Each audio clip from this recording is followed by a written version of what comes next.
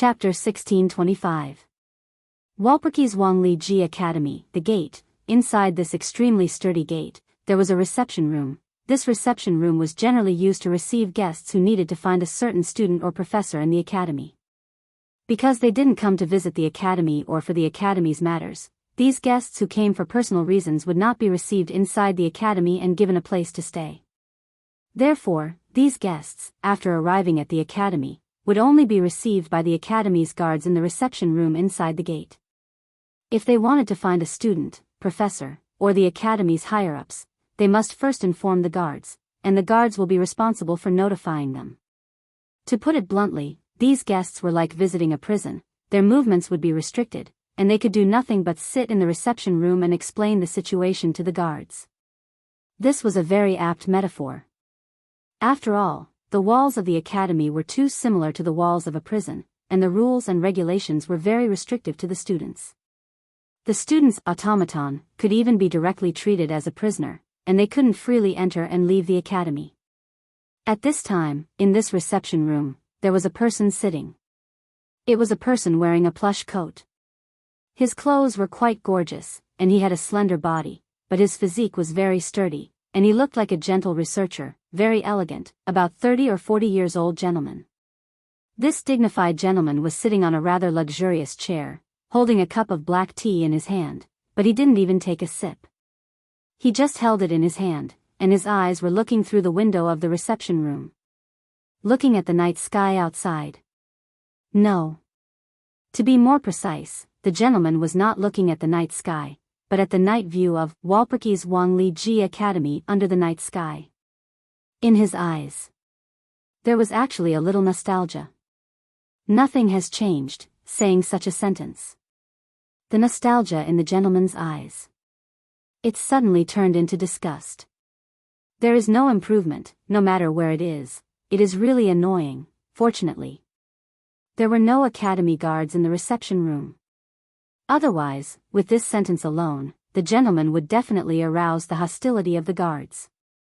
Knock, knock. At this moment, a series of knocks sounded from the door of the reception room, attracting the attention of the gentleman who had been looking at the night view of the academy through the window. At the same time, a guard pushed open the door, and brought in a young girl with pearl-colored hair tied into a ponytail on the right side of her head, and a wolfhound-type automaton. The instant the gentleman saw this young girl, he didn't conceal his surprise. Flay. Oh.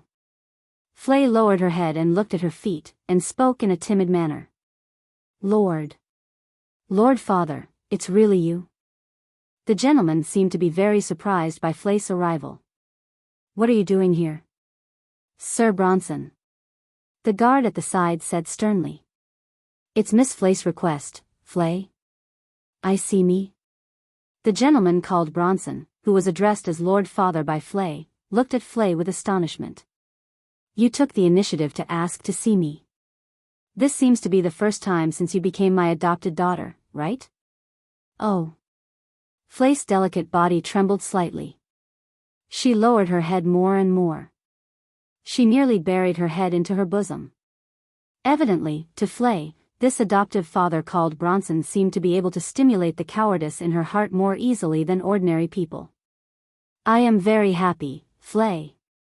Bronson placed down the teacup in his hand. An amiable smile appeared on his face. In that case, let me hear why you've come to find me, great father. Flay carefully observed Bronson's expression. When she saw the warm smile on the other party's face, she finally gathered a thread of courage and used a voice that was about to disappear to say these words.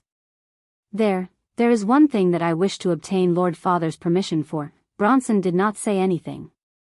Instead, he continued to maintain his gentlemanly smile and silently urged Flay to continue. Flay glanced at Bronson with a somewhat uneasy expression. She was very hesitant, or perhaps it could be said that she was afraid. After a long time, she spoke. Tomorrow. I wish to leave the academy. Leave the academy? This time around, Bronson was not only shocked, he was also stunned. Even though Flay was only his adoptive daughter, Bronson was very familiar with this adoptive daughter of his. To put it simply, Flay was a timid young girl who would always display a cowardly side to her regardless of whether it was facing someone or something. Bronson still remembered the day he first met Flay when he adopted her. This daughter of his was afraid of even the food he prepared for her. She sat at the dining table for a long time and only dared to pick up the utensils and carefully take a bite when she was so hungry that she could not take it anymore. Such a cowardly person actually wanted to leave the academy. Flay had been studying in the academy for 3 entire years.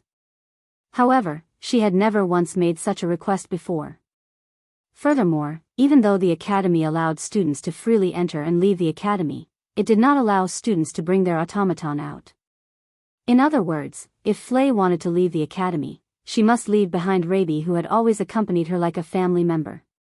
Without Raby's company, this timid girl's legs would probably tremble when she walked, right? Thus, Bronson was stunned for a long time when Flay took the initiative to ask him to leave the academy. Immediately after, he started to frown. The reason? Seeing that the smile on Bronson's face had disappeared, Flay shrunk back in fear and replied with a mosquito's voice. Someone invited me to go on a date, a date? Bronson looked at Flay with a completely unfamiliar gaze. He felt that all the astonishment he had accumulated in his entire life had been seduced by this daughter of his. Today, all of it was displayed. Then, Bronson smiled. His smile was warm and gentle. It was like the smile of a father who was gratified to see his daughter grow up. However, if one were to observe carefully, they would discover that. Instead, a chilliness that could penetrate one's heart was present in Bronson's eyes. Flay. Bronson shook his head and sighed. You should know. You do not have the right to go on a date. You also do not have the time to go on a date. Could it be that you've forgotten your mission? Flay lowered her head. No one could see her expression clearly. However, her hands were moving non-stop. It showed how nervous and perturbed Flay was in her heart. It's rare for you to take the initiative to look for me. Yet, it's actually for such a boring matter. Bronson seemed to have lost interest in Flay. He picked up his teacup again. Then, let me hear who exactly is the person you're planning to go on a date with. Flay's red eyes were immediately filled with hesitation. After a while, she opened her mouth. It's Scarlet Eyes. Bronson's hand that was holding the teacup suddenly stopped. A glint flashed through his eyes. You're talking about the Scarlet Eyes who defeated the eldest son of the Kingsford family and suppressed the marshal who was the closest to the Devil King in this night gathering this year? Yes. Yes, after obtaining Flay's confirmation, Bronson smiled. Furthermore, this time around, his smile was filled with delight. I'll grant your request. Bronson, who was clearly against Flay's request a moment ago, agreed to it without hesitation. This caused Flay to be stunned on the spot. However, Flay, there's something I need you to do. Bronson stood up and walked over to Flay. He gently placed his hand on Flay's shoulder. For tomorrow's date, I need you to find out what kind of magic circuit each of the 5 automaton around Scarlet Eyes has. Flay looked at Bronson, who had a smile on his face with astonishment. Find out about magic circuit? That's right. A cordial smile once again appeared on Bronson's face. If it's you, you should be able to do it, right? But. Flay hesitated with an uneasy expression. Why? As the president of the mechanical workshop that develops automaton magic circuits, it's impossible for me, the president of the mechanical workshop, to not be interested in the magic circuit that can suppress the automaton who is the closest to the Demon King, right? Bronson said without trying to avoid arousing suspicion. Fortunately, he found you. As for you, you possess a good face and a good body. If necessary, it's not impossible for you to use some special methods. Flay immediately trembled when she heard the meaning behind Bronson's words. What did he mean? Was he telling her to seduce others and even sell her body? Bronson narrowed his eyes as he looked at the stunned Flay. He extended his hand into his bosom and took out a photograph. On the photograph, there were over a dozen hounds and small hounds of various sizes. Some parts of their bodies were covered in armor. When Flay saw the photograph, she was stunned for a moment. Her expression turned gloomy. You can go and complete your mission at ease. Bronson smiled eerily. As long as you obtain information that satisfies me, you will be able to live together with everyone again. Flay no longer had any hesitation in her red eyes. Yes. Lord Father. Chapter 1626. Walpurgis King Mecha Academy, Tortoise House. Early in the morning, Wu Yan got up from his bed.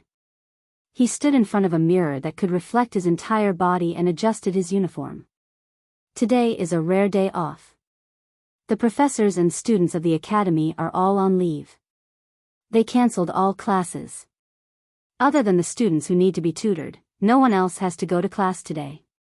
Coupled with the cool and clear weather outside, it was indeed a very good day. It's perfect for a date. Nagisa, Kanon, and Astria sat side by side on the bed in their pajamas. They watched Wu Yan straighten out his uniform in front of the full-body mirror. Other than Kanon, Nagisa and Astria had a hint of anger on their faces. He looks like he's having a good time. Nagisa crossed her arms and squeezed out a grumpy voice.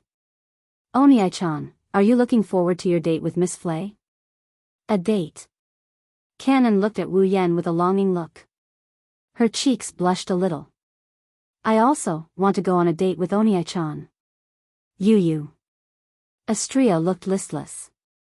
The color of her white wings seemed to have dimmed a little.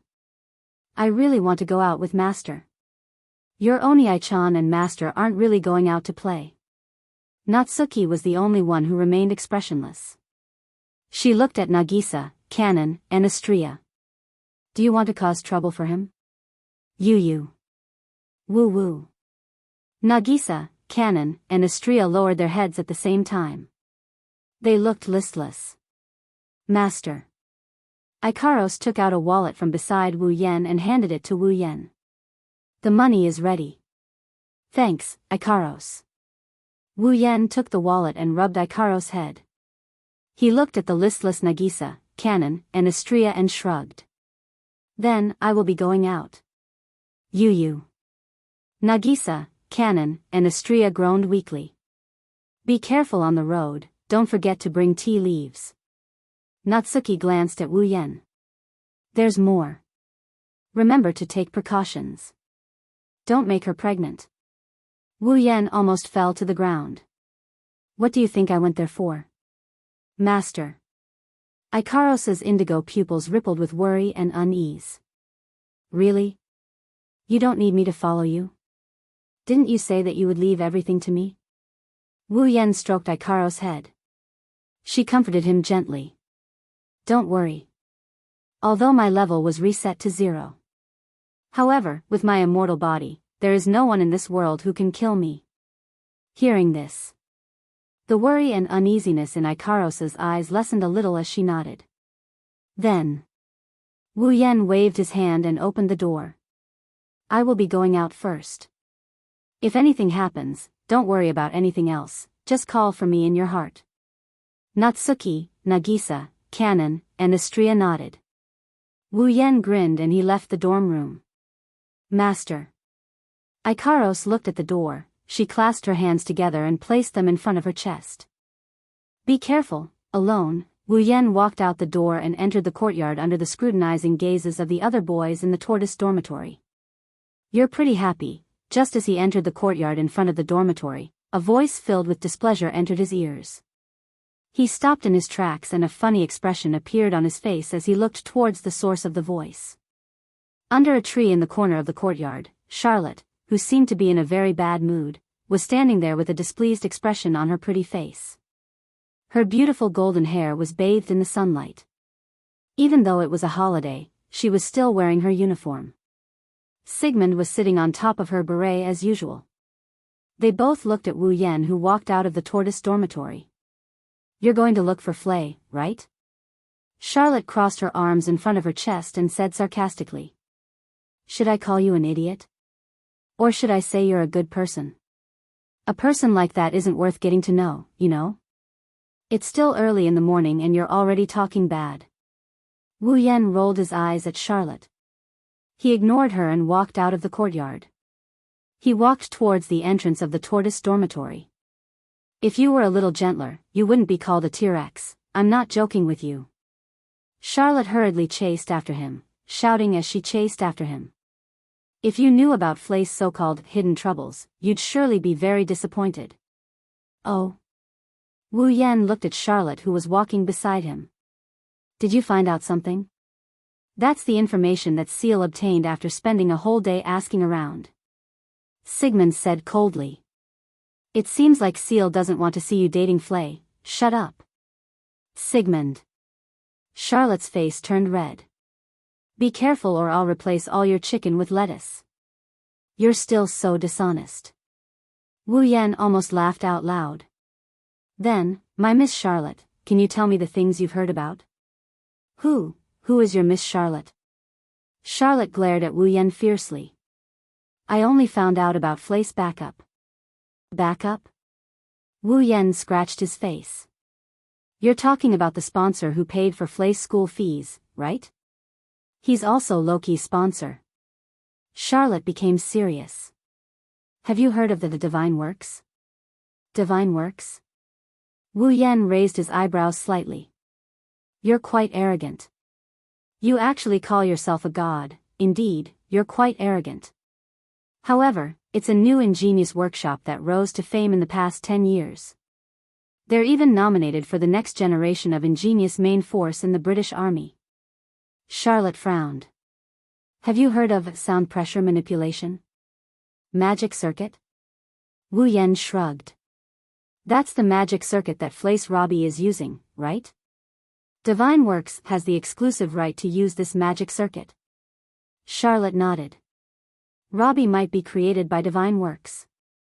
They're planning to test it in the night meeting. It's a test machine for the next generation of ingenious main force in the British Army. The night meeting was a competition to select the best puppeteer in a certain period of time. The participants of the night meeting were all geniuses from all over the world. Therefore, the battlefield of the night meeting would be filled with all kinds of outstanding ingenious puppets from all over the world, old and new. Under such circumstances, if an automaton could display superior performance in the night meeting, it would also prove that this automaton was the best in the world. The night meeting was no doubt the best stage to show the military the performance of the experimental machine that Divine Works had developed. If Robbie could surpass all difficulties in the night meeting and display his outstanding combat ability, the British Army would definitely be tempted. The magic circuit in Robbie's body would become the main magic trick of the automaton deployed by the military's ingenious corps. That's why Flay wanted to assassinate the second to last. Charlot smiled mockingly. After all, the second to last is not weak. With Flay's strength, it is impossible for her to win against him. If she is defeated in the first battle, the military's impression of her will be the worst. That's why you said Flay isn't worth my time? Wu Yan could not help but laugh. Because Flay wanted to let the ingenious puppets developed by Divine Works be selected to become the next generation main force of the ingenious corps. She also wanted the British Army to become the biggest customer of Divine Works. That's why she wanted to assassinate Lei Zhen. Am I right? That's right. That's right. Charlotte nodded while staring into Wu Yan's eyes. So this is what she's talking about. You're disappointed, aren't you? Are you disappointed? However, Wu Yan didn't seem disappointed. Instead, he looked at Charlotte with a meaningful look. Do you really think that's what Flay is talking about? Yes. Chapter 1627. Charlotte frowned when she saw the undeniable look in the pair of wine-red eyes. Don't tell me that you don't think that Flay planned to assassinate the second to last so that the Divine Works would be selected to become the main supplier of the automaton for the next generation of the British Ingenious Machine Army's members? The magic circuit in Flay's automaton, Rabi's magic circuit, was the exclusive right of God's Works, the sound pressure operation. Then, God's Works planned to have Flay assassinate Lei Zhen so that the British Nimble Machine Army would take a fancy to the sound pressure operation. Wasn't that very possible? After all, even though Lei Zhen was ranked 100th, he had challenged many gauntlets in order to obtain the qualification to participate in the night gathering.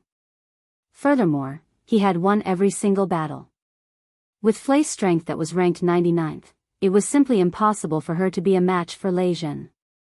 However, the first battle of the night meeting was between the 99th and 100th ranker. If Flay was defeated in the first battle, the sound pressure operation would undoubtedly be seen as useless. The British Nimble Machine Army would not allow such a useless magic circuit to become the magic circuit in the automaton for the members of the British Nimble Machine Army. At that time, the Divine Works would also be eliminated by the military. They would lose a big customer like the military. However, if they could get rid of Lei Zhen, this dark horse, and prevent Flay from encountering a strong opponent in a short period of time, then the sound pressure operation would be able to fully display its ability. Through the process and result of the battle, God's Works could improve the sound pressure operation. They could make repeated adjustments to Flay's automaton and come up with a way to use it to strengthen Rabi. The chances of the military taking a fancy to Rabi would be much higher.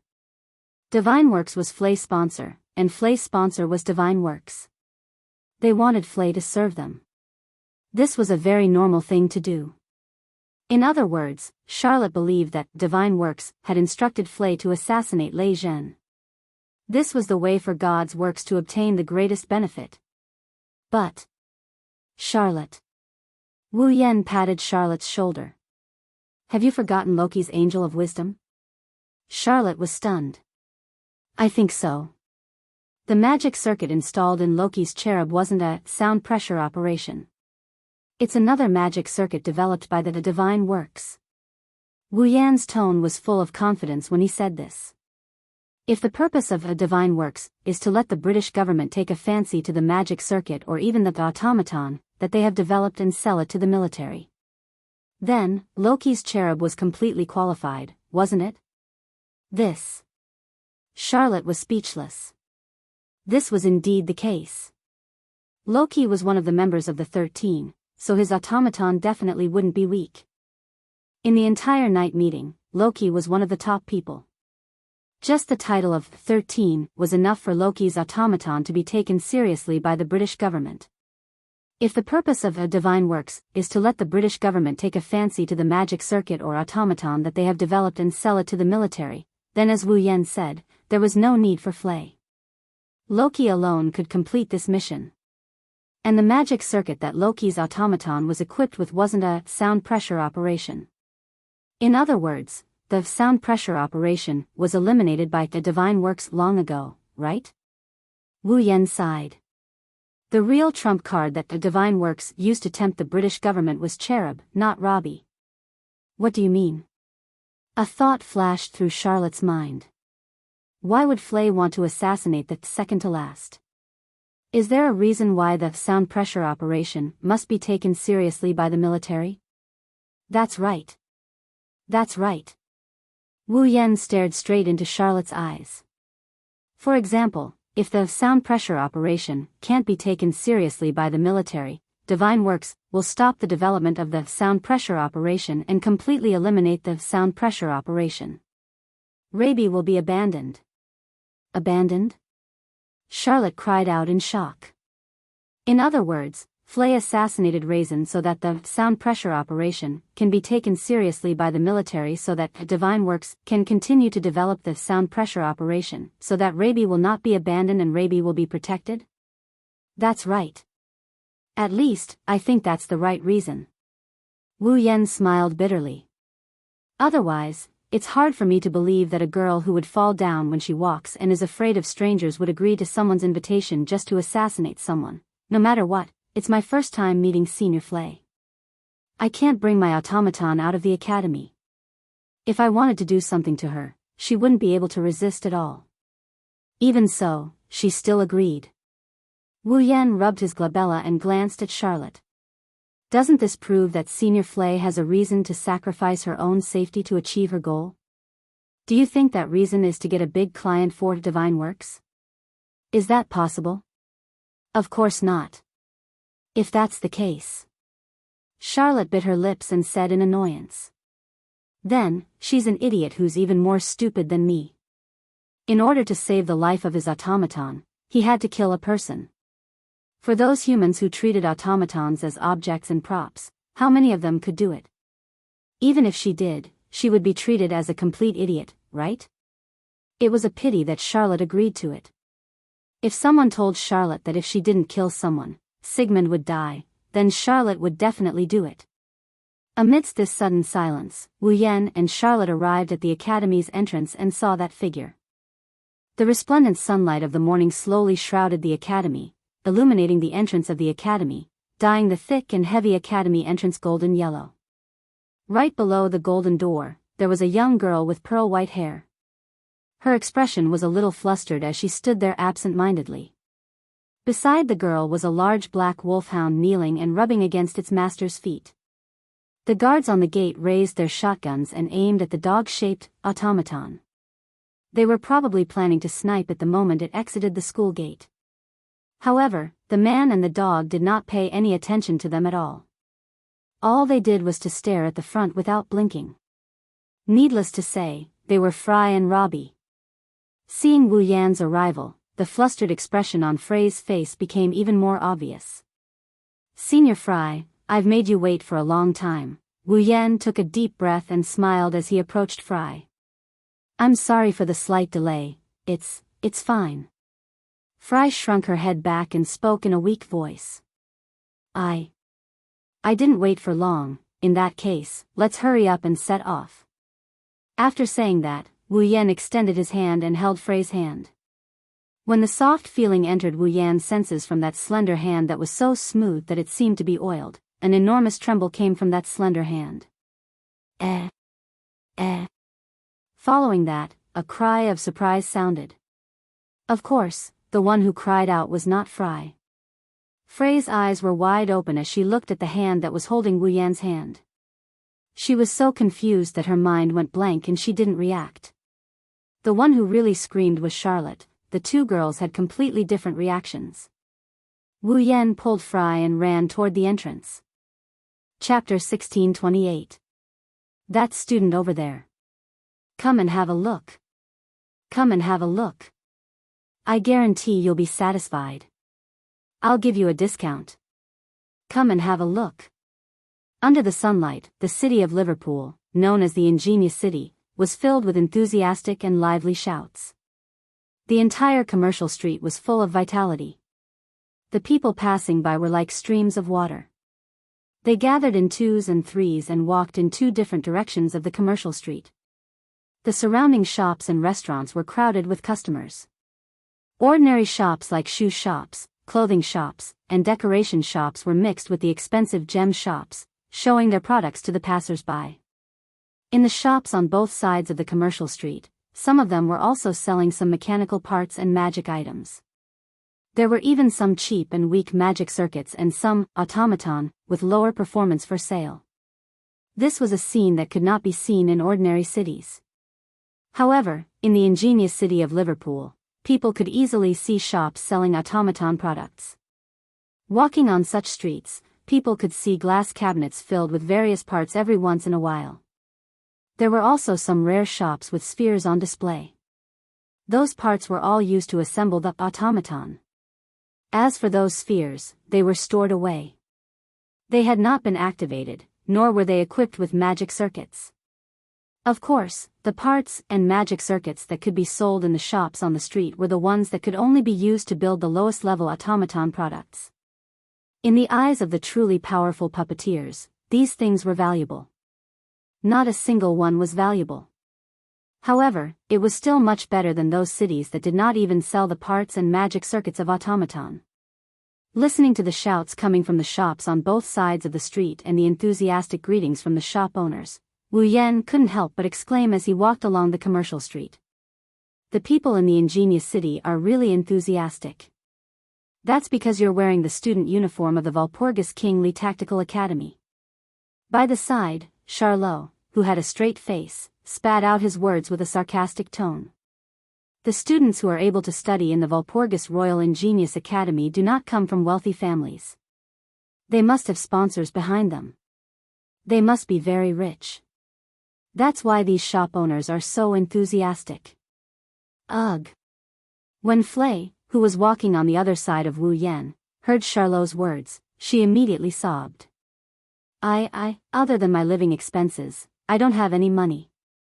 I am talking about ordinary circumstances. Under normal circumstances. Charlotte began to stammer. I am not in a good financial situation recently. How would these shop owners know about it? That's because you used all your money to buy the hearts of your family members. Wu Yan replied nonchalantly. Otherwise, with the scholarship the academy gave you, you must be very rich as well. Charlot snorted and turned his head away. Flay, on the other hand, looked at Charlot with a slightly surprised expression. Families' hearts. Those are the hearts of the automaton that used to live with Charlot. Wu Yan explained. Due to certain reasons, those automaton that used to live with Charlot were disintegrated. Right now, Charlot is slowly retrieving those hearts. To Charlot, those automaton that used to live with her are like her family. Having her secret exposed, Charlot's face turned red as he angrily shouted at Wu Yan, what are you talking about by yourself? Don't act as if you know me very well. I still haven't asked you how you know about this matter. Those automaton that used to live with you, are your family? Flay couldn't help but turn her gaze to Charlot. A trace of joy could be seen in her red eyes as she saw her own kind. I also consider Raby as my family. You. Charlot looked at Flay with a complicated expression. She recalled the reason Wu Yan gave Flay to assassinate Lei Jun back at the academy. Now, after hearing what Flay said and seeing the heartfelt joy in Flay's eyes, Charlot couldn't help but trust that reason a bit more. Speaking of which. At the moment when Charlot had a complicated expression and Flay was overjoyed, Wu Yan turned his gaze to Charlot. The corner of his eyes twitched slightly. Why did you not only come with us, you even blended in so naturally? I just happened to be free. Charlot had a panicked expression. She glared at Wu Yan as if she was trying to cover it up. Who knows what a pervert like you might do to Flay? I don't mind you finding an excuse to come with us. After all, I don't plan to drive you away. Wu Yan held his head as if he had a headache. Can't you find another reason? Am I that untrustworthy in your heart? Isn't there a saying that one may know a person for a long time without understanding their true nature? Charlotte sneered. Besides, you're a person who can even lay your hands on your own automaton. What else can't you lay your hands on? All right. Wu Yan took a deep breath. I'll tolerate you. Suddenly, Charlot and Flay, who were walking on either side of Wu Yan, revealed a panicked expression. They shrunk their necks and quietly hid behind Wu Yan. It was not because of anything else, but because opposite them, a group of delinquent youths with dyed hair and faces full of ruffian look, who could tell at a glance that they were not good people, were arrogantly chatting and laughing while walking over proudly like clowns. Emin? Wu Yan continued to walk forward while questioning the two girls hiding behind him. What's wrong? No. Nothing. Charlot and Flay said so. However, as the group of delinquents gradually approached them, an expression of fear gradually appeared on their faces. It was only when the group of delinquents brushed past them that the two girls finally heaved a sigh of relief. It was one thing for a timid person like Flay to have such a reaction. However, he did not expect the fierce T-Rex to have such a girly side. This surprised Wu Yan. However, after giving it some thought, Wu Yan more or less understood what was going on. Although the puppeteers possessed battle prowess that far surpassed ordinary people and magicians due to the fact that they were skilled in magic and automaton, it was also because of this that there were some side effects that only puppeteers would have. For example, once a puppeteer got used to the feeling of having power and did not have an automaton by his side, the puppeteer would lose his sense of security. His courage would also decrease by a lot. After all, it was only at this time that the puppeteer, who was a cut above others, would be at his weakest. It was natural for him to feel fear subconsciously. This was a common problem that many puppeteers had. Flay was a timid person to begin with. Wu Yan could not determine whether she had such a common problem. However, Charlot should have such a problem. No matter what, the famous T-Rex was just an ordinary girl without her automaton, wasn't she? When he thought of this, Wu Yan no longer had the intention to make fun of them. He bought 3 bottles of drinks from a nearby shop and gave one to Charlot and Flay. A comforting smile blossomed on his face. "It's all right. I'm here." Even though it was only a simple sentence, the uneasiness in Charlot and Flay's hearts had more or less subsided. Even though Wu Yan did not bring an automaton with him and was currently in a situation where he did not even have the strength to truss up a chicken, Charlot and Flay were surprised to discover that their hearts had calmed down slightly after hearing Wu Yan's words. It must be said that this was extremely inconceivable. "All right." Wu Yan opened the bottle cap and began to drink his drink. "Where should we go next?" "Flay, you decide." Charlot also opened the bottle cap and began to drink her drink. After all, she is today's main character. Flay opened her mouth slightly and carefully took a glance at Wu Yan. Then, she pointed in a direction. "I want to go there." Chapter 1629. I want to go there. After spending a lot of effort, Wu Yan and Charlotte, who were drinking their drinks, finally heard Flay's voice that was even softer than a mosquito's. They looked toward the direction Flay was pointing at. However, when the direction Flay was pointing at entered the eyes of the man and woman who were drinking their drinks, the two of them opened their eyes wide. PFFF. Without any hesitation or concern for their image, Wu Yan and Charlotte, under the strange gazes of all the pedestrians on the commercial street, sprayed the drinks in their mouths onto each other's faces. The drink streaked through the air and flickered with a sparkling luster under the sunlight. Soon after, not a single drop of the drink was spilled onto each other's faces. Whoa! Charlot was stunned for a moment before his cheeks exploded with a bang and turned fiery red. He let out a strange cry. What are you doing? Don't blame me." Wu Yan's face also received the drink full of Charlotte's saliva. There's an indescribable aroma on his wet face. His heart couldn't help but waver as he stuttered out a reply. Didn't you also spit on my face? Don't use those strange words on me. Who spat on your face?"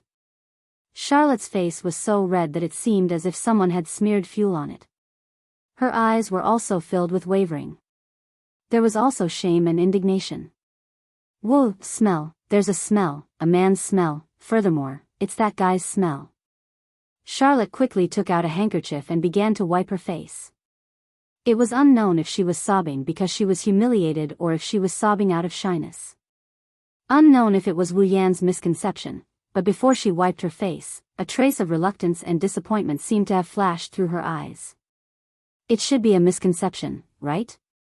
With this thought in mind, Wu Yan began to wipe away the fragrant drink that contained Charlotte's saliva with a heartfelt reluctance and disappointment.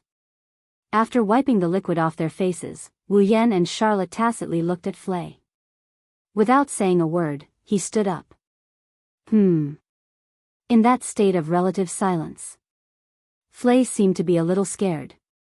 She curled her body into a ball. He looked at Flay, who had curled her delicate body into a ball. Her face was filled with fear, and she appeared exceptionally pitiful. This time, Wu Yan and Charlotte didn't feel the slightest bit of sympathy. He silently turned his head and looked in the direction that Flay had pointed at. It was a hotel. Of course, it was not a normal hotel. The sign of the hotel was pink. The surroundings were decorated with pink paint. Pink hearts were faintly embellished on the signboard, and right above the signboard was a carving of a man and a woman. A man and a woman were hugging each other passionately. Although such a hotel didn't seem to fit in with the surroundings, Wu Yan and Charlotte had heard of its existence. It was said that this hotel was specially built for those who planned to do shameful things between men and women. To put it simply, this was an erotic hotel. Although I don't think it's very likely, I might as well ask. Charlotte forced out a smile. Flay, you couldn't have pointed at the wrong place, right? Woo. Flay shook her head and let out an unclear cry. Although I also don't think it's very likely, I might as well ask. The corners of Wu Yan's eyes twitched. With an extremely uncertain tone, he asked. Could it be that you want us to go in and play? What exactly did she mean by play? Presumably, smart people would know. Even those who weren't smart would be able to understand what she meant by a play. His choice of words caused Charlotte and Flay, the two girls, to blush deeply. Then, in this sort of situation, Flay weakly raised her hand. Of course not. Hearing those words, Wu Yan and Charlotte both heaved a sigh of relief. However, before they could finish heaving a sigh of relief, Flay's following words caused the two of them to choke on their breaths. I only need to go in with scarlet eyes. As for Tyrant Rex, there's no need for us to go in, cough, cough, cough, cough. Wu Yan and Charlotte immediately started coughing violently. What did she mean by that? Was she saying that Flay did not have the intention to play with everyone? Instead, she only wanted to play with Wu Yan by herself? You. Charlotte was so emotional that she was unable to complete her sentence. Do you know what you're saying? As if she didn't dare to believe her eyes and ears, Charlotte took a glance at Wu Yan and then at Flay. Then, she pointed at Wu Yan and shouted. You're saying that you want to go in and play with this pervert? Ugh. Faced with the emotional Charlotte who was even emitting a vicious aura, Flay looked as if she was about to cry. After a long time, she squeezed out those words. Tyrant Rex, do you also want to come in? Who wants to go with you? Charlotte ignored the surrounding pedestrians who were pointing at her and giving her strange expressions. She turned her head around with all her might and glared at Wu Yan. Her eyes were moist. Then, she began to vent her anger. Pervert. Terrible. Shameless. You bastard who only knows how to think with your lower body. You're the one who doesn't use your head to think. Wu Yan shouted in exasperation. Am I wrong? Am I wrong? I'm not the one who suggested it. It's one thing for you to attack your own automaton, but you actually tricked us into coming out. Do you really want to play with us that much? Let's not talk about whether or not you've attacked your automaton. What do you mean by tricking you out? You clearly followed us here on your own accord, didn't you? What? Are you trying to divert my attention to do something to Flay? You pervert. You're the one who's perverted. What are you imagining by yourself? As expected, you're captivated by that pair of big breasts. What do you mean you want to listen to her unspeakable troubles? You just want to play with her. Please, stop imagining things by yourself. Listen to my explanation for a bit. Don't quarrel. Looking at Wu Yan and Charlotte who are standing in the middle of the shopping street, surrounded by the surrounding pedestrians, Flay hurriedly went up to them. She cried out loud like she was about to cry. Let's go together. It's fine. I don't mind, I mind using the last bit of strength in their bodies, Wu Yan and Charlotte roared at Flay at the same time. Flay's eyes rolled in circles from being roared at. She glared at each other and panted heavily. Only at this moment did the two of them realize what kind of situation they were in. There was an empty space around Wu Yan, Charlotte, and Flay. The pedestrians had formed a circle and surrounded the three of them. They were pointing at the three of them and whispering among themselves. Those three people seemed to be students from the Walpurgis Wangli Machine Learning Academy, right? That can't be right. Would the outstanding puppeteers of the magic world's highest academy talk about three people going to a hotel to play together on the street? Aren't puppeteers human? As long as they're human, they'll more or less have some thoughts, right?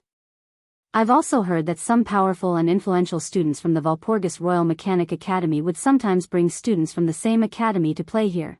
The youngsters these days are truly outrageous. Shoo, lower your voice. Perhaps they're people from some powerful and influential family. If you're accidentally heard, you'll be screwed. After those words were spoken, the whispers and whispers in the surroundings immediately weakened by a lot. However, Wu Yan, Charlotte, and Flay heard everything that was said earlier. Wu Yan immediately covered his face. He could not bear to continue watching. Flay hid behind Wu Yan. She seemed to be very afraid of the surrounding people pointing at them. As for Charlotte, her delicate body was shivering and her pretty face was completely red. However, this time around, her face was not red from shyness. Instead, it was red from anger. "I am Count Bilo's Charlotte." Charlotte's face was completely red. She roared at the surrounding people. As a noble person, who would do such a shameless thing? Hearing that roar, the surrounding pedestrians were all terrified. They all ran away scared witless. Should it be said that as expected of the valiant person with the nickname T-Rex? Chapter 1630. Today was a very colorful day. However, for Wu Yan, this colorful day left him with nothing but hard work. Because, when he passed by a bookstore to buy a book for Canon, a girl would disappear from his side. Then, a book with a living person inside would mysteriously appear at a corner of the store.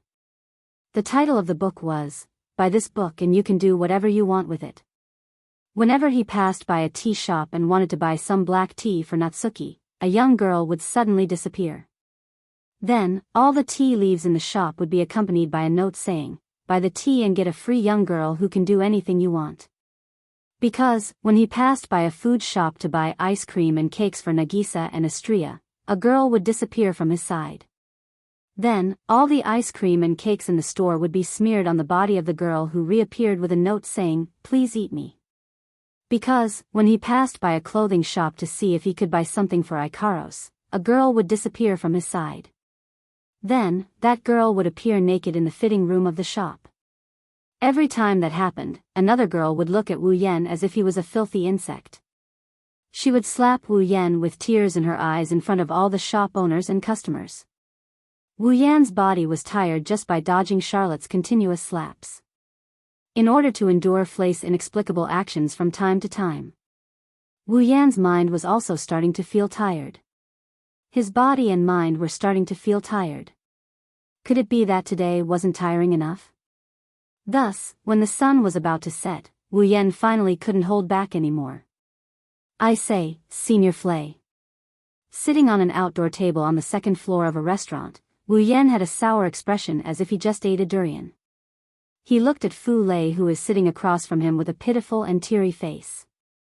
He started pleading with her. "If you want to make fun of me, I'll admit it. But, at least tell me the reason." "Reason?" Charlot, who was sitting beside Flei, coldly snorted and spoke with disdain. "Isn't it just an indecent woman who keeps seducing a weak pervert? You didn't do so many shocking things just for fun, did you?" Wu Yan ignored the mocking Charlotte and continued to look at Flei. "If possible, I want to know the reason." "Wu." Tears immediately appeared at the corners of Flei's eyes. "Sorry, you made her cry." Charlotte glared at Wu Yan. "He is indeed the worst kind of pervert. You're not talking. No one will treat you as a mute." Wu Yan clutched his head as if he had a headache. "Don't cry. I just want to know the reason." "I'm not angry," Flei sniffed. She raised her head carefully and looked at Wu Yan. Then, with tears in her eyes, she said this. "She's angry." "I'm not angry." You paused for 2 seconds before answering. "As expected, you're angry. Why are you so shrewd when it comes to this kind of thing? Aren't you usually clumsy and clumsy?" Hearing this, Flei appeared to have received a blow. She was like a deflated balloon and became listless. "Clumsy and clumsy. Don't mind these words, okay?" Wu Yan smiled bitterly. "Your actions are simply too strange. There must be a reason for them, right? Can you tell me the reason?" Flei remained silent and didn't say anything. Seeing Flei like this, Charlotte, who had been looking at her with the corners of her eyes, understood that there was indeed a reason behind Flei's actions. "Tell me frankly." Wu Yan sighed. "Although I am not a good person, I am not a bad person either. I will not blame you for these things. Besides, there are people in my family who are very concerned about you." Hearing this, Flei was startled. "Someone is concerned about me?" "She's the pink-winged girl who saved Rabi from Cherub when Loki attacked him." Wu Yan reminded him. "Do you still remember?" "You're saying." Flei tilted her head and spoke in confusion. "Is it?" Icaros?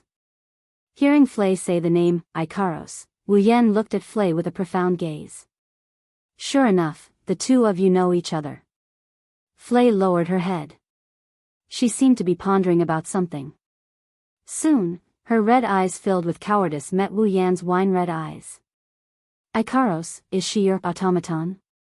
Icaros asked with a smile. Well, I guess you can say that. Wu Yan shrugged and gave an ambiguous answer. This caused Charlotte to roll her eyes. I have no idea. Flay spoke with a downcast expression. And here I thought. Icaros was a human. In other words, Flay had no idea that Icaros was an automaton from the moment she met Icaros all the way until yesterday when Icaros saved Raby. From a certain aspect, what Flay said was correct. After all, Icaros was not an automaton to begin with. She was merely restricted by the wristband to act like an automaton. But, to Icaros, there was no difference whether or not Icaros was an automaton. In Icaros' heart, regardless of whether she was an automaton or an angel, she was most definitely a weapon. That's why Icaros was at a loss because of that question that night. Could a weapon become a human's family?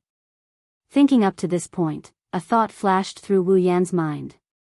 Could it be that Icaros was at a loss because she got to know Flay?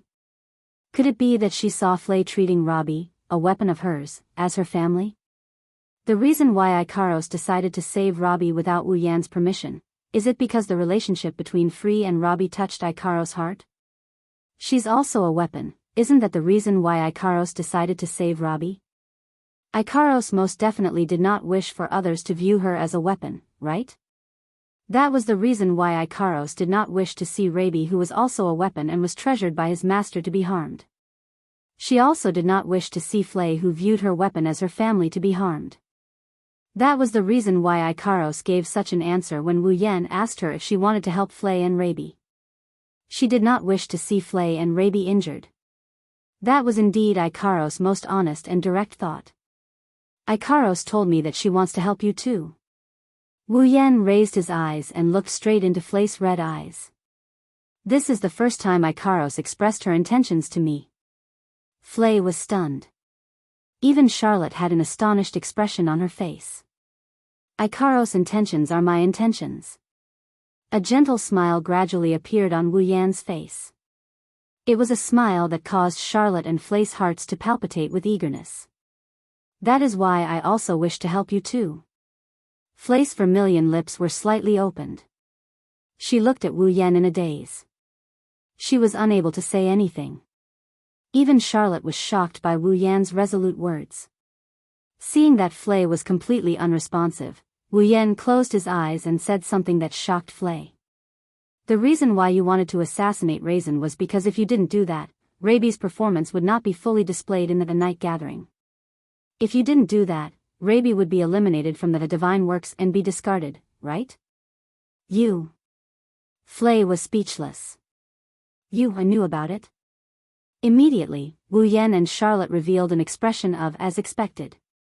Seeing this, Flay realized that she had been tricked. She lowered her head and a sad expression filled her eyes. Perhaps because of this, Flay lowered her head and sparkling tears rolled down her face. My family is not only Raby, there are others. Others? Charlotte was confused for a moment. Then, she came to a realization. The same type of craftiness as Raby? If we don't succeed. Flay squeezed out a painful voice. Everyone will be discarded. In other words, Raby was not the only one who was equipped with the sound pressure manipulation magic circuit. There were other existences. As for those existences, they were also Flay's family. Once the sound pressure manipulation was not used, all of Flay's family members would be discarded. Wu Yan and Charlotte glanced at each other. They looked at Flay, who had her head lowered and tears rolling down her face. Chapter 1631. In the evening, a man and two women returned to the entrance of Walpurgis Wangli Tech Academy. However, the atmosphere was different from the joyous atmosphere when they left the academy. The returning man and two women were surrounded by an indescribable oppressive atmosphere.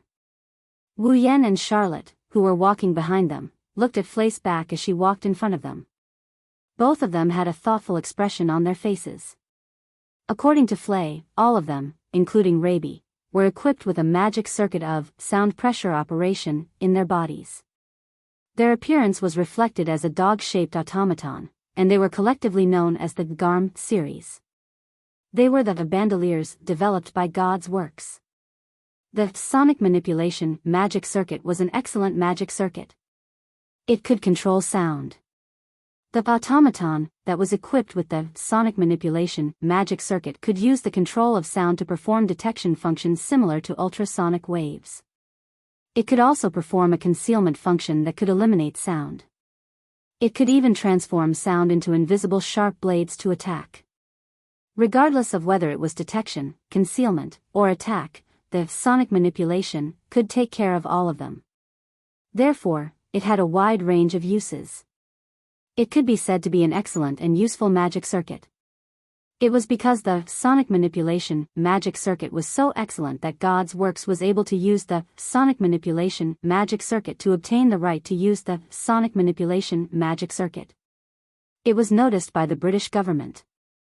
However, it was also because the sonic manipulation magic circuit was so excellent that it had a wide range of uses. If it was used, the burden would be too heavy. It was not something that an ordinary puppet user could bear. Therefore, the bandoliers of the Garm series were born. Divine Works used real live dogs as materials and added parts of living humans into the modified dogs to develop the Bandol, which was the automaton of the Garm series. The birth of the Garm series of automaton puppets. It made the sonic manipulation possible. After all, the bandoliers had parts of living humans in their bodies. They could generate magic power on their own to a certain extent. If the automaton had a certain amount of magic power, it could activate the sonic manipulation on its own. Then, the sonic manipulation magic circuit would be used. Not only would it be much more convenient, it would also reduce the burden on the puppet user. This way, the burden would be reduced and it would be very convenient to use. Who wouldn't want to mass-produce an automaton that had an excellent magic circuit and sell it to the military to make a huge profit? Unfortunately, Lei Zhen's appearance caused the Garm series production plan to hit a bottleneck. If Flei lost to Lei Zhen in the first battle of the Night Gathering, the military would definitely be disappointed in the Garm series automaton. God's Works wishful thinking would come to naught. By then, the mass production plan of the Garm series would undoubtedly be frozen, and the automaton of the Garm series, including Raby, would be abandoned. However, how could Flei just watch as the Garm series automaton, including Raby, that she treated as her family, were mercilessly destroyed? However, Flei also understood that she would not be able to win against Lei Zhen by herself. That was why Flei wanted to assassinate Lei Zhen. If that was the case, Flei would not encounter an opponent that was too strong for a short period of time. The Garm series automaton would also have a good chance to perform. The chances of it being chosen by the military would be much higher. However, the mass production plan of the Garm series was still very likely to be frozen. Because of this, God's Works had also developed another series of automaton. The Angel series. It was the Angel of Wisdom that Loki possessed and the automaton that was of the same model as the Angel of Wisdom. In terms of individual combat ability, the Angel series far surpassed the Garm series. However, the Angel series automaton was constructed using purely inorganic materials. The cost was very high and the intelligence was not mature yet. Just like mechanical puppets, if one wanted to perform complicated actions, the automaton must possess extremely fine control. In other words, the Angel series automaton was very difficult to use. If the puppeteer was not skilled in controlling the Angel series automaton, they would not be able to control the Angel series automaton at all. In terms of this, the Garm series was something that even rookie puppeteers could use as they wished. It was much more practical than the Angel series. After all, no matter how outstanding the Garm series was, they were just a group of dogs. They were like ordinary dogs. With a little bit of training, they could be used as they wished. The two series of automaton had their own advantages and disadvantages. However, there was no doubt that they were all outstanding. However, for Flay, this was not a fortunate thing. Because if the Angel series was chosen by the military in the end, the Garm series would also be eliminated. Flay's family would also be abandoned. Unfortunately, the controller of the Angel series was Loki. Loki was even stronger than Lei Zhen. In front of her was Lei Zhen, obstructing her. Behind her was Loki, a tall wall that was difficult to surmount. Now, Flay was standing in a position that bordered on despair. However, Flay still chose to fight. She was clearly a timid young girl. However, in order to protect her family, she had no choice but to fight. When Charlotte realized this, she had a whole new level of respect for Flay. Perhaps Flay's strength was nothing in Charlotte's eyes. However, Charlotte could not help but admire Flay's determination. Only Wu Yan knew that Flay's actions were futile. Without saying a single word, a man and two women passed through the prison-like gate of the Walpurgis Wangli Tactical Academy and walked into the academy. Whoosh! At the same time the three of them entered the academy, a sharp sound pierced through the air. It reverberated in the surroundings and drilled into their ears. Wu Yan's footsteps immediately stopped. He raised his head and looked toward the source of the sound. Soon after, a sharp blade-like spike connected to a black wire pierced through the air. It sliced through the air and shot toward them with a sharp piercing sound. This scene was imprinted into Wu Yan's eyes. The target of the sharp blade-like spike connected to a black wire was actually Wu Yan, who was standing behind Flay and beside Charlotte. Wu Yan narrowed his eyes. The corners of his mouth lifted into a mocking arc. He extended his hand toward the sharp blade-like spike that was shooting toward him. Buzz! In the next instant, a surge of majestic magic energy turned into a substantial energy that wrapped around the spike that was shooting toward him. Immediately, the surface of the spike that was shooting toward Wu Yan was covered with a layer of faint light. As though it was being squeezed by space, it stopped in midair without any warning. It no longer showed any signs of moving. It was only at this moment that Charlotte and Flay discovered the situation. Looking at the spike that stopped in midair, their eyes widened. Disbelief filled their faces. That is... Charlotte covered her mouth with one hand and cried out in shock. Telekinesis? That's right. What caused the spike that was shooting toward him to stop in midair was Wu Yan's telekinesis. At the same time that Charlotte and Flay were astonished, disordered breathing could be heard from the nearby forest. Chapter 1632. Telekinesis was a high-level magic skill. However, this high-level magic skill was of little value to many puppeteers and magicians. This was because the so-called telekinesis was actually magic power that had been compressed to a high degree.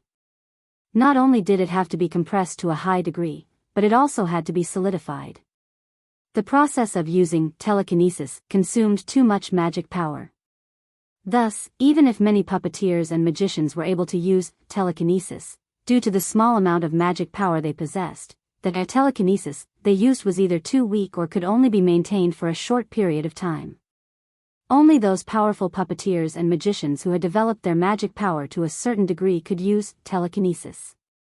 At the very least, they could use telekinesis to control the joints of wooden puppets and make them move. Even so, the effect of telekinesis was still very small. Even controlling the joints of wooden puppets and making them move was very difficult. How could one use telekinesis in a real battle? For example, telekinesis was a thread used to sew clothes. Even if one could use the thread to lift a rock, when the rock was thrown at the user, could the user use the thread to tie the rock and control it? The answer was, of course, no. And when the stone turned into a sharp blade-like spike, it looked like a sharp blade. Even if the string managed to bind the sharp spikes, wouldn't it be severed by the sharp blades in an instant? However, at this very moment, Wu Yan managed to do it. In the end, telekinesis was magic power compressed to a high degree.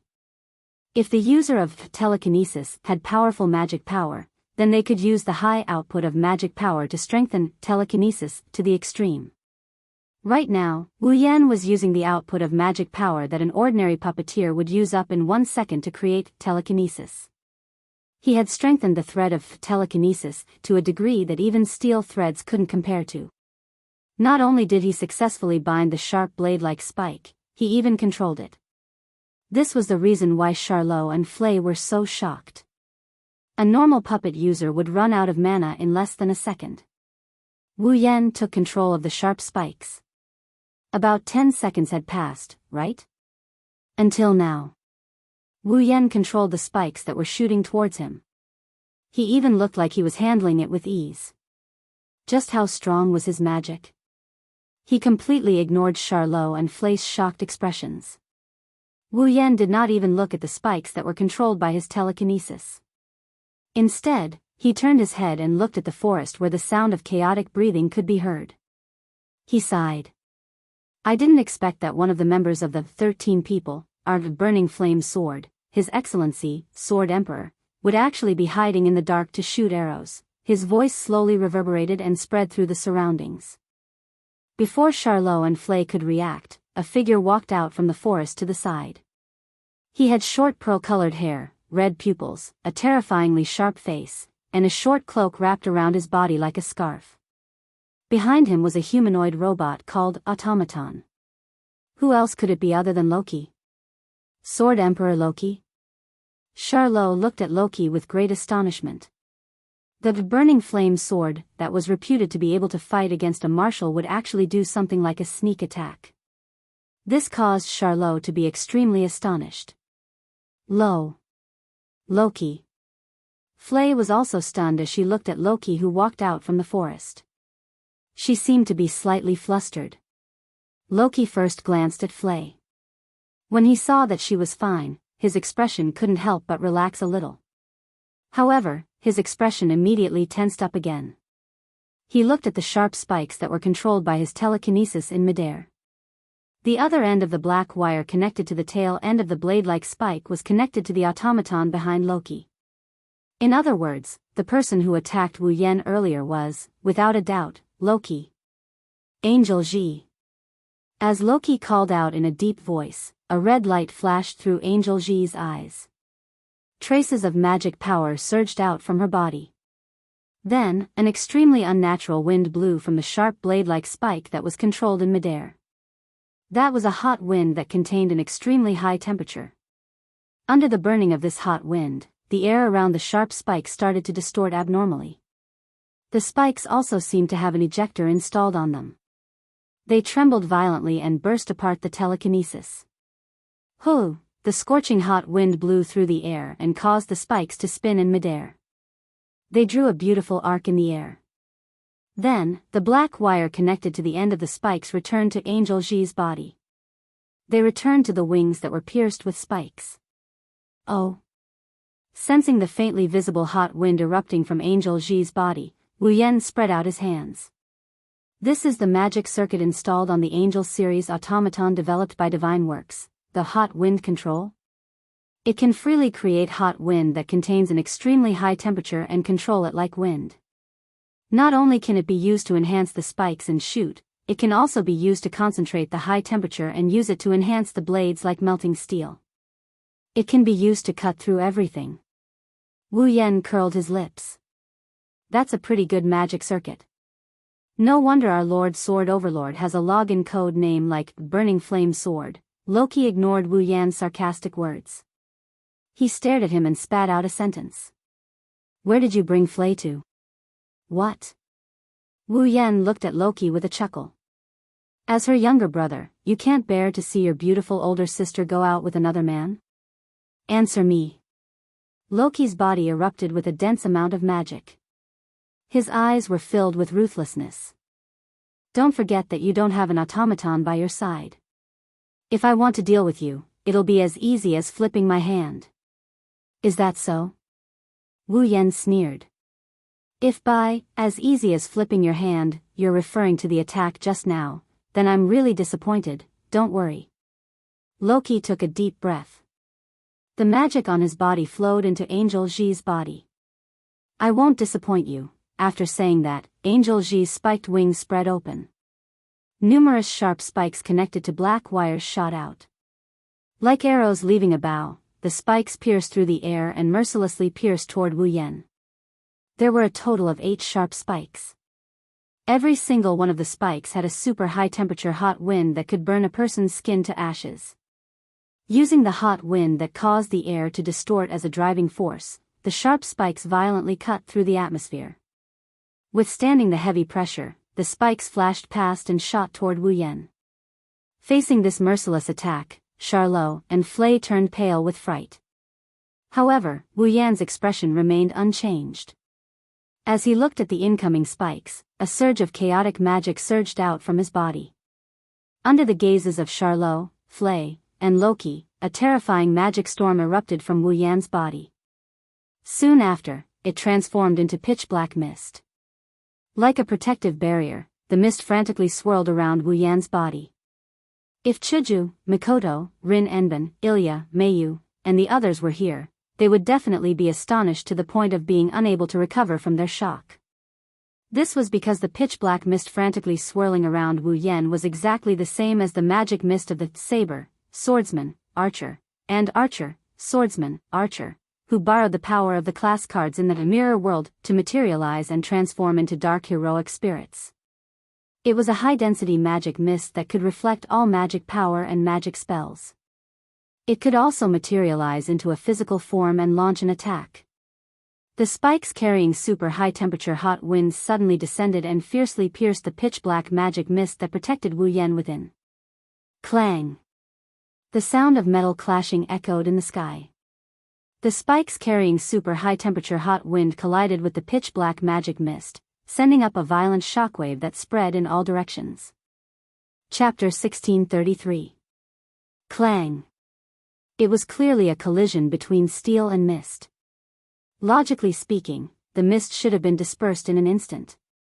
However, the collision between steel and mist here violated the entire laws of physics and produced a crisp sound of collision. The pitch-black mist of magic power and the spikes carrying super-hot winds collided fiercely, stirring up a layer of airwaves and scattering the pitch-black mist like sparks. But not long after, Loki, who was controlling Cherub to attack, was stunned. He could clearly feel that when he collided with the black mist and stirred up a shockwave, the ultra-high temperature blast that he cast on the Cherub's spikes with hot wind control was shaken off by the strange black mist and dispersed. And after losing the support of the super-hot winds, the sharp spikes were immediately covered by a layer of faint light and stopped at the point of collision with the pitch-black mist of magic power. It was telekinesis. The moment he realized this, Loki swung his arm fiercely. "Cherub! I'm ready." Amidst a mechanical response, Cherub Archangel turned around and formed a steel body that looked like it was made of sharp blades. With a leap, he stood in front of Loki. Shing! At the same time, Cherub's spikes, which had been dispersed by the pitch-black mist of magic power and was controlled by telekinesis, turned around and shot across the air without warning. Like flashes of light, they struck Cherub's body by a hair's breadth. Clang! Amidst a clear clashing sound, the 8 sharp spikes mercilessly pierced into Archangel Cherub's body made of steel, and were sent flying. If Cherub hadn't stood in front of Loki in time, then Loki would have been riddled with holes by now. "You bastard!" Loki glared at Wu Yan. He stared at the pitch-black mist of magic power that protected Wu Yan and kept fluctuating. A drop of cold sweat slid down his forehead. "What is that black mist?" "Something insignificant." Wu Yan pulled a sinister smile on his face as dense, pitch-black mist rolled on his body. "But I'll use it against you. It's definitely enough." It was more than enough to be described with words. That was a high-density mist of magic power that could reflect all magical powers and spells. Even among the heroic spirits that used class cards to materialize, only saber, swordsman, and archer were able to use this powerful defensive means. In order to recreate this move, Wu Yan ran into a lot of obstacles. In the end, with the support of his almost endless magical powers and Natsuki's guidance, he succeeded. With this, at least before his magical powers were exhausted, Wu Yan didn't have to worry about being threatened by magical attacks and spells containing magical powers. It was precisely because of the high-density mist of magic power that Wu Yan was able to use the super high-temperature hot air on Cherub's spikes, which was the hot air manipulation magic power, to reflect off the spikes. Otherwise, there was no way to control the spikes that were enchanted with magic power alone. And Loki seemed to have seen through this point. Although I don't know what it is, it can nullify magic and even magical attacks, right? Loki calmed down. Then, as long as it doesn't contain magical powers and doesn't use magic, you can't do anything, right? After saying that, Loki waved his hand. Cherub's eyes flashed red as if he received an invisible command. He grabbed the 2 giant blades equipped on his arms and stomped on the ground. Bam! The violent movement caused the ground to crack like a spider web. Cherub bounced up and charged forward like a bullet. Before he reached Wu Yan, the giant blades in his hands were already slashing down. At this speed, Cherub should be able to appear in front of Wu Yan and slash his giant blades accurately at the enemy's head. The Angel series was clearly an automaton that was very difficult to control. Puppeteers who were not skilled could not even make it move, but Loki could easily make the Cherub make such agile movements and attack as if he had predicted it. Loki's strength was evident. In the face of Cherub's attack, Wu Yan helplessly realized that he couldn't ignore it anymore. With all of his means and levels restricted, Wu Yan could only rely on magical powers. Although he could rely on the high-density magical mist to be immune to magical and magical attacks and could also rely on telekinesis to resist the enemy to a certain extent, that was all he could do. That huge blade, which was as tall as a person, was a pure physical attack that did not contain any magic power. Looking at how it was slicing through the air, the strength was enough to split open a fake mountain. If he were to use his telekinesis to cover it, wouldn't it collapse in an instant? This attack can't be blocked. With that in mind, Wu Yan tapped the ground and instead of retreating, he charged forward. With charge on both sides, he arrived in front of Archangel in a second. Loki's expression showed that he had miscalculated. Because with Wu Yan's charge, the giant blade that was supposed to slash down on Wu Yan's body couldn't fall in time. The corner of Wu Yan's lips curled into a small arc. He ignored the giant blade that was halfway through its slash and turned his body to Cherub's side. With his back facing Cherub's side, Wu Yan extended his arm and grabbed Cherub's body as though he was carrying her on his back. He lowered his body and lifted Cherub off the ground, spun her around, and threw her out with all his might. Originally, with Wu Yan's physical strength restricted to that of an ordinary person, it was impossible for him to throw Cherub, who weighed close to 300 kilograms. It was a pity that Cherub happened to be in the midst of charging in the air. Using the momentum of Cherub's charge, Road didn't have a foothold, couldn't stabilize his body, and exerted force when he twisted his body. Cherub, who weighed close to 300 kilograms, was thrown high into the air like a large piece of trash. And it was in Loki's direction. What? Loki's pupils shrunk, but he didn't have time to express his emotions. Looking at the gradually expanding shadow above his head, he quickly pounced to the ground beside him. Bam! At the next moment, Cherub smashed heavily into Loki's previous position, stirring up a cloud of dust. Loki rolled on the ground in a sorry state. Then, he flipped over and knelt on one knee. He lifted his head with an ashen expression. As for Charlot and Flay, they were already stunned by this scene. The 2 young ladies didn't know why Loki ambushed them and why he attacked Wu Yan. They also didn't know what that pitch-black mist of magic that Wu Yan used was. However, the 2 young ladies had eyes and they saw it clearly. As one of the 13, the Burning Flame Sword, who was known to be the closest to the Demon King, and the number 1 Marshal, Magnus, couldn't even defeat a person who didn't even bring an automaton. How could they not be dumbfounded by this? Only Wu Yan knew. That was all there was to it. With the high-density mist of magic, Wu Yan wasn't afraid of any magic or magic attacks. With telekinesis, Wu Yan could also resist to a certain extent. With infinite martial arts, even if his physical abilities were restricted to the level of an ordinary person and he couldn't clash head-on with an automaton, he could still contend with it. However, Wu Yan's abilities were restricted, and his level was suppressed to 0. This was also a fact. Wu Yan was confident that he wouldn't lose against Loki. But he wouldn't lose. If he wanted to win, it would be impossible if he didn't have any means to attack. Unless he exhausted Loki's magic power or found an opportunity to take down Loki, the automaton user, first. Otherwise, he could only rely on the connection between him and his familiars and have Natsuki use a spatial control magic to teleport over. Clap, clap, clap, clap. Suddenly, the sound of clapping reverberated in the silent air. He didn't even use an automaton, and he was able to suppress Loki to this extent. As expected of the man who once suppressed Marshall.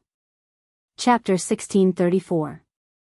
He didn't even use the automaton and was able to suppress Loki to such an extent. As expected of the man who once suppressed the Marshal. When a voice that was unknown, whether it was an exclamation of admiration or praise, echoed in the air, Loki and Flay's expressions changed. Loki's expression became somewhat unsightly while Flay's face was filled with fear. Who is it? Charlotte was shocked. She raised her head and looked at the sky. At the same time, Wu Yan, Loki and Flay also raised their heads and looked toward the source of the voice. Soon after, the four of them saw an inconceivable scene. A person was standing in the air where the voice came from. That's right. Someone was standing in the air.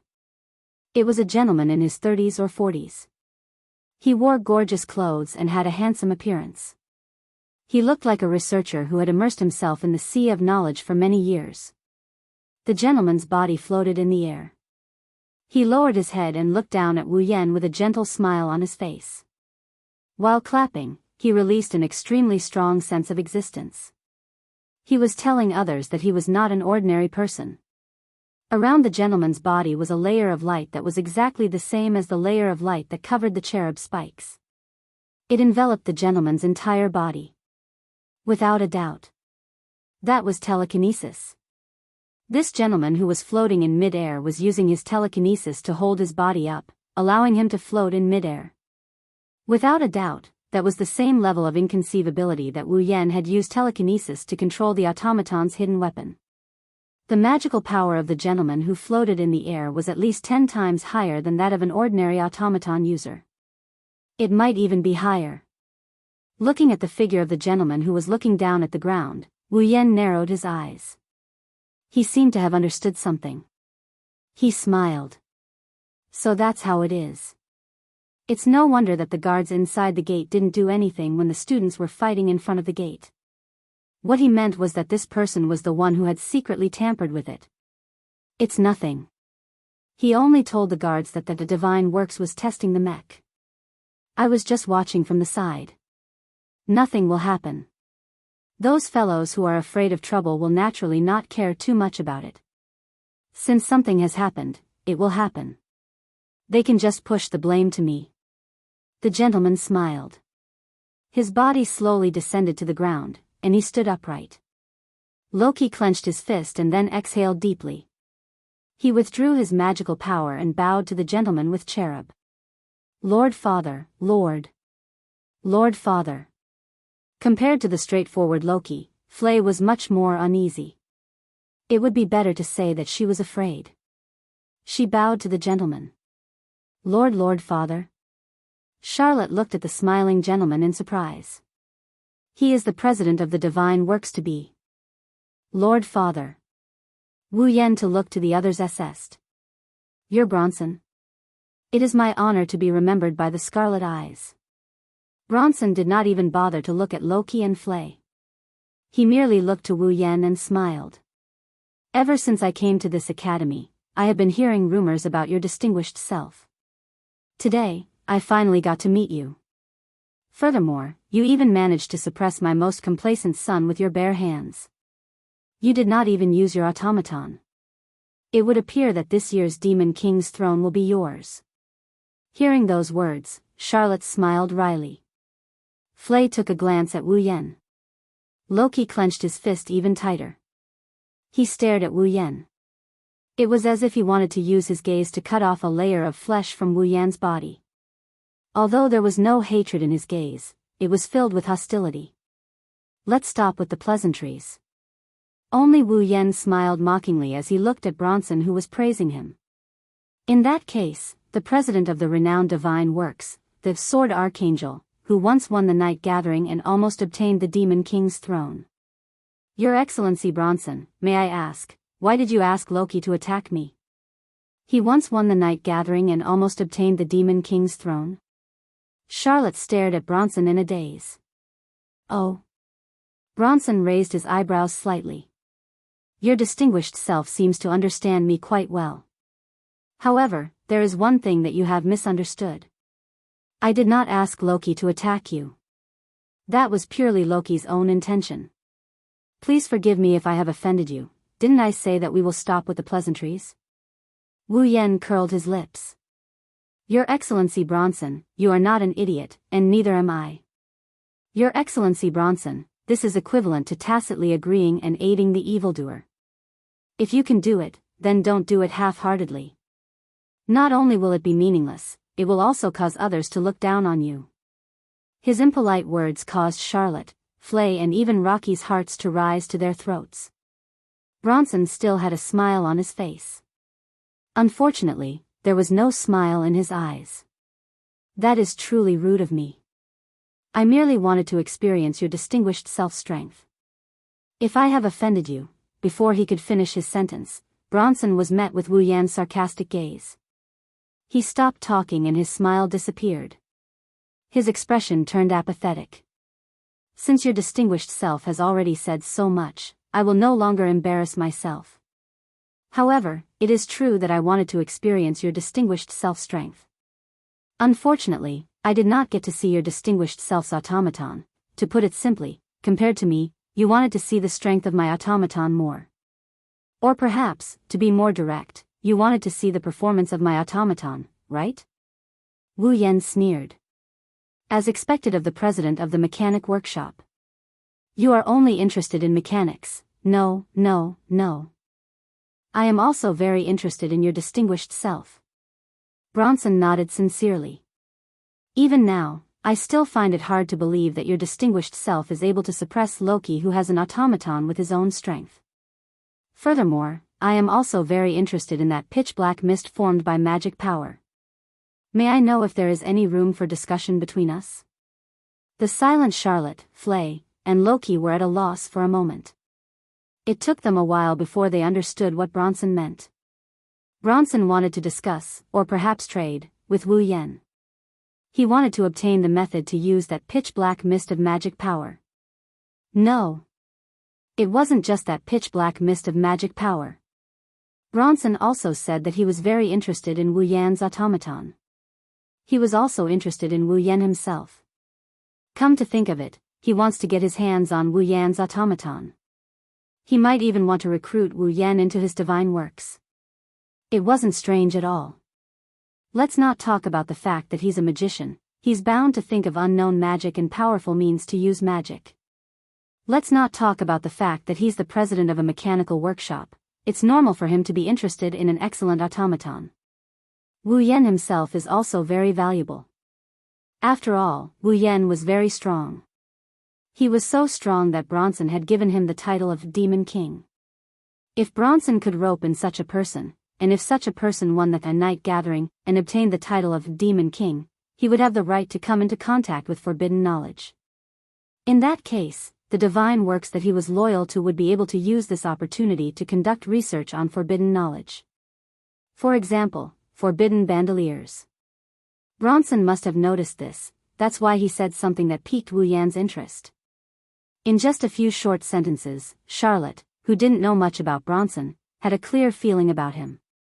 This seemingly polite gentleman was definitely an existence similar to Felix. In other words, Bronson was a hypocrite. He was a mercenary. To be more precise, he was an unusually cold and emotionless person. Charlotte instinctively felt disgusted by Bronson. Wu Yen, on the other hand, laughed heartily. Before that, can I make a request? A request? A request? Yes. That's right. Wu Yen stared at Bronson. Can you hand over the Garm series? Yes. Chapter 1635. Can you hand over the Garm series? The moment those words were spoken, the air in the room froze slightly. Like a swamp, even the wind became viscous. Charlotte and Loki were silent. They didn't want to say another word. That was because the two of them knew who Wu Yen was asking for. Flay blanked out for a bit. It took her quite some time to comprehend what happened. She looked at Wu Yen and then at Bronson. Her face carried a bit of panic, a bit of nervousness, and a bit of hope. Bronson looked at Wu Yen, who was looking at him in surprise. Soon after, he seemed to have understood something. He glanced at the panicked, nervous, and hopeful Flay, and a thoughtful expression appeared in his eyes. Looks like you're very fond of my daughter. For her, you're even willing to use yourself as a condition. How surprising, use myself as a condition. Wu Yen crossed his arms in front of his chest and he sighed. I think you've made a mistake somewhere. Mistake? Bronson couldn't help but look at Wu Yen. Sir, didn't you intend to join my divine works in exchange for the freedom of the Garm series of automaton? That's why I said you've made a mistake. With a calm expression, Wu Yen said something that shocked everyone present. I only want you to hand over the Garm series automaton. I don't have any intention of paying you anything. What do you mean? Bronson narrowed his eyes. You don't want to pay me anything? You want me to hand over the Garm series automaton to you? If Wu Yen really had such an idea, everyone who knew about it would definitely laugh out loud. He didn't want to pay anything and only wanted to obtain a group of automaton with decent performance that would not burden the puppeteer and could be controlled by a rookie puppeteer. What was the difference between this and not wanting to pay for a house? However, in the face of this question that would make everyone laugh, Wu Yen gave a calm answer. That's right. This time around, it was not only Charlotte, Flay and Rocky that were stunned. Even Bronson was stunned. He started to frown. He frowned and said in a displeased manner. What do you think, sir? If it was someone else, would they agree to such a request? You will agree to it. Wu Yen smiled confidently before he continued. This caused everyone who was still in shock to be greatly shocked. In any case, you didn't intend to let the Garm series of automaton continue to survive in the first place, did you? Charlotte and Loki were shocked. Flay's beautiful face changed drastically and she became dumbstruck. Bronson's gaze toward Wu Yen was no longer filled with emotions. There was only coldness and a hint of sharpness. Sir, what do you mean by this? Do you need me to make it clearer? Wu Yen acted as if he didn't care about this powerful enemy who had once seized the throne of the Demon King. He didn't even bother to be polite when he spoke. Comparing the performance of the automaton of the Garm series and the automaton of the Angel series at the night meeting, choosing the one with superior performance and selling it to the military? As if he was amused by his own words, Wu Yen chuckled and shook his head. You don't have such thoughts at all. You've decided from the very beginning that the automaton to be used as the main force of the British Army would be the Angel series, and the Garm series of automaton would be discarded, right? What do you mean by this? Charlotte couldn't help but take a step forward and questioned Wu Yen. You're saying that he deceived Flay? Contrary to Charlotte, Flay took a step back and looked at Bronson. She shook her head repeatedly. It seemed like she hoped that her adoptive father would give a negative answer. However, Bronson didn't even look at Flay. His gaze remained fixed on Wu Yen. I've been expressing my goodwill all this time. Yet, you slandered me like this. Do you think that I, Bronson, am easy to bully? While speaking, a wave of magic power gradually emerged from Bronson's body. It spread out like a ripple. Although the wave of magic power was very obscure, it seemed to have added weight to the entire space. It created an abnormally heavy pressure. Charlotte and Loki felt their shoulders sink. Their hearts also sank. Flay, who was weak, felt even more exaggerated. It was as if she was hit by an invisible force. She was forced to take a few steps back. What a heavy magic power. Charlotte's expression was a little uncertain. If this Bronson were to participate in the night gathering now, apart from Wu Yan and Magnus, no one in the academy would be a match for him. Charlotte had such a feeling when she sensed Bronson's magic power. Even though Bronson was eliminated in the night gathering in his year and hasn't made any progress in the past 10 to 20 years, his strength still couldn't be underestimated. However, to use magic power to compete with Wu Yan? Wouldn't that be showing off before an expert? Didn't I tell you not to do it half-heartedly? That would make others look down on you. Even Charlotte and Loki felt that the wave of magic power was heavy. Wu Yan's expression remained unchanged. He turned his head and looked at Bronson. Actually, if you think about it for a bit, you'll understand. Even if you almost obtained the position of Demon King, you're still not a Demon King. The Magician Association has a rule that only Demon Kings have the right to come into contact with taboos. Apart from Demon Kings, anyone who comes into contact with taboos will be wanted. Wu Yan had a faint smile on his face. Sir Bronson, the automaton of the Garm series is a bandal, isn't it?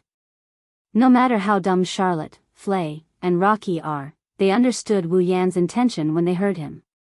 The automaton of the Hellhound series is a forbidden doll. In other words, the materials used to create the automaton of the Hellhound series will definitely include a part of a living person's body. Using a human body is a taboo among taboos. If the fact that the automaton of the Hellhound series is a forbidden doll is exposed, then the creator of the automaton will definitely be arrested. In serious cases, they might even be sentenced to death. In other words, no matter how good the automaton of the Hellhound series is, it is impossible to sell them in large quantities, let alone to the military. If the Magician Association finds out, Bronson will definitely suffer. Under such circumstances, would Bronson really allow his workshop to mass-produce the Hellhound series? The answer is, of course, no. In fact, it is more likely that Bronson will abandon the Hellhound series to cover up his crimes. Charlotte was right.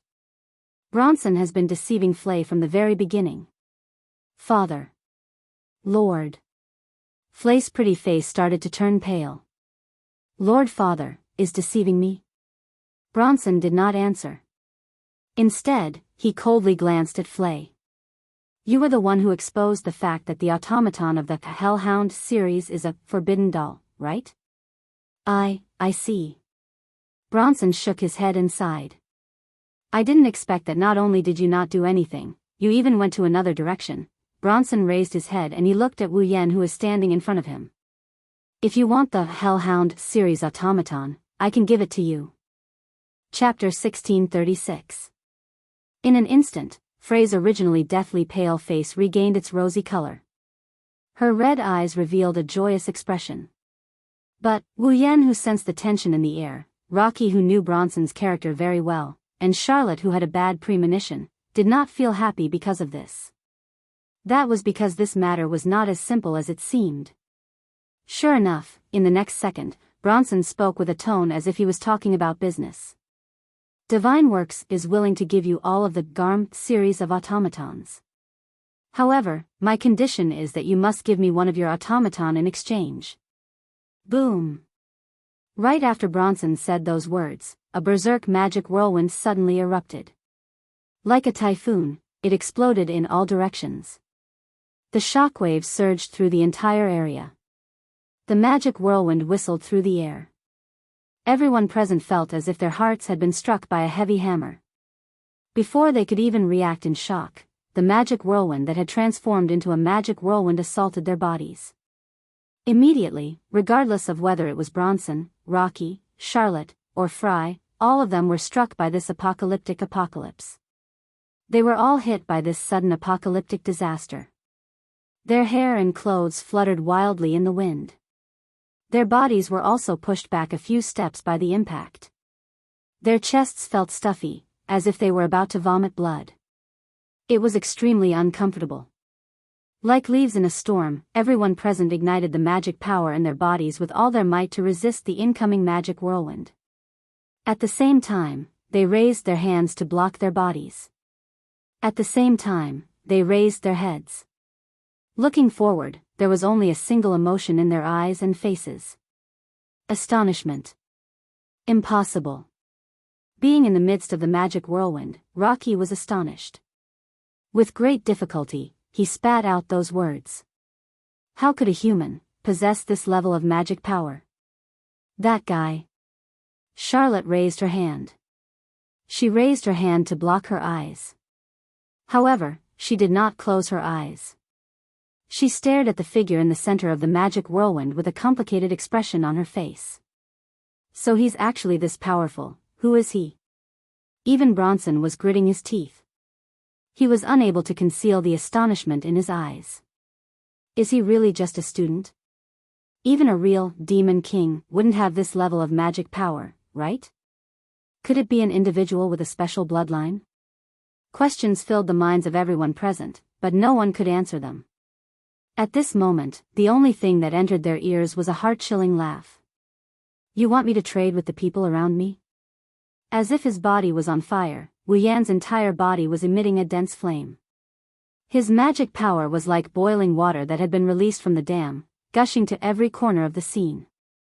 Wu Yan, who was in the center of the magic storm, stared at Bronson with a smile on his face, but his eyes were cold. Do you think that the whole world is filled with filthy things like you who treat life as trash and think that they value life highly? You. Bronson's handsome face was twisted with anger. If Wu Yan's tone was aggressive when he spoke to Bronson, then now, he was looking down on Bronson. He didn't even try to hide it. I'm not negotiating with you. Wu Yan retracted some of his magic power and shot a piercing glare at Bronson. You have to understand that I'm threatening you. Threatening? Bronson's eyes widened. You still don't understand? Wu Yan spat. Anyway, the rabbi is in the academy. As long as one of the puppeteers inspects this Garm series automaton, the fact that the rabbi is a bandolier will be exposed. Do you think that the divine works can stay out of this matter? Do you really think that the divine works can stay out of this matter? Are you trying to threaten me with a snitch? Bronson tried his best to maintain his composure, but under the suppression of the overwhelming magic power, the elegant smile on his face was as ugly as it could get. Do you think that a divine works didn't infiltrate the judicial department? Do you think that divine works will be punished in the end? I told you that you're not an idiot, but if you think that a divine works is safe after infiltrating the judicial department, then I'll have to change my assessment. Wu Yan sneered. Could it be that you, a new mechanic workshop, have the ability to infiltrate the judicial department and the Magicians Association that manages all magicians? Bronson's face turned pale. Don't think that you're the only smart person in the world. The members of the Magicians Association have a better sense of smell than dogs. Do you think no one knows what you're doing in the dark? Wu Yan looked at Bronson with pity in his eyes. Don't tell me you think there's no one from the Magicians Association in the academy? Do you need me to introduce you to them? Bronson finally understood what Wu Yan meant by threat. If Wu Yan really did know someone from the Magicians Association, then that the divine works would be targeted by the Magicians Association. And if he was targeted by the Magicians Association, Bronson's secret activities in the divine works would be exposed sooner or later. At that time, Bronson would be in deep trouble just by touching the taboo and using his naked body to create a forbidden doll. Not to mention, the things he did were far more than that. For the first time, hesitation appeared on Bronson's face. The Magicians Association was a bystander. They never interfered with national politics and were only responsible for managing the taboo and code of conduct of magicians. If the divine works wanted to assassinate a government official, the Magicians Association wouldn't pay any attention to them. Even if they found out, the most they would do was inform the country's judiciary and let them deal with it. However, if the divine works created bandoliers and violated the taboo of magicians, the Magicians Association would sniff them out like a dog and stick to the divine works like a bug. Once it was confirmed that the divine works had violated the taboo, there would be no mercy left. That was why the Magicians Association was Bronson's most feared enemy. If Wu Yan really knows someone from the Magicians Association, and if he exposed the fact that the Garm series automaton is a bandolier, he's not going to be able to do anything about it. Bronson didn't want to imagine the consequences. Wu Yan was right. This wasn't a negotiation or a deal. It was a threat. Bronson was silent. Following Bronson's silence, the storm of magic gradually calmed down. Charlotte, Flay, and Rocky looked at Wu Yen with complicated expressions before looking at Bronson. They were waiting for his decision. I understand. After a long time, Bronson looked at Wu Yen coldly.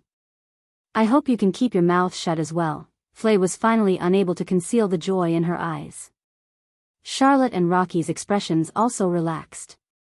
Wu Yen seemed to have known this would happen. He didn't show any expression and only glanced at Bronson. Let me give you another piece of advice. Don't do things you shouldn't do. One should know when to stop, sir. Bronson's tone became unfriendly. Are you planning to use this to threaten me for the rest of my life? No, as long as you keep your word, I won't bring this matter up again. Wu Yen turned around and left everyone with a view of his back. However, if you do something you shouldn't do, I will give you a big surprise. After saying that, Wu Yen left without looking back. Seeing that, Charlotte hurriedly chased after Bronson. As for Rocky and Flay, they were speechless as they saw Bronson's gloomy appearance. Chapter 1637. Walpurgis King Mechanical Engineering Academy. The main entrance, Bronson was standing by the window of the reception room and looking into the distance. His hands were placed behind his back as he maintained his posture. He remained silent. Rocky and Flay were standing at the entrance of the reception room. They were looking at Bronson's back. One of them had an expressionless face and could even be said to be a little cold. The other had a slightly pale face and her head was lowered. She looked as if she wanted to leave the scene. Compared to Wu Yan's situation, a heavy feeling that made one's heart beat was slowly spreading in the air. It made Bronson's back look very daring. As Rocky and Flay looked at his back that was filled with boldness, they both understood one thing. Their adoptive father was very angry right now. It was only natural that he would be angry.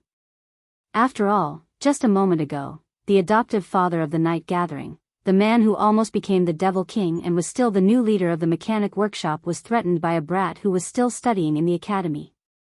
Moreover, it was a threat that forced him to compromise.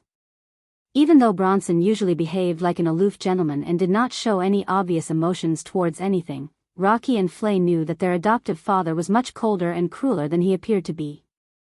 Bronson had clearly planned to scrap the GARM series of automaton, but now, the GARM series was about to be scrapped. However, he lied to Flay and gave her hope so that she could fight. It could be seen from this. Moreover, with Rocky and Flay's understanding of what Bronson had done and what he and his sister had done, lying to him was just a small matter. Bronson had done a lot of truly cruel things. Naturally, such a cold and cruel person would have a strong sense of self-esteem.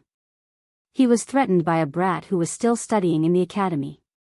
For Bronson, it should be an indescribable humiliation. Bronson did not show the anger in his heart on his face. However, his body was faintly fluctuating.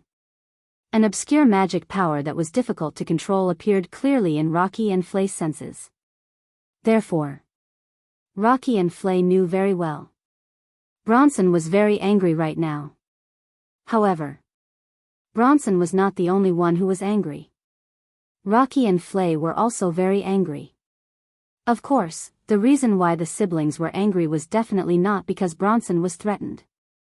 At least, Flay was not angry. Now, Flay was certain of it. Bronson was indeed deceiving her. He had no intention of letting Flay's family return the GARM series automaton to her. How could Flay not be angry? Unfortunately, no matter how angry she was, she could not show it. Flay knew very well that if she disobeyed Bronson, her ending would not be any better than the GARM series automaton that was originally going to be abandoned. If the GARM series automaton was destined to be abandoned, then it might be possible for Flay to disobey Bronson after learning that he had deceived her. However, Bronson had already promised to give the GARM series automaton to Wu Yen. Wu Yen had also promised to return Flay's family to her. Everything was progressing in a good direction. As for her anger, she decided to hide it in her heart. Driven by this thought, Flay continued to act as if she wanted to leave this place. As for Rocky, his red eyes were flickering non-stop. He was clenching his fists tightly. No one knew what he was thinking. After maintaining this incomparably heavy silence, Bronson finally spoke after the sun had set. Flay's delicate body trembled. An expression of fear appeared on her face. However, that expression of fear soon disappeared. She continued to lower her head and remain silent. However, she took a step forward. Bronson seemed to have sensed Flay's movement. With an emotionless voice, he said those words. "Are you the one who betrayed me?" Bronson should be asking about the leaking of the secret that the Garm series automaton was a forbidden doll, right? After all, the difference between a forbidden doll and an ordinary automaton was that a forbidden doll was capable of generating its own magic power to a certain extent, whereas an automaton was unable to do so. If no one leaked the secret that the Garm series automaton was a forbidden doll, then as long as Raby did not lose control of himself, no one would be able to discover this matter. However, Wu Yan knew about this matter. Because of that, it was normal for Bronson to suspect Flay. However, Bronson's words nearly caused Flay to lose control of herself. Betrayal? Speaking of which, Bronson, who had deceived Flay, was the one who had truly betrayed Flay. However, it would appear that Bronson did not feel the slightest bit of guilt for his actions. In fact, he even felt that it was only natural for him to do so. How shameless was he? Flay bit her lips without leaving a trace. She lowered her voice and spoke. No, that was indeed not the case. Flay did not mention the fact that the Garm series automaton was a forbidden doll. It was Wu Yan who suddenly exposed it when he was talking to Flay. Flay did not know why Wu Yan would know about this matter. However, it was precisely because Wu Yan had seen through her that Flay revealed all of her difficulties. Thus, from the very beginning, Flay had only revealed her difficulties to Wu Yan. She did not mention anything else. It was unknown whether Bronson trusted her or not. However, he nodded his head lightly. "Since you've said it like that, I'll believe you." After saying that, Bronson turned around and expressionlessly looked at Flay, who had her head lowered. "In that case, did you manage to find out about that brat's automaton?" Hearing those words, Flay started biting her lips again. Not only did he deceive her, after the matter was exposed, he actually acted as if nothing had happened and wanted her to work for him. Flay once again realized how ruthless and cruel her adoptive father was. She could not help but raise her voice. No, right after she said that, Flay felt the scene before her eyes turn dark. Unknowingly, Bronson had arrived before Flay. He looked at her coldly and raised his hand. A slap was ruthlessly sent toward Flay's face. Slap. A sharp and clear sound echoed through the reception room. That was, without a doubt, the sound of a slap. However, the person who was slapped was not Flay. Flay raised her head in shock and looked before her. In front of Flay and Bronson, a person was standing there. Surprisingly, that person was Loki.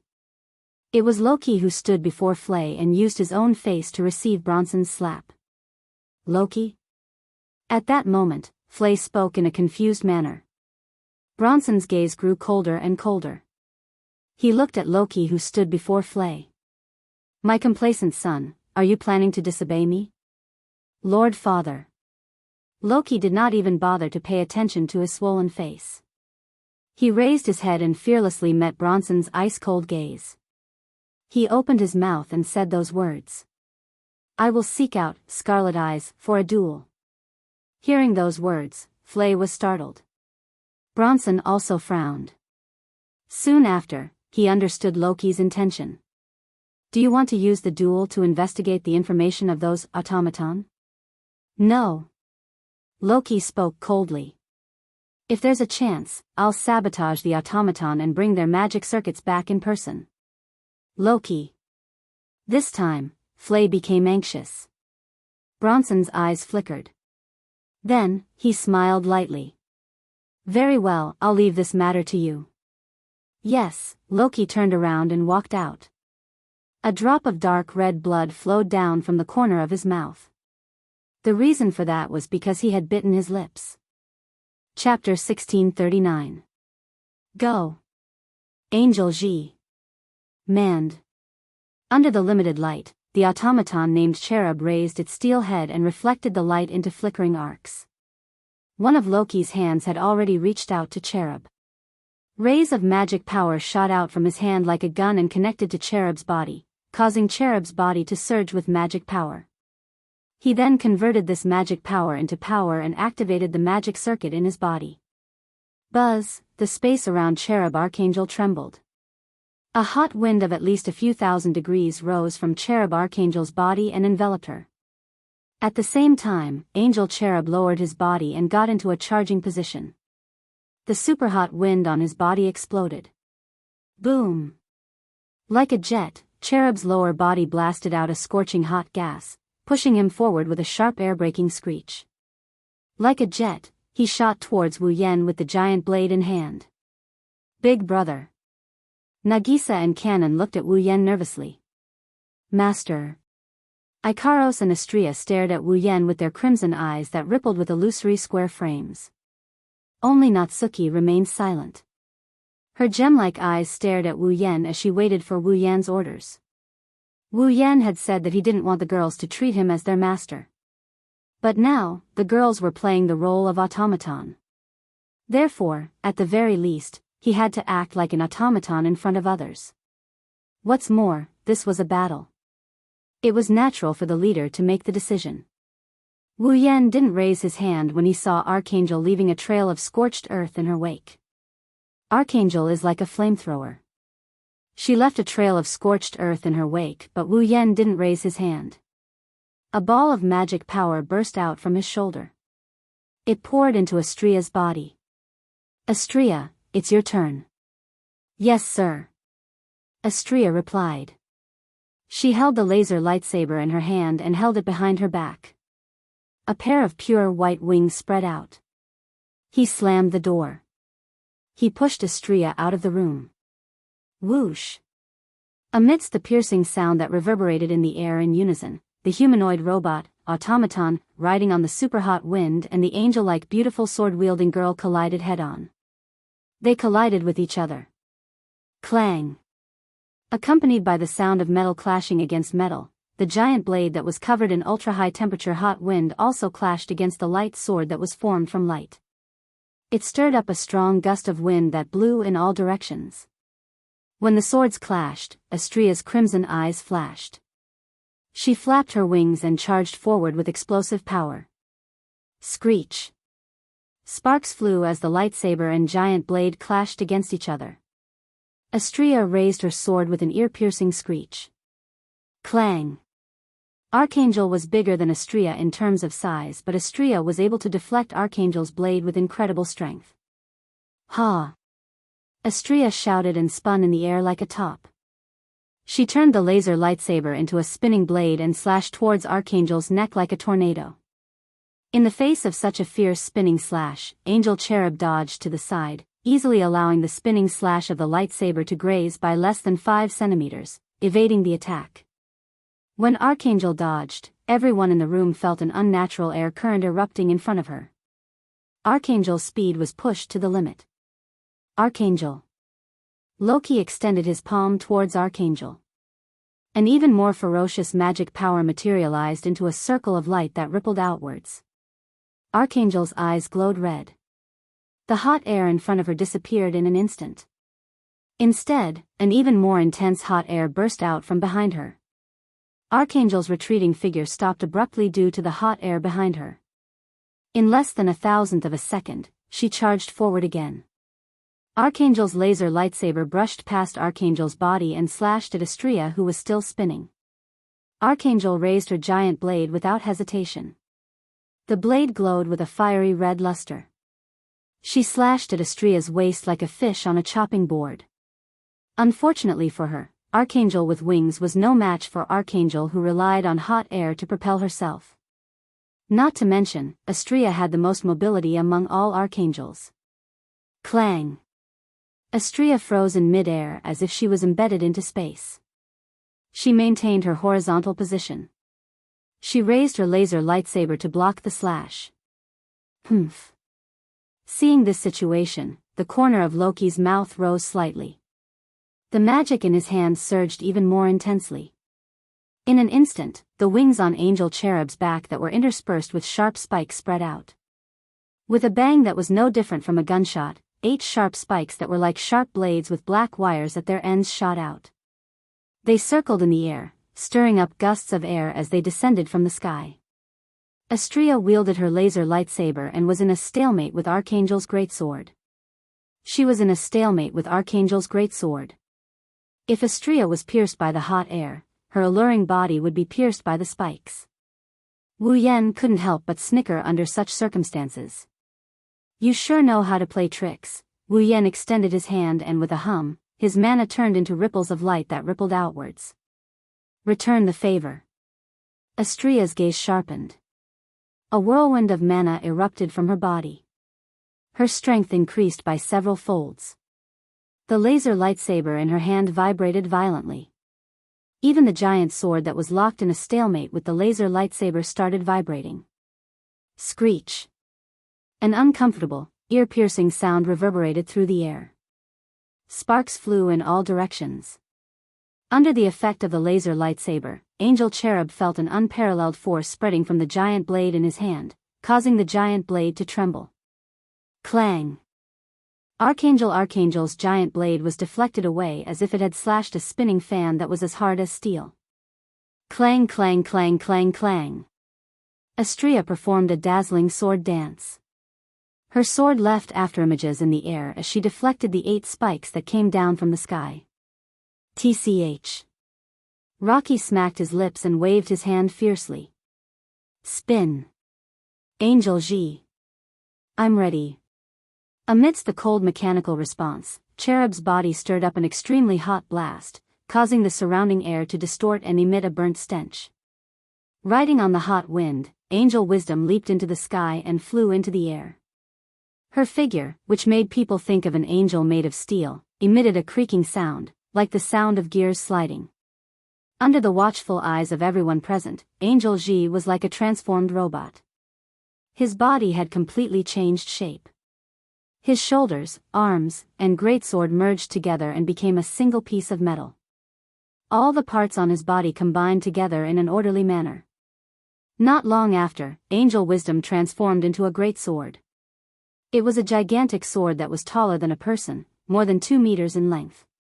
Angel Cherub's face was etched on the hilt of the sword and the blade of the sword. Rocky raised his right hand and grabbed the hilt of Angel Wisdom's greatsword from afar. He swung it down with all his might. The moment Rocky swung his arm, Angel Wisdom's greatsword spun and sliced through the air as if it was thrown by an invisible giant. It whistled through the air and went straight for Astrea. Astrea was surprised. She didn't expect Cherub to be able to transform. However, she still managed to dodge the attack by flapping her wings and retreating like a flash of light. TCH. When Astrea dodged, the spinning greatsword scraped against the ground, creating a crack in the ground. Whether it was scraped by the greatsword or the crack, scorch marks appeared on the surface. Chapter 1640. Many of the people present were speechless when they saw the huge sword that Cherub had transformed into cut open. It was as if it had been burned by the huge sword that Cherub had transformed into. Archangel's greatsword was a terrifying weapon to begin with. It wouldn't be surprising if a part of one's body was missing after being sliced by such a weapon. Unfortunately, the magic circuit that Cherub was equipped with was the hot wind manipulation, which allowed her to freely use the magic of ultra-hot wind. With the addition of the super high temperature of several thousand degrees and the 2-meter-tall sword, what else could the Cherub not cut open? Perhaps even a meter-thick steel would be sliced in half in just a second. Even if Astrea wasn't under the level restriction, her soft body would be sliced in half by Archangel's slash, let alone Astrea, who was currently under the level restriction. Of course, that was when Astrea was hit by the sword. With Astrea's extreme speed, close-range combat ability, and outstanding reflexes, Archangel wouldn't be able to land a hit on Astrea unless Archangel could force Astrea to reveal an opening. Yawang spun in the air, creating waves of heat as it whistled through the air. The blade of the greatsword glowed with a fiery red glow. Archangel drew a fiery red arc in the air. Wu Yan narrowed his eyes at the sight of Archangel, who looked like she was covered in flames. So that's how it is. This is the origin of the landing code name, Burning Flame Sword, indeed. Waves of heat rolled out, and the entire blade of the great sword was covered in a fiery red glow. It drew a circular fiery red arc in the air, as if it was burning with flames. The constantly rotating greatsword indeed looked like a rotating flaming sword. The login codename, Burning Flame Sword, was very concise. It fully showcased Loki's most impressive trait. There was no doubt about it. This flaming sword spinning in the sky was definitely the most impressive part of Loki's automaton! Burning blazing sword. It was worthy of its name. Archangel faced the burning flame sword with several thousand degrees of heat that could melt steel and cut through anything. Astrea looked at Wu Yan. She was asking for Wu Yan's opinion. Because Archangel faced the burning flame sword. Astrea wasn't afraid, but she was in danger of getting hit. If she got hit, she would be out of the game. She wanted to block the burning flame sword effortlessly.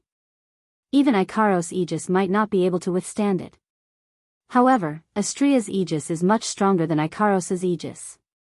Aegis is much stronger than Ikaros' Aegis. If she uses Aegis equals 1, Astrea is confident she can block the flame sword that can cut through anything. That's why Astrea is asking Wu Yan if she can use her Aegis equals L, area of effect shield. If she uses Aegis equals L, Astrea won't have to worry about defense anymore. She can attack with all her might. At that time, the outcome of the battle would be decided in less than 10 seconds. Wu Yan thought of the same thing as Astrea. After some slight hesitation, he agreed to it. After all, the burning flame sword was already a threat to Astrea. It's fine if he couldn't hit her, but if he did, Wu Yan would raise the entire academy to the ground. Even if he didn't care about the outcome, he had to consider Astrea's safety. What's more, trump cards and whatnot were meant to be used in times of need. That's why there was no reason to hesitate. Just as Wu Yan was about to nod his head in agreement, something strange happened. Boom! Suddenly, a violent surge of magic power rose from a certain direction outside the arena like a whirlwind, enveloping the entire arena in waves of magic power and causing loud rustling sounds to ring out. This violent magic power did not emerge from Loki's body. Loki didn't have this level of magical power either. Only Wu Yan could turn magical power into waves of magical power. Perhaps in the entire academy, only he could do it. However, the magical power also didn't come from Wu Yan. Instead, it came from Flay, who was standing not far away from Rocky with a confused expression on her face. Loki, who was closest to Flay, widened his eyes. Wu Yan and the other young ladies were also surprised. Magical power that could blow trees away gushed out of Flay's petite body like it was free of charge. On the other hand, Flay's face was filled with panic and bewilderment. It was apparent that Flay didn't know there was such a level of magical power in her body. She didn't even know why the magical power burst out of her body. That was because it wasn't Flay's intention. Flay's magical power went out of control. What's wrong? Nagisa was startled. What's going on? This magical power. Wu Yan looked at Flay in astonishment. That's not a level of magical power that Flay can possess. Or rather, I don't even know if magicians and puppet users can release magical power of this level. This magical power is already comparable to a vampire's. Natsuki's delicate face turned serious. Be careful. I don't think things are that simple. As soon as Natsuki finished her sentence, the magical power on Flay's body erupted once again, setting off violent waves. Loki, who was the closest to Flay, was caught unprepared. The waves of mana hit his body and blew him away. Loki. Flay was startled. Then, her face turned pale and revealed a pained expression. Ayo. Right at this moment, Rabi, who was standing beside Flay, suddenly let out a roar filled with madness. The little bit of intelligence in his eyes immediately disappeared and was replaced by complete madness. The astonishing magical power surging out from Flay's body entered Rabi's body. It caused Raby to appear as if his body was covered in golden steam. As he roared, he began to absorb Flay's magical power. Soon after, Raby's body trembled. His appearance also began to change. His thin and weak shoulders began to swell. His claws began to elongate. His black hair began to stand on end like a hedgehog. Even his teeth became sinister and sharp. His body doubled in size. He no longer resembled a dog. Instead, he resembled a tiger. In a short instant, Raby's appearance changed completely. His aura also became much stronger. His eyes were filled with madness and saliva was dripping from the corner of his mouth. He resembled a wild beast. Raby. Raby. Flay had an expression of pain on her face as she released her enormous magical power. She looked on helplessly as Raby underwent an unprecedented transformation. Aoo. Raby raised his head and roared. His roar caused the surrounding atmosphere to tremble. Enormous magical power filled his entire body. Woo. Ah. Ah. Ah. At the same time, Flay started to whimper inaudibly. Her knees grew weak and she fell to the ground. Due to her slender yet voluptuous body releasing more magical power than her body could handle, her muscles began to emit popping noises. Her muscles were damaged all over and blood was seeping out from them. Seeing this scene, Loki, who had just climbed up from the ground, narrowed his eyes fiercely. The group of girls cried out in alarm. Even Natsuki had an astonished expression on her face. As for Ikaros, her eyes trembled. She immediately wanted to rush over to Flay. However, Wu Yen grabbed Ikaros' hand and looked to Flay, who was lying on the ground with an ugly expression on his face. He already knew what was going on. Ah. Ah. Ah. Before the attentive gazes of all the people present, Flay appeared to be unable to endure the pain from her body. She screamed miserably and began to struggle on the ground with a painful expression on her face. However, the more Flay struggled, the more her skin ruptured. Her blood also began to seep out even more violently. Soon, the ground where Flay was lying on turned into a small pool of blood. Guji. In the past, Raby would definitely rush over to his master's miserable state. But now, he did not even bother to take a glance at his master. He bared his teeth and glared at Wu Yen with his blood-red eyes. Bang! Raby stomped on the ground with his powerful hind legs. Without any warning, he charged toward Wu Yen, who was looking at him with an ugly expression on his face. Chapter 1641. Roar. Full of madness, a beast-like roar shook the space, mixed with a majestic and chaotic magic power. It was as if a typhoon was blowing to every corner of the scene. Read the latest novellas. The beast-like roar sounded. The owner of the roar, Raby, opened his mouth that was dripping saliva and filled with razor-sharp teeth. He gathered his mana. At the next moment, like an invisible mortar, an invisible shell with a violent impact shot out from Raby's mouth. It dug up the soil on the ground, sliced through the atmosphere, and tore through space, shooting straight ahead. It was an impact shell composed of sound controlled by the sound pressure manipulation magic. The target of the impact shell composed of sound pressure was Wu Yen, who was still fighting with Loki and the angel a moment ago. Flay's automaton suddenly barged into the battlefield and attacked Wu Yen. Master. Ikaros flapped her pink wings and arrived before Wu Yen. She extended her arm and propped up the Aegis barrier, protecting Wu Yen, Natsuki, Nagisa, and Kanon. Boom! Almost at the same time as the Aegis barrier was propped up, the sound pressure shell shot out from the front. It landed heavily on the Aegis, absolute defense circle, causing a cloud of dust and a muffled sound to be heard. Roar! Robbie, who had transformed into a tiger, did not care if his attack was effective or not. He roared as he dashed forward madly. He blasted out cannonballs made of sound pressure and bombarded the enemy continuously. Boom! Boom! Boom! Boom! But Raby still ignored them. It was certain that Raby had completely lost his mind. Now. It was a wild beast that only knew how to attack. However, this beast did not attack others. Instead, he only locked onto one target. He kept releasing the sound pressure manipulation magic, releasing sound pressure cannons that were comparable to real cannonballs. Ah! As Raby continued to use magic without restraint, more and more magic power surged out from Flay's body. Replenished the Rubby's body and supported in releasing magic. Immediately, Flay's skin ruptured again. Even more blood gushed out from her body. Robbie.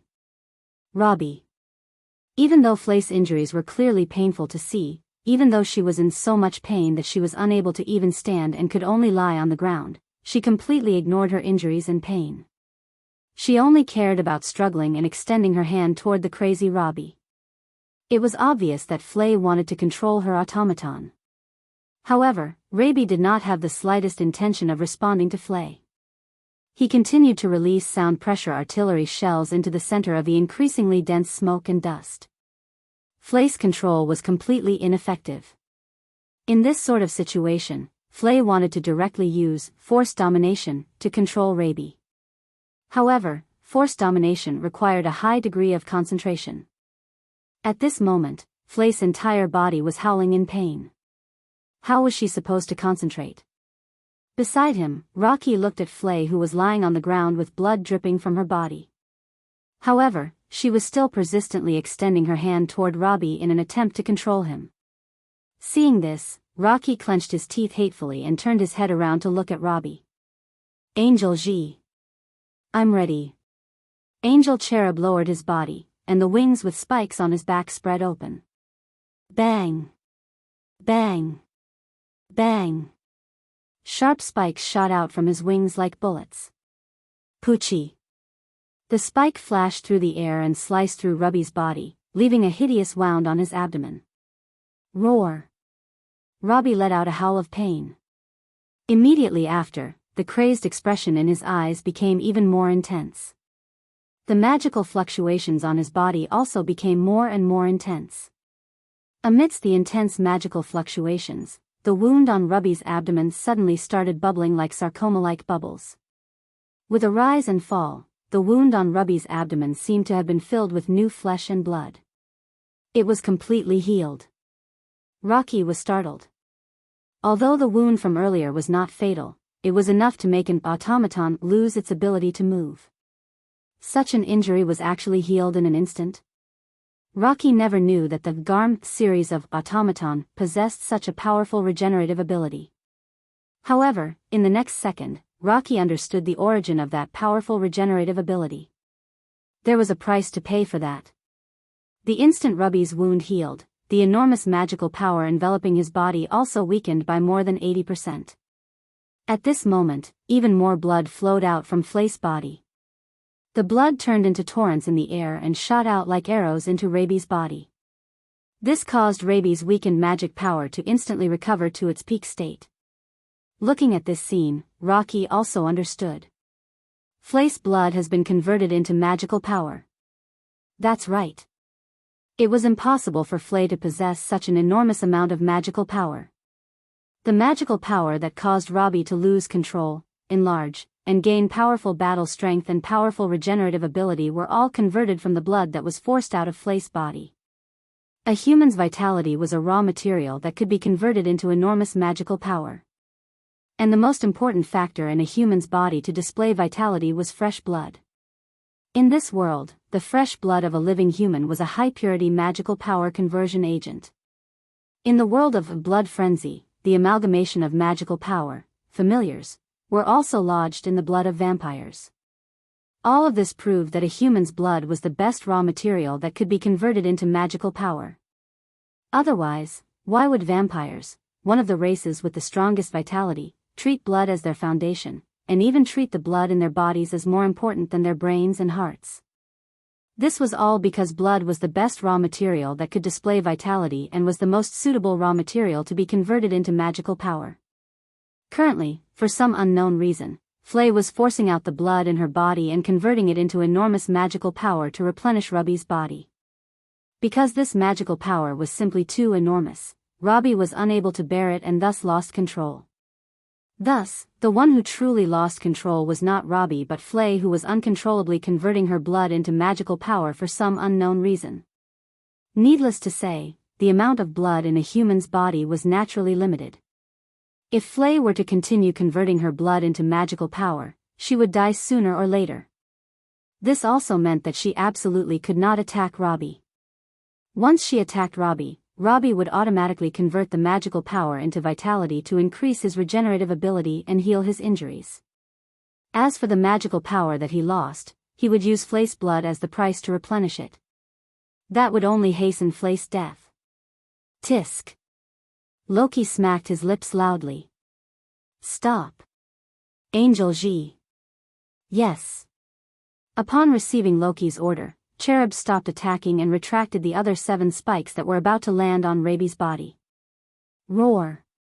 At this moment, Rabi roared and leaped forward. With a fierce dash, he pounced on Rocky with a piercing sound. He extended his sharp fangs and tried to bite Rocky's throat. If he was bitten, Rocky would definitely die. No. Robbie. Fry, who was bleeding, shouted with a pale face.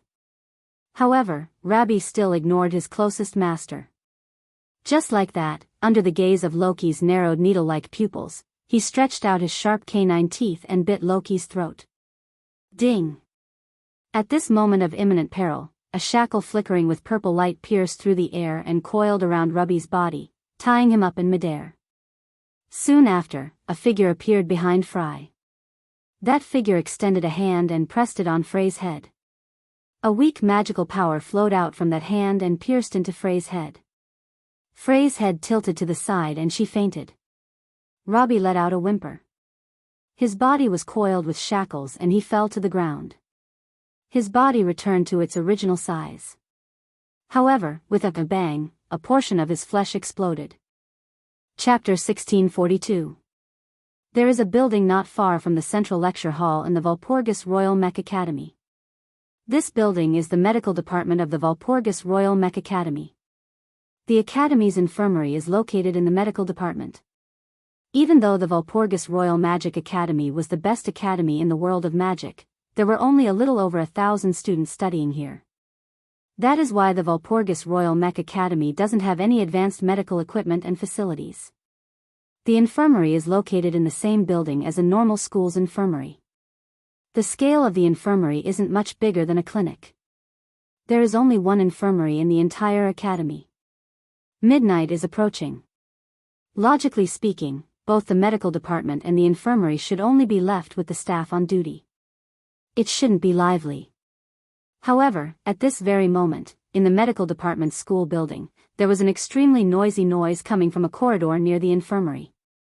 This was because the door at the end of the corridor was being forcefully opened by 2 beautiful girls with angelic wings, one on each side.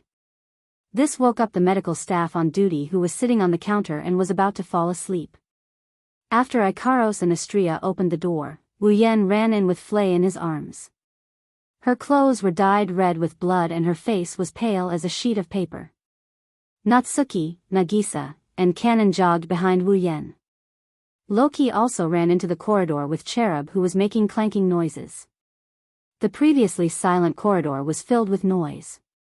The staff on duty wanted to complain. However, when he saw that Flay's clothes were dyed with blood and her pretty face was deathly pale, his expression immediately changed. What happened? She's injured. Wu Yen didn't beat around the bush and went straight to the point. She lost a lot of blood. Please prepare a blood transfusion for her. How can she be cured with a blood transfusion at this level? The staff on duty pushed a medical stretcher with a small wheel and hurried over. Prepare the treatment immediately. Don't worry, I have more suitable healers here. Please prepare a blood transfusion for her. Wu Yen said. He placed Flay on the stretcher and looked at Kanon. Kanon. I'll leave Flay in your hands. I will provide mana. And Robbie. Nagisa and Astria yelled as they shielded Robbie, who was brutally slung over Archangel's shoulder. Robbie's body was covered in blood. Kanon-chan, I'll leave Robbie in your hands as well. I will do my best, Canon said nervously. Her tone was filled with nervousness. It's only natural. Even though she has better healing abilities than anyone else. This is the first time Canon treated herself in such a formal manner. Like a doctor, she was preparing to treat the injured in the infirmary. Originally, Canon was just an ordinary student. It would be abnormal if she wasn't nervous. However, there was nothing she could do about it. After all, even with her extraordinary healing abilities, Canon can't produce blood out of thin air. She can't replenish Flay's blood loss. That's why Wu Yan brought Flay and Robbie to the medical department's dormitory and asked them to give Flay a blood transfusion. With Canon's ability, she can heal Flay's injuries in a matter of minutes. Of course, the medical department didn't know about this. Just as they were about to object, a voice came from the front. Just do as he says. A beautiful woman with bright red hair tied behind her head and a pair of spectacles on her face walked over from the other side of the corridor. She wore a professor's uniform and gave off a cold aura. She's Kimberly. Since he said so, he must have his own way. Kimberly looked at Flay, who was lying on the stretcher, and said without turning her head. So, just do as he says. The medical department's members looked at each other. However, since the academy's professor said so, they had no choice but to do as she said. Pushing the stretcher, the medical department staff pushed Free and Robbie into the infirmary. Canon followed them into the infirmary. Flay's problem is her excessive blood loss. After giving Flay a blood transfusion and receiving Canon's treatment, Flay should be fine soon. Robbie is an automaton. He shouldn't be treated by the infirmary. Instead, he should be sent to the mechanical technology department and engineering department for repair. However, Robbie is an automaton made from a living dog. Most of his body is made from real flesh. That's why the mechanical technology department and engineering department can't do anything about Robbie. It's better for Canon to treat him. That's why she was sent here as well. Natsuki, Nagisa, and Astria remained silent as they watched Canon and the medical department's members push the stretcher into the infirmary. Loki also remained silent. Only Ikaros looked at Wu Yan with a rare worried expression. Master, don't worry. Wu Yan held Ikaros' hand and comforted her. Canon's healing ability is outstanding. Flay and Robbie should be fine, Ikaros nodded, but her expression was still gloomy. Anyone who saw her would feel sorry for her. Ikaros isn't familiar with Flay and Robbie at all. However, the way Flay treated Robbie, a weapon and prop, as her family touched Ikaros' heart. Because of that, Ikaros began to pay attention to Flay and Robbie. Ikaros' method of paying attention to them is simple. She doesn't want Flay and Robbie to be harmed. It was a pity that this small wish was mercilessly shattered because of this sudden change in circumstances. Wu Yan's heart felt heavy. He clenched his fist and took a deep breath. He suppressed his emotions and looked at Kimberly. Kimberly-sensei, why are you here? My students are fighting in front of their dorm. Do you think no one will know about this? Kimberly glanced at Wu Yan. I will ask about the details later. For now, let's wait for the master and servant pair to finish their treatment. Wu Yan nodded his head in acknowledgement. Why did this happen? Nagisa stared at the closed door of the infirmary with a depressed expression. Why did Flay suddenly bleed all over her body? Why did her automaton suddenly go berserk? What I can be sure of is that it wasn't the little girl's own will. She seemed to be very confused about what was happening to her body. Clearly, that was the first time she had encountered such a situation in her life. Natsuki frowned. Someone must have done something to that little girl's body, causing the blood in her body to be forcefully forced out and automatically transformed into magic power. Someone did something to her body? Astria tilted her head to the side in confusion. There are many ways to force the blood out of her body. Natsuki looked at Rocky, who was standing at the back of the room with a pale face. I'm afraid someone planted a spell that can forcefully generate mana into the little girl's body. Other than Wu Yan, who had his head lowered, and Rocky, who had a terrible expression, everyone else's expression changed. Someone planted a spell that can forcefully generate mana into her body?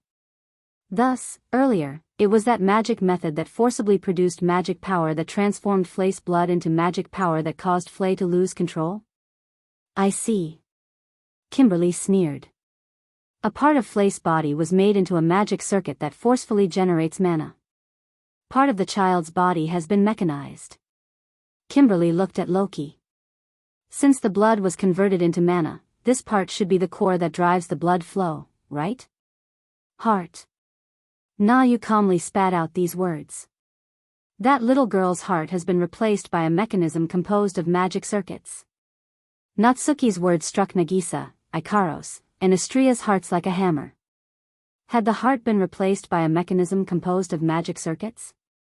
Didn't that mean that someone had replaced Flay's heart with the magic circuits mechanism? Modifying a human body. This is taboo. Who could have done such a thing? There was no one present who couldn't guess the answer. Who else could it be other than Bronson?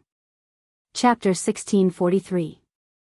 Not only did Bronson violate the taboo, but he also used a woman's body to conduct experiments and developed the Garm series of automaton. He even modified Flay's body and modified her heart. This was what Bronson had done to his own daughter. Not only did he deceive Flay and make her go to the battlefield of the night gathering in order to ensure that the Garm series automaton could survive, forcing her to have no choice but to kill Leijin. He even modified Flay's body. Was this something a father could do? Divine Works has long since decided to abandon the Garm automaton. However, they're still using the comparison of performance as a reason to send Flay to the battlefield. Wu Yen slowly raised his head. His emotionless voice echoed in the surroundings. Divine Works didn't ask you to join the night meeting to compare the performance of the Garm series automaton and the Angel series automaton, right? These words were obviously directed at Rocky, who was standing at the back with an ugly expression on his face. Perhaps, Bronson really did want you to seize the throne of the Demon King. He wanted Divine Works to obtain the right to research the taboo, but Flay was doing an experiment. At that instant, Natsuki, Nagisa, Kimberly, and the others almost didn't understand what Wu Yen meant by the experiment. They only understood after a while. It was an experiment to see if Flay's heart could operate normally and produce results. Kimberly raised her head abruptly and enunciated each word clearly. Pro-lusty children, Loki's shoulders trembled strongly. They're born with powerful magic power. Their bodies also possess extremely high magic power affinity. No matter if they're puppeteers or magicians, they're all excellent species. The probability of them being born is 1 in a million. Kimberly's sharp gaze landed on Loki. You and Flay are both pro-confused children created by the people of the Divine Works. Am I right? Nagisa looked like she was punched in the face. Her petite body swayed. Estria's face turned a little pale. Ikaros' eyes fluctuated. Even Natsuki furrowed her brows. Artificial pro-camouflage children. Because there was no way to be born with powerful magic power. That's why the heart was installed with a magic circuit that forcibly produced magic power. It was modified into a mechanical heart. It was used to replace the deficiency in this part. Due to the mechanical heart's operation, the body took on too much of the burden and the pigment was destroyed. That's why the hair turned pearl white, the pupils turned red and the skin turned white. This was the origin of the artificial, pro-camouflage children. This was also the origin of Flay and Loki. Liar. Nagisa covered her mouth as if she would vomit if she didn't do so. Her eyes filled with tears. Is it really possible to modify human beings? Why can't? Kimberly said calmly. Wouldn't it be a tempting idea to mass-produce the pro-camouflage children, who are born with magic power and destined to become extraordinary puppeteers and magicians? Mechanically modify the hearts of ordinary people to create pro-camouflage children. If it succeeds, we'll have an item that's destined to have a certain power in the future. If it fails, we can still use the organs that haven't completely died to make an automaton. Natsuki's voice slowly turned cold as well. That's how the automaton of the Garm series was born, isn't it? If the modification succeeds, everything will be fine. Even if the modification fails, we can still use it to create a forbidden doll. It's a good deal without any waste. It's a good plan for a new mechanic workshop, isn't it? Everyone fell silent. Without a doubt, an emotion similar to anger quietly spread in the hearts of these people, including Loki. If that's the case, why did Miss Flace's heart activate during the battle between Big Bro and Miss Flace's brother? Nagisa bit her lips. Based on Big Bro's words, isn't that damned Bronson trying to test Miss Flace's heart's function during the night meeting? No one answered Nagisa's question. However, Natsuki, Kimberly, and Loki seemed to have guessed the answer. They turned to look at Wu Yen. Under the watchful eyes of the crowd, Wu Yen opened his wine-red eyes. Bronson did something to Flace's body and made her heart activate when I was fighting with Loki.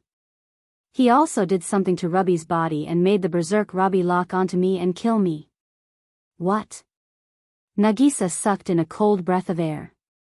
Natsuki, Ikaros, and Astria had a cold glint in their eyes. Only Kimberly looked at Wu Yen with surprise. Why did he want to kill you? I have something on him. Wu Yen smiled as if he was talking about someone else. But he can't touch me, a student of the academy. Otherwise, the Autonomous Academy has the right to execute him. So, he made that little girl's heart go out of control and her automaton went berserk to kill you. Natsuki pouted. In this way, regardless of whether it succeeds or not, the blame can be pushed to the automaton and even that little girl, right? Hearing this, before anyone could react, Loki turned around and walked towards the door at the end of the corridor with Cherub in tow. Where are you going? Kimberly spoke in an extremely calm tone as if she had seen through Loki's thoughts. Let me remind you, if you plan to bring your automaton out of the academy, not only will your automaton be confiscated and disassembled, you will also be expelled. By then, you will no longer be qualified to participate in the night meeting. Loki's footsteps stopped abruptly. Just as Kimberly had said, Loki was planning to bring his automaton out of the academy. It's good to fight for your sister, but if you're just going to be beaten up, nothing will change, Kimberly sighed and warned Loki. What's more, you're no match for Bronson. As his adopted son and a puppet user personally trained by him, you should know this very well, shouldn't you? Loki didn't say anything. It was a while before he replied. Although I am humble and forgiving, there are 3 kinds of people I can never forgive. Those who order me around, those who resist me, and, Loki turned around and revealed a cold smile. Bastards who schemed against my sister and tried to push her into the abyss. This time, not only were the other girls surprised, but even Natsuki was surprised. Didn't Loki hate Flace so much that he killed Robbie just to make her give up on the night meeting? However, judging from the unconcealable rage in Loki's eyes when he said those words, it was obvious he wasn't lying. What was going on? You're quite smart. Kimberly hugged her arms. But, as a professor of the school, do you think I'll just watch you break the rules? Before Loki could reply, Wu Yen suddenly spoke. In that case, I can go out without the automaton, right? Kimberly and Loki were both stunned when they heard this. Chapter 1644. Liverpool, Mechanized City. In the outskirts of Liverpool, some distance away from the mechanized city of Liverpool, there were several buildings that looked like rich farmers' mansions standing in the middle of an empty field. It was surrounded by a wall. It was completely made of thick and unadorned stone bricks. There were a few stone buildings that looked like ancient stone castles. It was very imposing, but it was simple and unadorned like a farmer's house. Inside the wall, there was a silo that looked like a clock tower, a stone building that looked like a house, a tall tower that looked like a castle, and a livestock house made of stone. At first glance, such a place looked like a farm that specialized in raising livestock and breeding meat. However, on the signboard at the entrance of the wall, the words, orphanage, were clearly written. However, if this was an orphanage, the situation inside was too out of place. Inside the building, there were men with hunting rifles in their hands and uniform patrolling the area vigilantly. The security was extremely tight, and some of them even brought along automatons that were obviously made up of machines. They didn't let their guard down for even a second as they kept their vigilance on the surroundings. Did an orphanage have to be so heavily guarded? Even if it was the army that protected the military provisions and transported the provisions, it would be more or less guarded. Therefore, if one were to carefully observe this farm-like orphanage, one would be surprised. Everything here was so out of place with the word orphanage. It was very suspicious. In one of these suspicious buildings, Bronson was standing there with his hands behind his back. Behind him were people in white coats, who looked like doctors and experts. The building was pitch black and there was no light at all. The surrounding doors and windows. Except for the entrance. The rest of the building was surrounded by iron fences. Other than the iron fences on the doors and windows, there was no furniture or utensils. There were only 2 rows of iron cages. Inside the iron cages. The cages were of different sizes, shapes, and breeds. There were all kinds of Great Danes, Golden Retrievers, Shepherd dogs, Doberman dogs, Collies, and even mixed-breed hunting dogs, police dogs, and military dogs. They were all mercilessly locked up. They were lying listlessly in the iron cages. Their fur was slightly dull, as if they had not been carefully taken care of for some time. Their spirits were also extremely low. Their eyes were tightly shut, and only their ears and noses were moving, proving that they were alive. Apart from that, the limbs and shoulders of these various breeds of dogs were equipped with steel-like armor. Automaton. Although they were of different breeds, these automatons were all modified from real dogs and implanted with breasts. They were the same model as Raby, the Garm's series of automatons. In other words, these automatons, lying listlessly in the iron cages, were all Flace family members whom she had risked her life to save. At this moment, Bronson was standing in the middle of the Garm series automaton, which was locked in an iron cage like a prisoner. His eyes were filled with coldness as he looked at these canines. The Garm series of automaton was once the proud work of Bronson's Divine Works.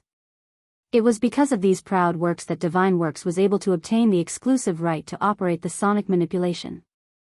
It was also the reason why Divine Works was able to enter the eyes of the British government and become a strong candidate for the next generation's main mechanical force. But now, these automaton were just a bunch of eyesore dogs in Bronson's eyes. Not only did they require a certain amount of funds to maintain, but their performance was also slowly falling out of Bronson's sight. They were also very unstable. Once the secret of their creation was discovered, Bronson would be arrested. How could Bronson find these dog-shaped automatons pleasing to the eye? Not to mention, all of them were now being used by others to threaten him. If it was not for the fact that he had not confirmed Wu Yan's death, Bronson would have declared these eyesore automaton useless. He would have cut them into pieces and thrown them into the sewers. That's right. The reason why Flay's mechanical heart suddenly went out of control was indeed because of Bronson. If Flay lost control during the duel with Loki and Raby suddenly barged into the battlefield to attack Wu Yan, there was a high chance that Wu Yan would die under Raby's sharp teeth. After all, Wu Yan was willing to threaten Bronson just to help Flay. Even if he reacted in time, he would not be able to do anything to Raby. On top of that, Flay's heart went out of control again. She was in danger of dying at any moment. Wu Yan would be even more cautious because of this and would be restricted in every way. It was not impossible for him to die under Raby's sharp teeth. Of course, Bronson felt that Wu Yan would not die so easily. Therefore, if Wu Yan did not die, then these automaton would be a means for Bronson to protect himself. With these automaton, even if Wu Yan knew that it was Bronson who did something to Flay and held a grudge against him, he would not directly report Bronson to the Magicians Association. If that was the case, Wu Yan would not be able to guarantee that Bronson would not destroy these automaton.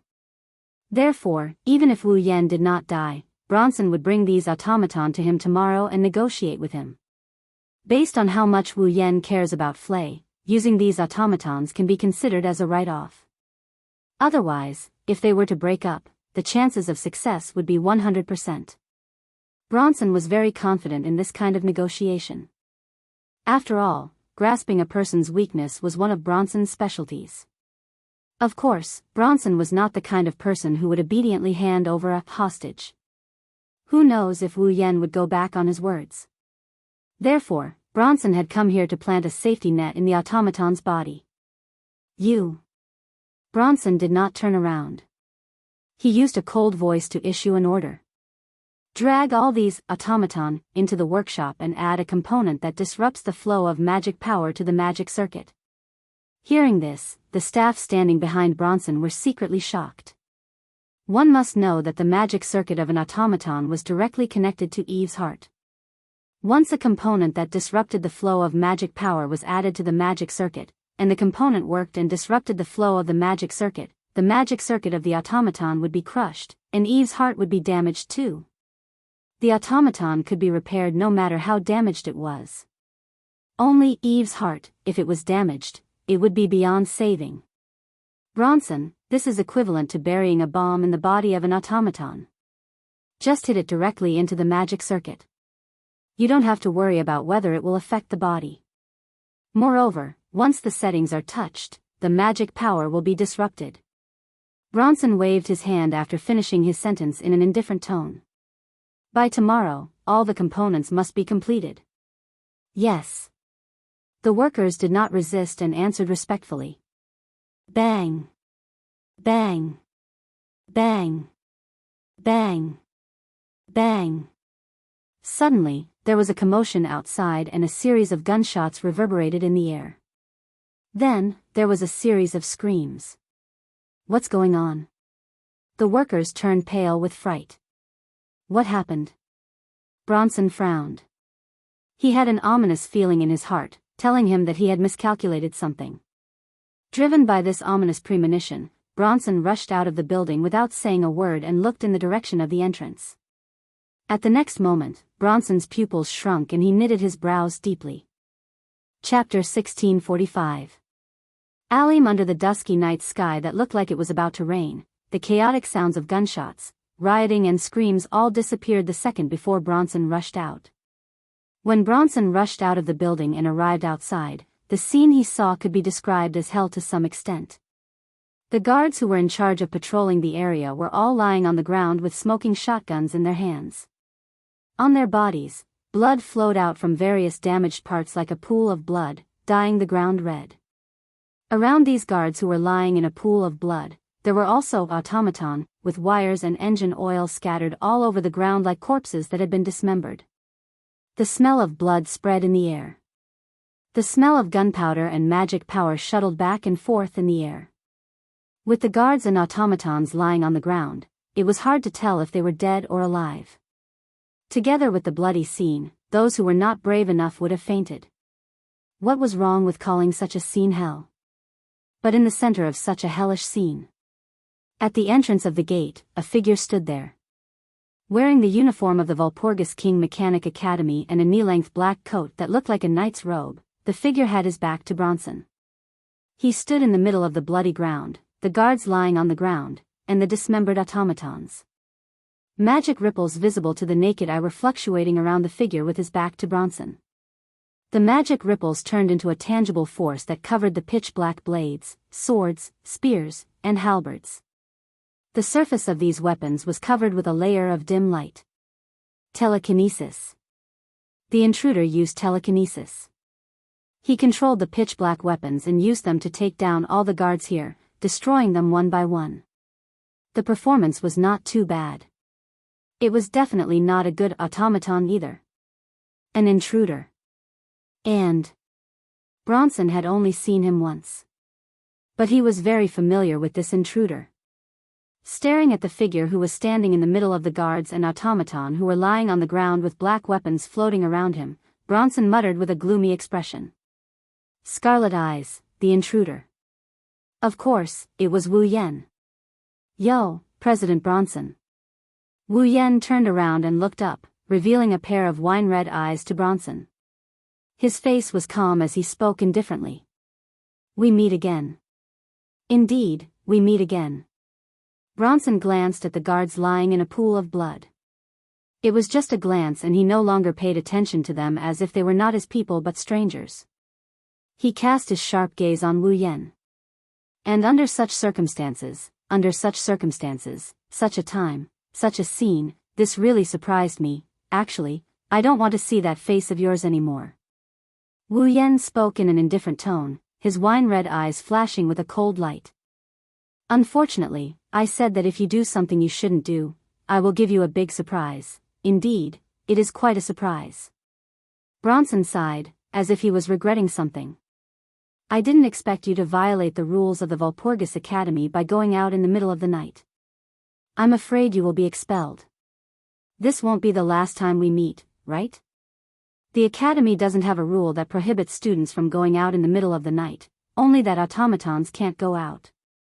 Wu Yan looked at Bronson disapprovingly. So, President Bronson, I'm sorry to disappoint you. At most, I will be punished by the head teacher or the dormitory supervisor. However, this will indeed be the last time we meet. Of course.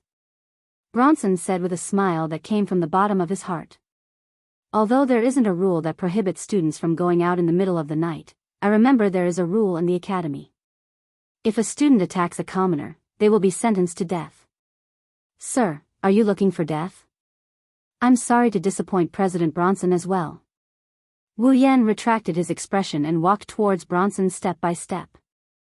I'm here to be the messenger of justice. I'm here to dig out all the disgusting experiments you've conducted here, including the modifications you've done to the human body, the dissection and the abandonment of the human body.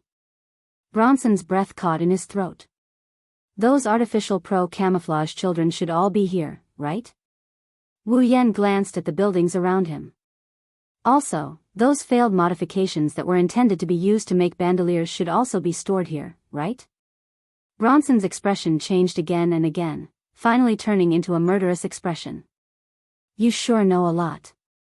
You won't live long if you keep doing that, Sir Scarlet Eyes. What a coincidence. In many people's eyes, I deserve to die, but I'm still alive. Wu Yan raised his hand. So, you'll have to kill me right here, or you'll be the one who dies. Wu Yan waved his hand and the black weapons that were locked in place by Wu Yan's telekinesis shuddered. They tilted and aimed at Bronson with their sharp points. They sliced through the air and landed on Bronson without mercy. What a joke. Facing the pitch-black weapons falling down like raindrops, Bronson spat out these creepy words. You didn't even bring your automaton with you and you dare come here? You're digging your own grave. This way, Bronson won't have to think of another way to get rid of Wu Yan. He can just kill Wu Yan right here and now. When the time comes, all he needs to do is to use the guards lying on the ground and the broken automaton as evidence to prove that Wu Yan broke in and started a massacre. Even if Bronson kills Wu Yan, no one will pursue the matter. Isn't that just digging his own grave? Let me show you the masterpiece of the Angel series, which is even more sophisticated than the cherubim. Bronson extended his hand.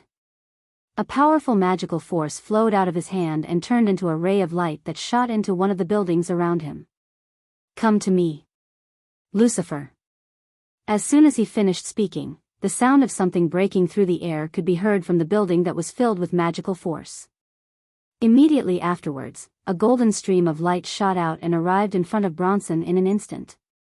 With an unnatural gust of wind, it shot up into the sky like a meteor and collided head-on with the pitch-black weapons that were falling down like raindrops. Clang, clang, clang, clang. The golden streams of light nimbly streaked across the air, striking the pitch-black weapons one after another like a whirlwind, sending them flying in all directions. Not long after, a series of crisp clanging sounds rang out. None of the nearly 100 pitch-black weapons landed on Bronson. They were all knocked away by the golden flowing light, either piercing into the ground or the surrounding buildings, scattering all over the place. Only then did the golden light appear in front of Bronson. It was a sword that was over 2 meters long. It was completely gold in color and had a mechanical face on the hilt. Apart from the color and some details, the sword was exactly the same as the sword that cherubim transformed into. And the unnatural wind that flowed around the sword just now was actually a hot wind that contained an extremely high temperature. Hot gust manipulation.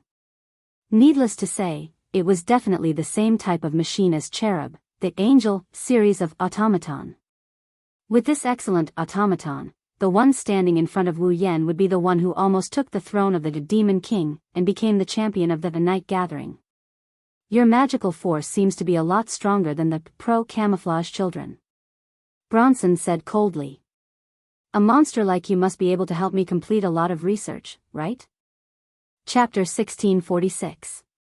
Whoosh. Accompanied by a sharp whistling sound, the golden greatsword shot out like a bolt of lightning. The blade surged with a super-hot wind, like a golden streamer with a fiery edge, flashing past. Bang bang bang bang bang. Compared to the sharp whistling sound, it was much more chaotic. Gunshots, like machine guns, shook violently from the opposite side, instantly drowning out the sharp whistling sound. Amidst the chaotic gunshots, it wasn't bullets that shot toward the golden streamer, but a variety of pitch-black sabers, swords, spears, halberds, and all kinds of weapons covered in azure light.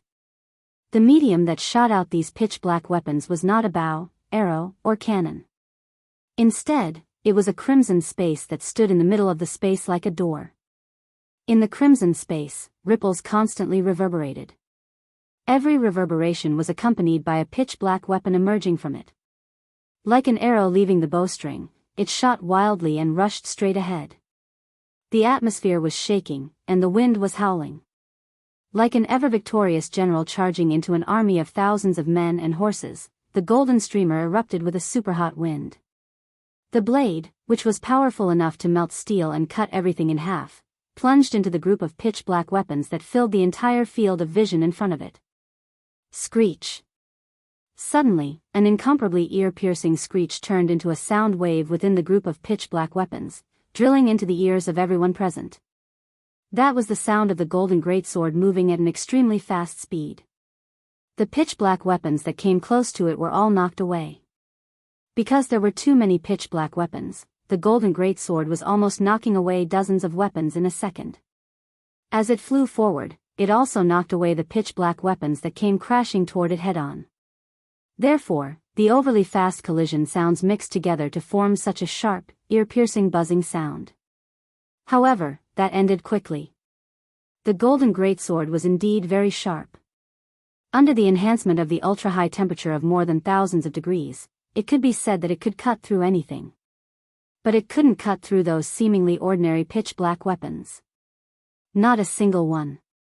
So, no matter how sharp the golden greatsword was, no matter how powerful the sudden attack was, the speed of the sudden attack became slower and slower under the continuous collision of pitch-black weapons. Clang! Finally, the sound of steel colliding with steel sounded. The golden greatsword still couldn't break through the storm-like weapons. When the sudden attack slowed down to a certain extent.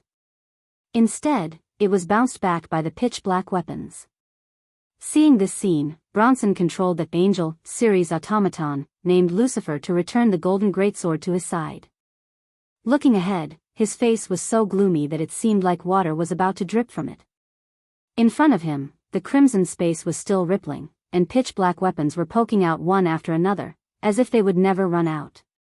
Bronson's face was extremely unsightly. What exactly is that crimson space? What exactly was the pitch-black weapon that even Lucifer, who had been enhanced by several thousand degrees Celsius, could not cut through? It was impossible for Bronson to know that even if the wind was enhanced by tens of thousands of degrees, it might not be able to cut through those pitch-black weapons.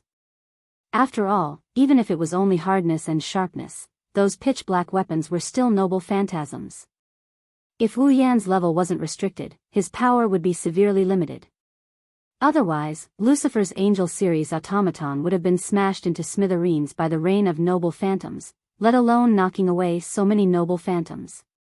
If Wu Yan's skills were not restricted, and he could not even use his superpowers, he could only use his telekinesis to squeeze the noble phantasms into the shape of weapons, which greatly reduced the power of the noble phantasms.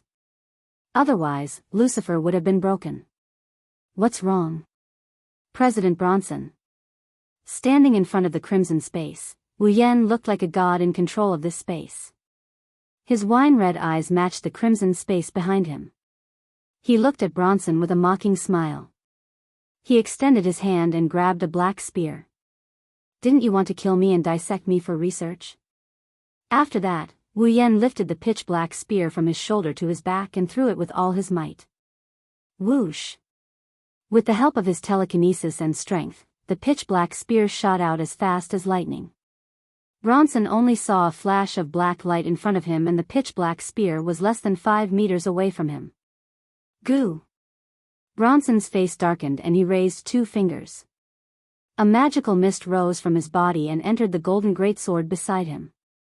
Suddenly, the golden greatsword spun, and in a strange sound, it disintegrated into a humanoid automaton.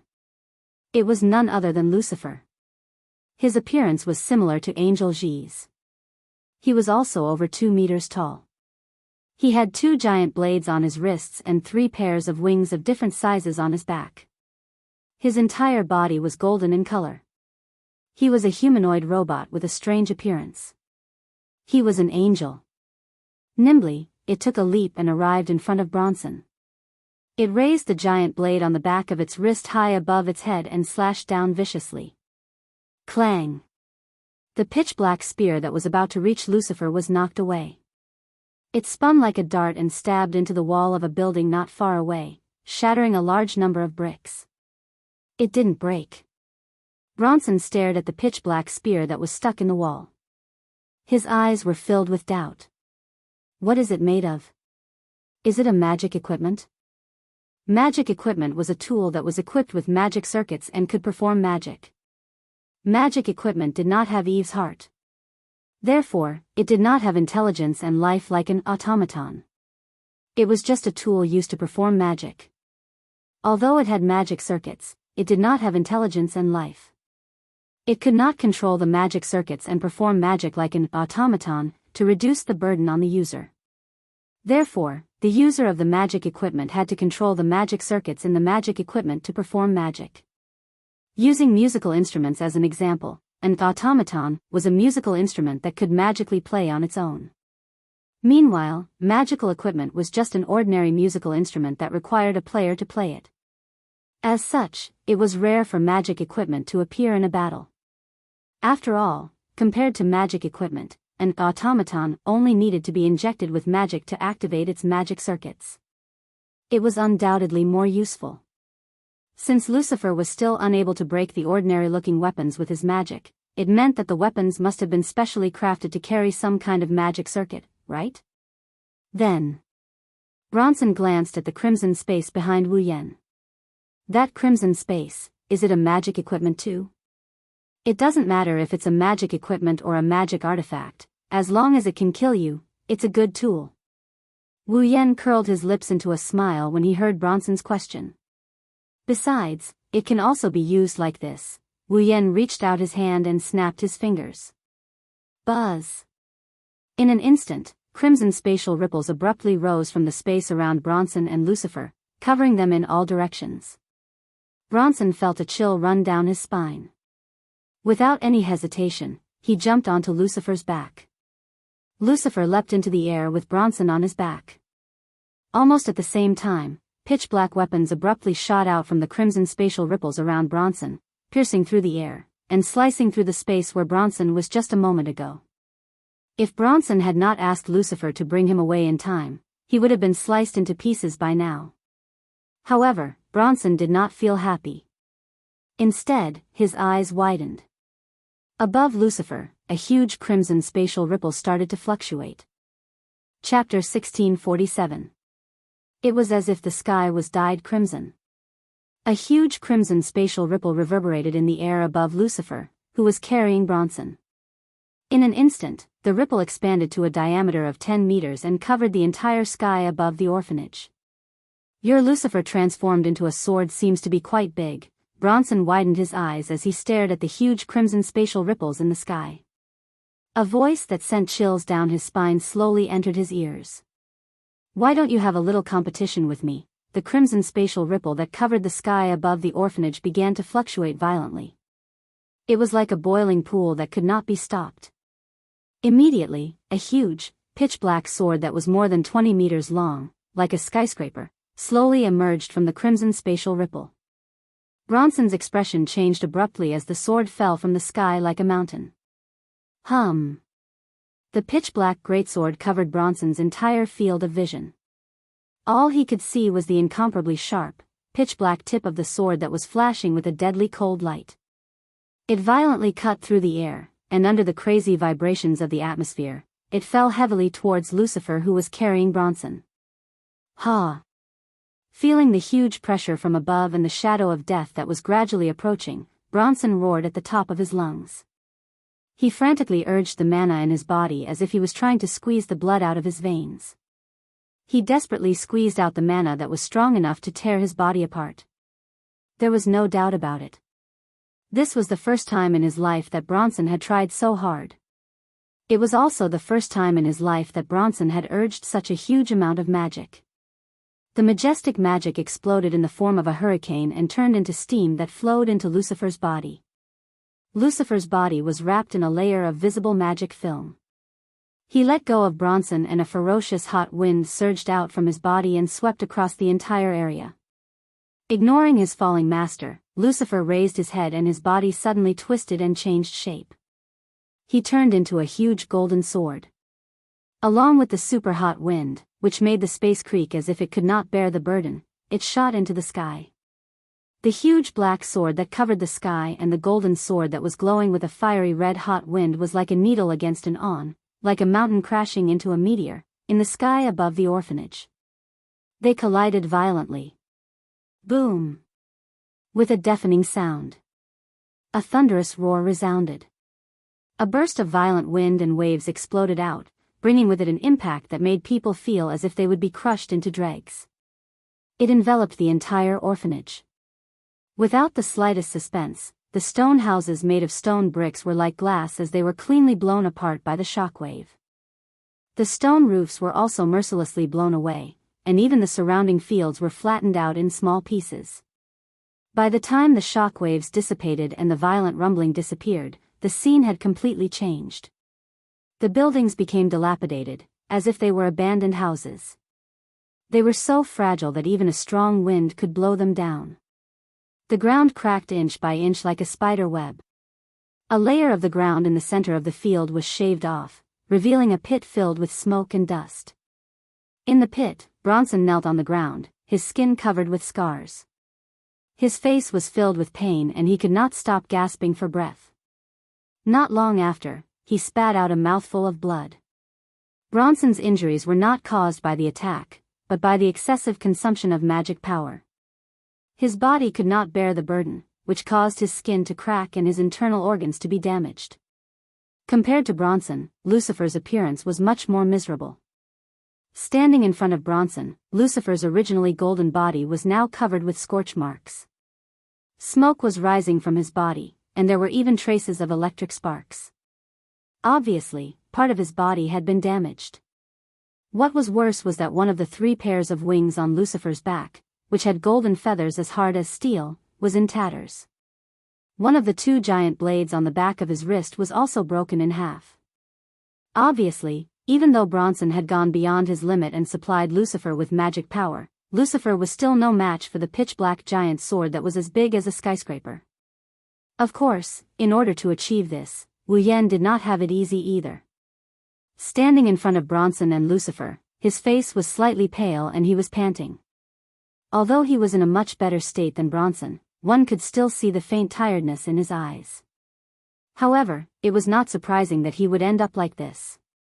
Without superpowers, he could only use telekinesis to squeeze the iron sand into the shape of a weapon.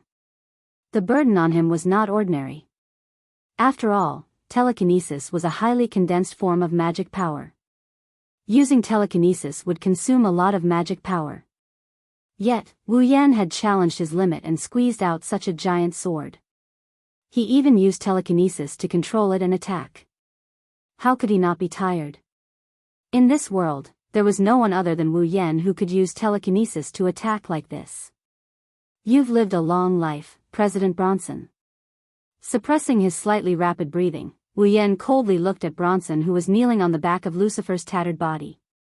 There was blood at the corner of his mouth and his face was filled with pain. You're still alive? Should I say that you're worthy of being called the puppet user who almost became the Demon King? Bronson did not answer. It was unknown whether he was disdainful, unwilling, or unable to answer. He just raised his head and stared at Wu Yan. His eyes were filled with murderous intent. "Oh, that's scary." Wu Yan laughed exaggeratedly as if he was frightened by the murderous intent in Bronson's eyes. "It's a pity that 20 years have passed since you were eliminated from the Night Assembly. Other than your mana growing stronger with the passage of time, you haven't improved at all. You've even forgotten to train yourself in order to manage that mechanical workshop of yours. How foolish. Stupid."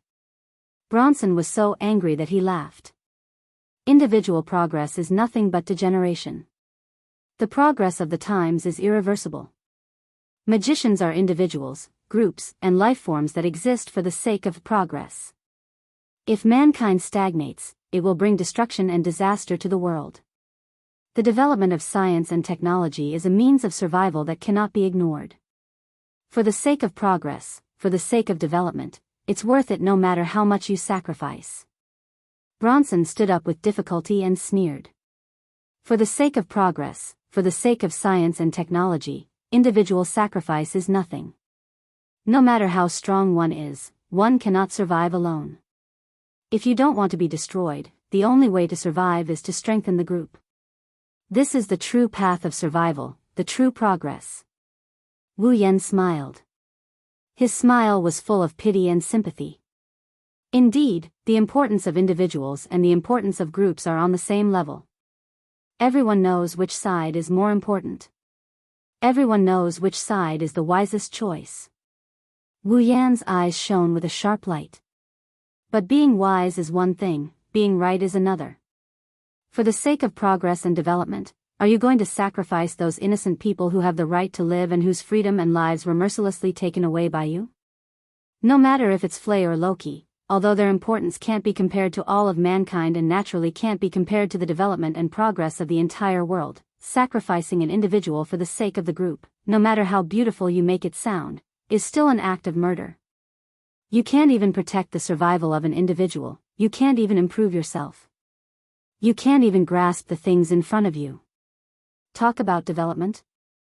Wu Yan didn't try to hide his emotions anymore as he taunted. How laughable and foolish. Bronson looked as though he was insulted. His face was filled with anger and haze. Of course, Wu Yan was indeed insulting him. There was no need to doubt it. Progress and development have nothing to do with me. I've only come here to fulfill my promise. At the same time, I've come to give you a big surprise. At the same time, I've also come to avenge Flay. I've also come to avenge her. Wu Yan extended his hand. From the crimson space behind him, a ray of light flew out and landed in his hand. It was a card. Didn't you say that no matter how strong an individual is, he is still an individual? Wu Yan raised the card in front of his heart and looked at Bronson. Then I'll let you see with your own eyes what kind of individual strength will destroy everything that you've spent 20 years building for the sake of the group. Chapter 1648. A card? Seeing his opponent, whom Bronson no longer dared to underestimate, take out an ordinary card and put away the crimson spatial ripples that had made Bronson's scalp tingle and made him worry about what kind of weapon would be shot out, Bronson's heart began to beat faster. Bronson silently endured the injuries on his body caused by the excessive amount of mana that he had just exerted. Then, he channeled a trace of mana to his eyes and covered them. Bronson's eyes glowed under the cover of the mana. He could see the card that Wu Yan held in front of his heart. It was a rectangular card that was less than 20 centimeters long and less than 10 centimeters wide. The color of the card was brown. A picture of a crazy warrior holding a great sword was engraved on the front of the card. Right below the design, there was a line of words written in golden font. Bronson frowned as he looked at the line of golden letters. Berserker? What is that? Although he thought so, Bronson did not dare to be careless. Even that space could shoot out any kind of weapon. The crimson space, which was as large as a skyscraper, had almost taken Bronson's life. At that moment, his adversary had put away that great weapon of mass destruction, and had taken out an ordinary card. What did this mean? It meant that either Wu Yan was crazy and wanted to make fun of Bronson so that he would not die so quickly. Or, it was something more terrifying than the crimson spatial ripples. Was Wu Yan really crazy? The answer was obvious. Impossible. So, it could only be something more terrifying than the crimson spatial ripples. Bronson realized this. Bronson could not wait any longer. No matter what you are going to do. Bronson clenched his teeth. Ignoring his body that was still wailing, he channeled his mana and let it seep through his blood. His body was covered with wounds. Blood gushed out of his body. It was sucked into Lucien's body. What do you think? Do you think I'll just sit here and watch? After replenishing his mana, Lucifer once again activated the magic circuit of hot wind manipulation. His charred and smoking body seemed to have turned into the eye of a typhoon. A fiery red tornado formed by superhot hot winds swirled around his body. Crack. Then, Lucifer lowered his body. One of the steel-like feathers on his back was destroyed. The remaining 2 pairs of wings slowly spread out and the steel feathers shot out like bullets. They shot towards Wu Yan with sonic booms. Looking at the steel feathers coming at him like bullets, he took a deep breath and closed his eyes. Class card, Berserker, limited expansion. His incantation reverberated in the air. Mana flowed like water from a broken dam. It flowed through Wu Yan's hand and into the Berserker rank card. In the next moment, the magic power that surged into the Berserker class card turned into the most dazzling light that enveloped the entire rectangular card. Buzz! The mana roared through the space, setting off a gust of wind and dust. Together with the dazzling light, it covered Wu Yan's body. Whoosh whoosh whoosh whoosh. On the other side, the steel feathers cut through the air like roaring bullets that swept towards the enemy. They crossed the space and shot into the magic light that brought up a gust of wind and dust. Clang! However, when the steel feathers shot into the magic light, a sharp sound of metal clashing resounded in the air above the dilapidated orphanage.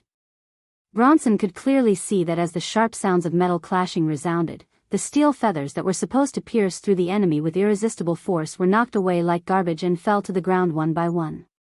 Bronson endured the pain in his body due to the forced activation of his mana and stood up with difficulty. He cast his gaze towards the flash of mana and was immediately stunned. Bronson thought that Wu Yan was going to use some means to summon his automaton. But when he saw the situation in the magic light that dimmed, Bronson knew that he was wrong. In the dimming light, Wu Yan's figure once again entered Bronson's sight. He was still wearing the student uniform of the Valpurgis Wangli School of Mechanics and the pitch-black coat that resembled a knight's robe. His wine-red eyes glowed as he stared at Bronson, reminiscent of a lone wolf that had set its eyes on its prey. After such a huge commotion, Wu Yan didn't change at all. If there was a change, it would be that in Wu Yan's hand, there was something that no one could ignore. Wu Yan flipped his hand and held it horizontally above his head. It looked like an earth-colored rock block. One of the sides of the blade looked like a ferocious beast's fangs. It's so blunt that it's hard to believe. The handle of the blade was wrapped in bandages. It's a large axe sword. Looking at the axe, which seemed to be made of rock and looked more like a blunt weapon without a handle than a sword, Bronson felt goosebumps all over his body. Not for any other reason, but because Bronson could smell the scent of death from the shape of the axe. If the sword that Lucifer transformed into was like a divine sword used by gods to slay demons, then the axe in front of him was like a monster used by demons to slaughter and destroy lives. Smelling the scent of death from the sword, Bronson's mind, which had been stretched taut due to the unfavorable battle situation, snapped with a snap. Lucifer. Using the last of his strength, Bronson squeezed out all the remaining magic power in his body and violently channeled it into Lucifer's body. Kill him for me. Lucifer's eyes lit up like an angel's. He nimbly lowered his body and like a cannonball, he channeled all the heat into his remaining greatsword. Raising it above his head, he slashed at Wu Yan with the greatsword as he flew forward. This time, Wu Yan did not use Gate of Babylon to suppress Lucifer. Instead, he smirked, stomped his feet on the ground, and rushed towards Lucifer. This is the power of the person you look down on. Wu Yan raised his head and looked at Lucifer, who was rushing towards him. Witness the legend of heroes born from miracles. Raising the ferocious-looking axe above his head, Wu Yan leaped into the air and rushed into Lucifer's arms. Roar! Kill 100 of them! The overlapping runes of the liberation spell rubbed against the air and shook the air. At that moment, it was as if the world had turned dark. The only thing left in the world was Lucifer, who was about to slash his enemy with his giant sword. However, Lucifer's sword was destined not to be able to slash down. Because, in front of him, the enemy had disappeared. No. It should be said that the ferocious axe in the enemy's hand disappeared in front of Lucifer's eyes. It turned into a torrent like a whirlpool. It was like a beam of light, completely disappearing from sight. Yes. The axe that looked heavier than rocks and fake mountains moved at a speed faster than the speed of sound. It turned into a beam of light and was slashed by Wu Yan at Lucifer before it could even make a sound. Wang! By the time Lucifer noticed it, 8 beams of light had already slashed at him from the front, top, bottom, left, right, top left, bottom left, top right, and bottom right. A total of 8 directions, surpassing time in the truest sense, overlapped with each other and formed a vortex. Then, the 8 beams of light that formed a whirlpool shape seemed to burst out at the same time, mercilessly landing on Lucifer's body. Poochie! It was hard to imagine that although Lucifer was made of steel, there was a tearing sound coming from his body. Bang! Then, there was an explosion. 8 slashes viciously cut through Lucifer's body. His limbs, shoulders, and abdomen were all chopped into pieces. Chapter 1649. Bang! Amidst the muffled explosion, Lucifer, with smoke and electricity all over its body, was charred black except for its head and upper body. Its limbs, shoulders, and lower abdomen were all slashed into pieces by the 8 vortex-shaped slashes that turned into beams of light. Not far away, Bronson's mind went blank with a buzzing sound. He stepped back involuntarily, his eyes full of shock. The extremely fast slash turned into a beam of light. Furthermore, it was even faster than the speed of sound. In an almost negligible amount of time, it was as if the 8 consecutive slashes had burst out at the same time. Was that an attack that a human could make? No. After living for so long, Bronson was very sure that even the highest level of automaton, with the highest performance and the most excellent, powerful, and outstanding magic circuit couldn't do such a thing, let alone human beings. At least, Bronson had never seen an automaton that could do it. With such a godly skill, there was no way he could defeat this opponent. Realizing this, Bronson finally couldn't hold back the panic in his heart and stepped back again and again. But soon, he calmed down. Although the godly skill of 8 consecutive slashes was indeed incredible, Wu Yan had made a fatal mistake. An automaton wasn't a human. As long as Eve's heart wasn't damaged, even if its head was chopped off, the automaton could still repair it, let alone its limbs, shoulders, and lower abdomen. Lucifer was seriously damaged, but its Eve's heart wasn't damaged. Its magic circuit could still be activated, and it could still fight. He hadn't lost yet. Unfortunately. Bronson was wrong again. The real, kill 100 was a bow and arrow type noble phantasm. According to legend, the bow and arrow used by the greatest Greek hero Hercules to kill the immortal Hydra was Hercules' most trusted noble phantasm. And after killing the Hydra, Yi Zichen was stunned. Even if other weapons were used as means. Hercules could also use moves that imitated the noble phantasm's ability. This was because the real, kill 100 beast skill was able to release 9 tracking lasers. Therefore, when other weapons were used as means to imitate the noble phantasm's ability, what was released was a 9-hit combo that was released at a high speed by combining all the attacks.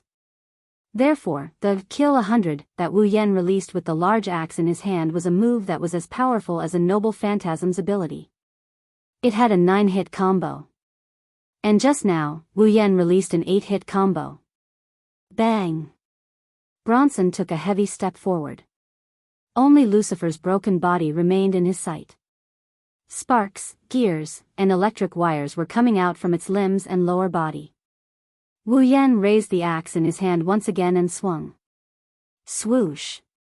The crisp whistling sound swept the wind and blew in all directions. Bronson could only see a laser-like beam of light blooming in front of Lucifer. Then, the beam turned Lucifer's, and pierced into Lucifer's chest. Slash. This time, Bronson heard the tearing sound clearly. The beam of light tore Lucifer's chest apart, penetrated his heart, and came out from his back.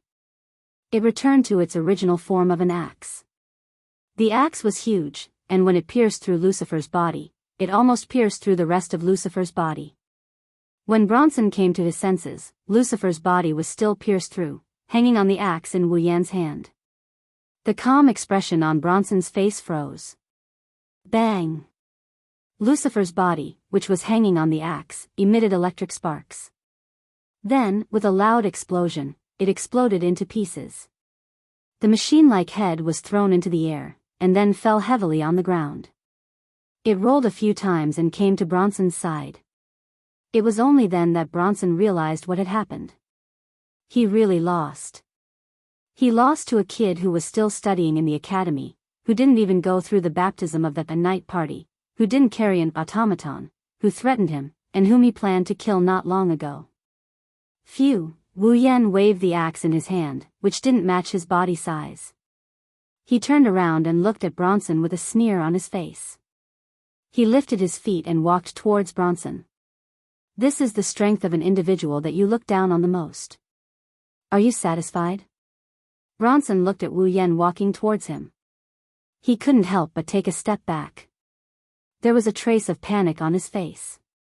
His eyes wandered left and right, as if he was trying to find an escape route. However, it didn't take long for Bronson to give up with a bitter smile. His opponent was an existence that could unleash 9 consecutive strikes at the same time as if they had turned into beams of light. No matter how fast Bronson was, could he be faster than the speed of sound? Could he be fast enough to turn into one of the 9 consecutive beams of light? There was no point in running away. This time, I have indeed lost. Bronson admitted his defeat. He pretended to be calm as he looked at Wu Yan. But, do you really intend to kill me? Wu Yan didn't speak. He continued to approach Bronson with the axe in his hand. Even if you expose my secret actions and present the evidence of me breaking the taboo to the Magician Association, it won't do you any good, right? Bronson stared at the approaching Wu Yan. A drop of cold sweat slid down his cheek. Sir, you just want to take back those Garm series automatons, so I won't detain them. If you want to avenge Flay, you've done a great job this time, so there's no need for you to continue, right? Wu Yan didn't say anything. His footsteps were so loud that they could pound Bronson's heart. He stared at Bronson as if he's his prey. Step by step, he approached Bronson. I did tamper with Flay's heart. Therefore, I am the only one who can restore Flay's heart to its original state. Sir. Bronson clenched his fist. His eyes were bloodshot as he stared at Wu Yan. If you wish, I can also restore Loki's heart to its original state. However, no matter how much Bronson said, Wu Yan's expression remained impassive. Only the sound of his footsteps and the gaze of a predator staring at its prey made Bronson's heartbeat accelerate to the limit. His blood started pumping faster and faster. Sir. As if he was forced to a dead end, Bronson spoke in a deep voice. Is there a need to be so ruthless? A mocking smile appeared on Wu Yan's face. It told Bronson whether he was going to be ruthless or not. This time, Bronson understood. This person won't let me go. If I don't think of a way, I will die. I will die. Bronson's heart skipped a beat. He reached into his pocket and pulled out a pistol. He aimed at Wu Yan and pulled the trigger without hesitation. Bang! Clang! A gunshot and a clashing sound echoed in the surroundings at the same time. The trajectory of the bullet shot out from the muzzle of Bronson's pistol seemed to have been seen through. A hatchet was swung downwards, deflecting the bullet that shot out explosively. Bronson's mouth opened slightly. This was the last movement he could make. Bang! The axe and sword swept over from the side, fiercely slapping Bronson's body. Poochie! A mouthful of blood spurted out of Bronson's mouth. Then, like a kite with a broken string, Bronson's body flew high into the air before landing heavily on the ground. Then, Wu Yan appeared in front of Bronson. He looked down at the bleeding Bronson and raised his hatchet. Enough. At this moment, a figure appeared beside Wu Yan and grabbed his hand that was holding the axe and sword. No matter how sinful he is, you can't escape punishment if you kill him like this. Kimberly looked at Wu Yan with her blue eyes. So, leave it to me. Seeing Kimberly appear, Wu Yan knew he couldn't kill Bronson. He could only put down his hand and pout. Then I'll leave it to you, Miss Kimberly of the Magician Association. Kimberly smiled bitterly. She was speechless. Chapter 1650. Walpurgis Royal Mechanical Engineering Academy. Medical Department. When Flay woke up from her sleep, she opened her eyes and took in the light outside. When she regained her vision, what appeared before her eyes was a ceiling that was extremely unfamiliar to her. Flay absent-mindedly looked at the unfamiliar ceiling. She used nearly a minute to think again. She tried to sort out her thoughts and judge her current situation. However, after nearly a minute of thinking, Flay could only mutter those words in a daze. Kidnapped? If you want to be muddle-headed, wait until you're discharged from the hospital. Right after Flay's voice left her mouth, an impolite reprimanding voice sounded from beside Flay. Flay was shocked and she quickly stood up. Soon after, a person wearing a white coat and a professor's uniform appeared in Flay's field of vision. She wore a pair of glasses and had a cold and elegant expression. Flay was stunned on the spot and she cried out in surprise. Teacher Kimberly? Are you awake? Kimberly did not show any concern for Flay's well-being. She also did not show any concern for Flay's body. At the very least, she did not show any concern on the surface. Are you able to remember what happened before you fainted? Flay tilted her head. Her face was filled with confusion. She furrowed her beautiful brows and began to think with all her might. This time around, Flay's mind was able to smoothly think. She did not go off track. Thus, Flay also remembered. Before she fainted, Wu Yan and Loki were fighting. Then, an abnormality suddenly appeared in her body. It caused her blood to flow in the opposite direction and turn into magic power. This caused Raby to go berserk. After recalling everything that happened before she fainted, Flay immediately panicked. Raby. What happened to Raby? Calm down. Kimberly spoke with a terrifyingly calm voice. She moved aside. Your dog is here. Only then did Flay see the place she was in. She was in a place that was similar to a hospital ward. At this moment, Flay was wearing a hospital gown. Bandages were wrapped around all over her body. She appeared to be in a very serious condition. However, Flay did not feel any pain at all. On a bed beside Frey's, Raby was also wrapped in bandages. He was lying there with his eyes closed. It was as if he had died. Robbie. Flay immediately got off the bed. Kimberly didn't stop him. He allowed her to run to Ruby's side and put her hand on Ruby's body. After approaching Raby, Flay discovered that Raby was extremely weak. However, he was still breathing. His hand on Ruby's body could clearly feel the warmth of Ruby's body, proving that Robbie was still alive. Don't worry about your dog, dog princess. When Kimberly saw how nervous Fry was about her automaton, she could not help but let out a sigh of relief. Although when you went berserk, your magic power did exceed its burden, causing its magic circuit to almost burst and its heart to rupture. Hearing those words, Flay's heart thumped heavily. Ruptured heart? Did he mean that Eve's heart was damaged? The automaton's heart is damaged? Wasn't that the same as being hopeless? You should rejoice. You have indeed encountered an existence capable of creating miracles. Kimberly did not keep Flay in suspense. Before Flay could respond, she sighed in astonishment. I don't know what kind of magic circuit the automaton of Scarlet Taze has. That girl's magic was able to cure a wound that could be described as hopeless. I'm afraid that it would be difficult to find someone to cure it. Cured it? Flay was startled. Then, she became overjoyed. Then, Robbie, your dog is fine, Kimberly declared. Although I don't know what kind of magic Scarletiz's automaton performed, the automaton did heal your dog. Even the wounds on your body were healed by her. Phew. Flay heaved a sigh of relief. She spoke gratefully. Thank you, the person you should be thanking is not me. Even though she was clearly thanked, Kimberly seemed to dislike it. Her tone that had just softened immediately became cold and detached again. Also, it is still too early to thank me. There are many more things that you should thank me for. After saying those words, Kimberly turned her gaze toward the entrance. Flay also looked over. Following that, a scene that caused Flay to involuntarily cover her mouth appeared before her eyes. The door was slowly opened, revealing the scene outside. Loki was standing at the entrance with Cherub. He seemed to have heaved a sigh of relief as he sized up Flay with a cold gaze. Then, he walked in. Of course, the scene that caused Flay to involuntarily cover her mouth was not the matter of her younger brother coming to visit her.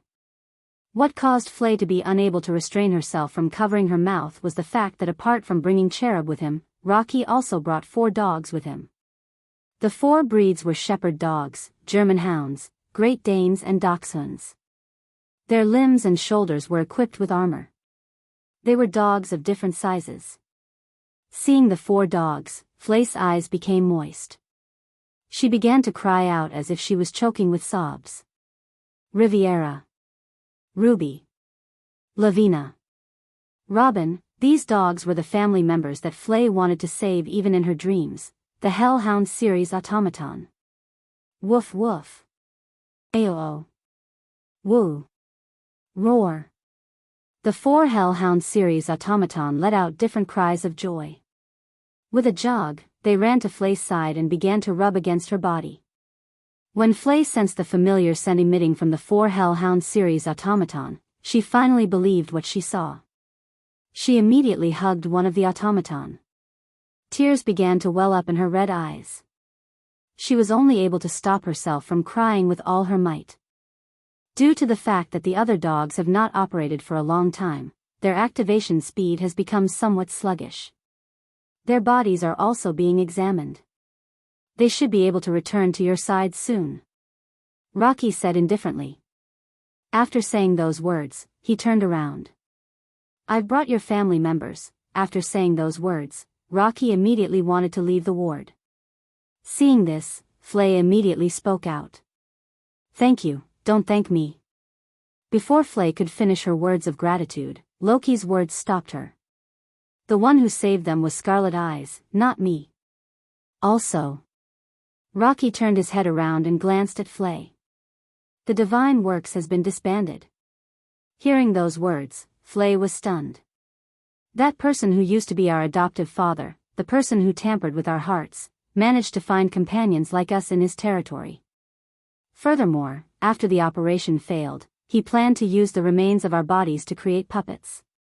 Rocky's tone was slightly heavy and slightly relaxed. He spoke in an extremely contradictory manner. Thus, the Magician Association has already arrested him for violating a taboo. I believe that he will soon be sent to the execution ground and sentenced to death. Everything that restricted our freedom has already been destroyed. Rocky's red eyes looked directly at Flay, who was still stunned. His words contained an unprecedented trace of gentleness. Similarly, there is no longer any reason for you to fight. It's best that you don't participate in the night gathering. It's not worth it if you get injured, Rocky. When Flay heard Rocky's words of concern that he no longer concealed, she finally understood why Rocky would not hesitate to destroy Raby and force her to withdraw from the night gathering. It was not because Rocky looked down on the weak. Instead, it was because Rocky did not wish for Flay to be harmed. Her little brother did not truly hate her. On the contrary, he was very concerned about her. Flay's eyes became moist again. However, she did not allow her tears to fall. With a voice that even mosquitoes could not compare to, she softly spoke. Thank you, I already said that the person you should be thanking is not me. Rocky replied with his usual cold and indifferent tone. If your injuries are healed, then quickly leave the hospital.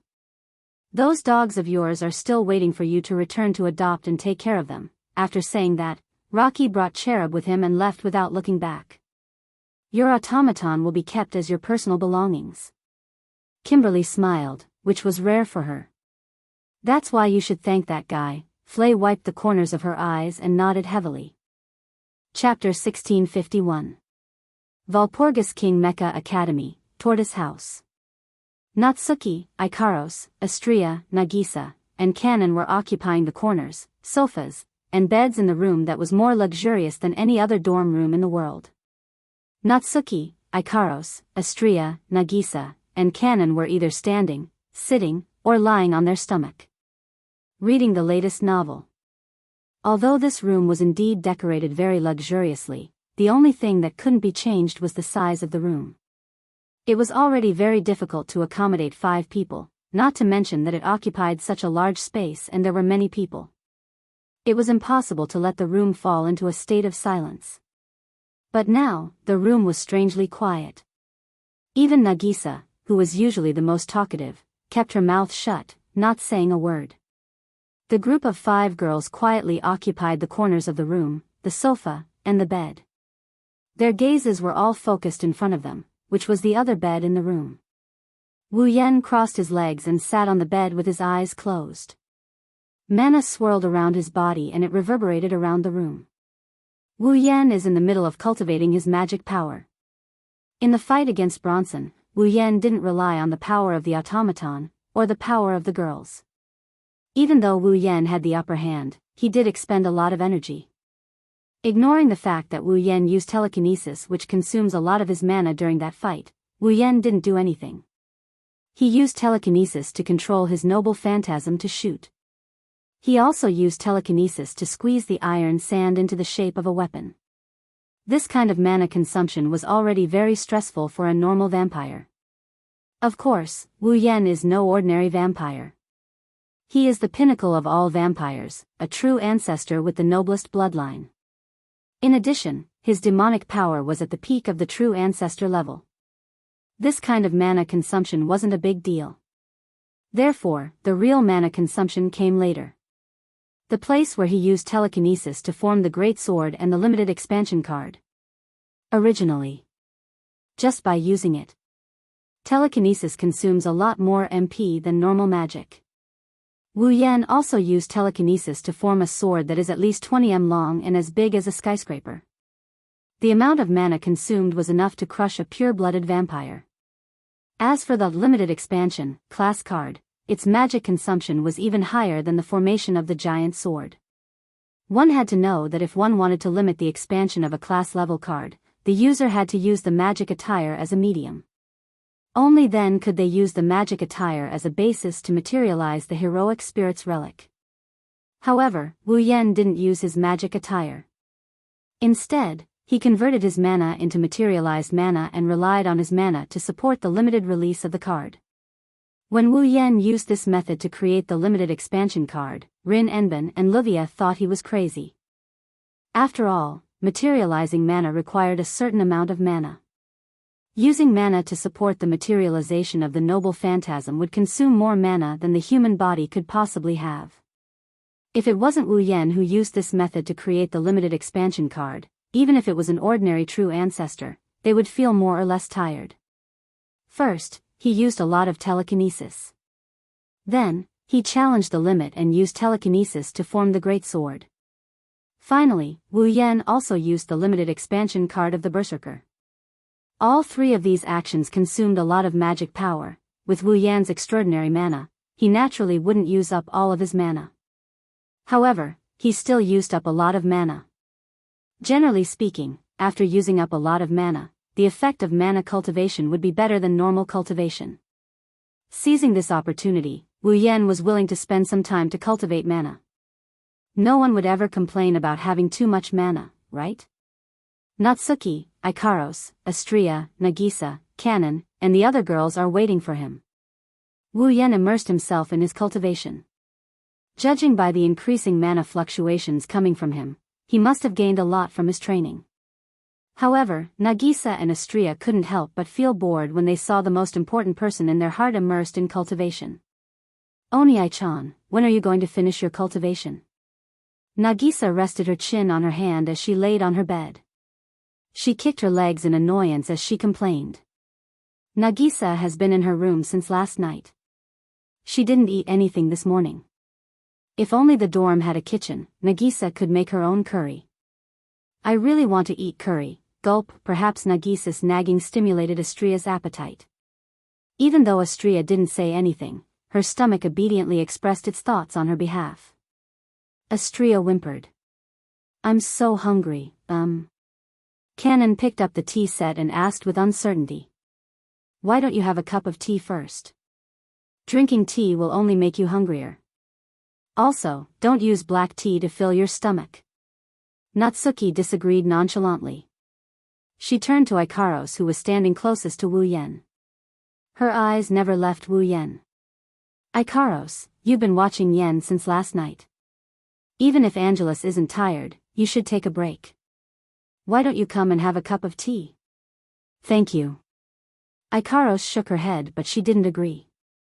In less than a second, she went back to watching Wu Yen.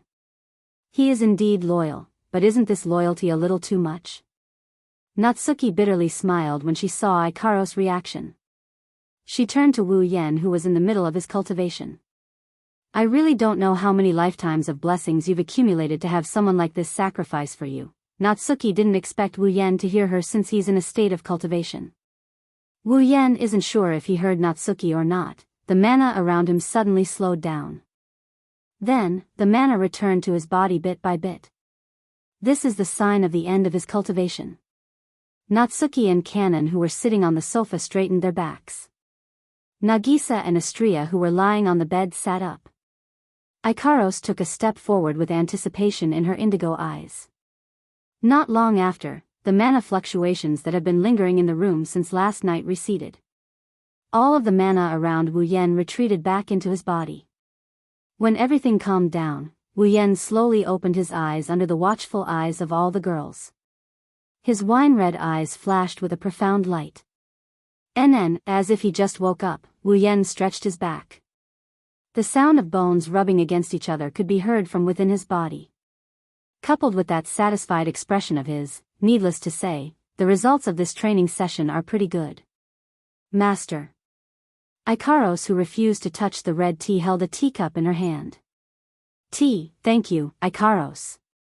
Ikaros. Wu Yen happily accepted the teacup and took a sip before passing it back to Ikaros. Thank you for your hard work. Oni-chan, master. Nagisa and Astria also jumped in front of Wu Yen with smiles on their faces. Is the cultivation over? Yes, it's over. Wu Yen rubbed Nagisa and Astria's heads. Sorry for making you wait. By the looks of it, you must have had a good harvest. Natsuki looked at Wu Yen for a bit before she stopped looking at him. She then casually said. Also, we aren't the only ones who waited. You aren't the only ones? Wu Yen tilted his head, a question mark floated in front of his head. Oni-chan.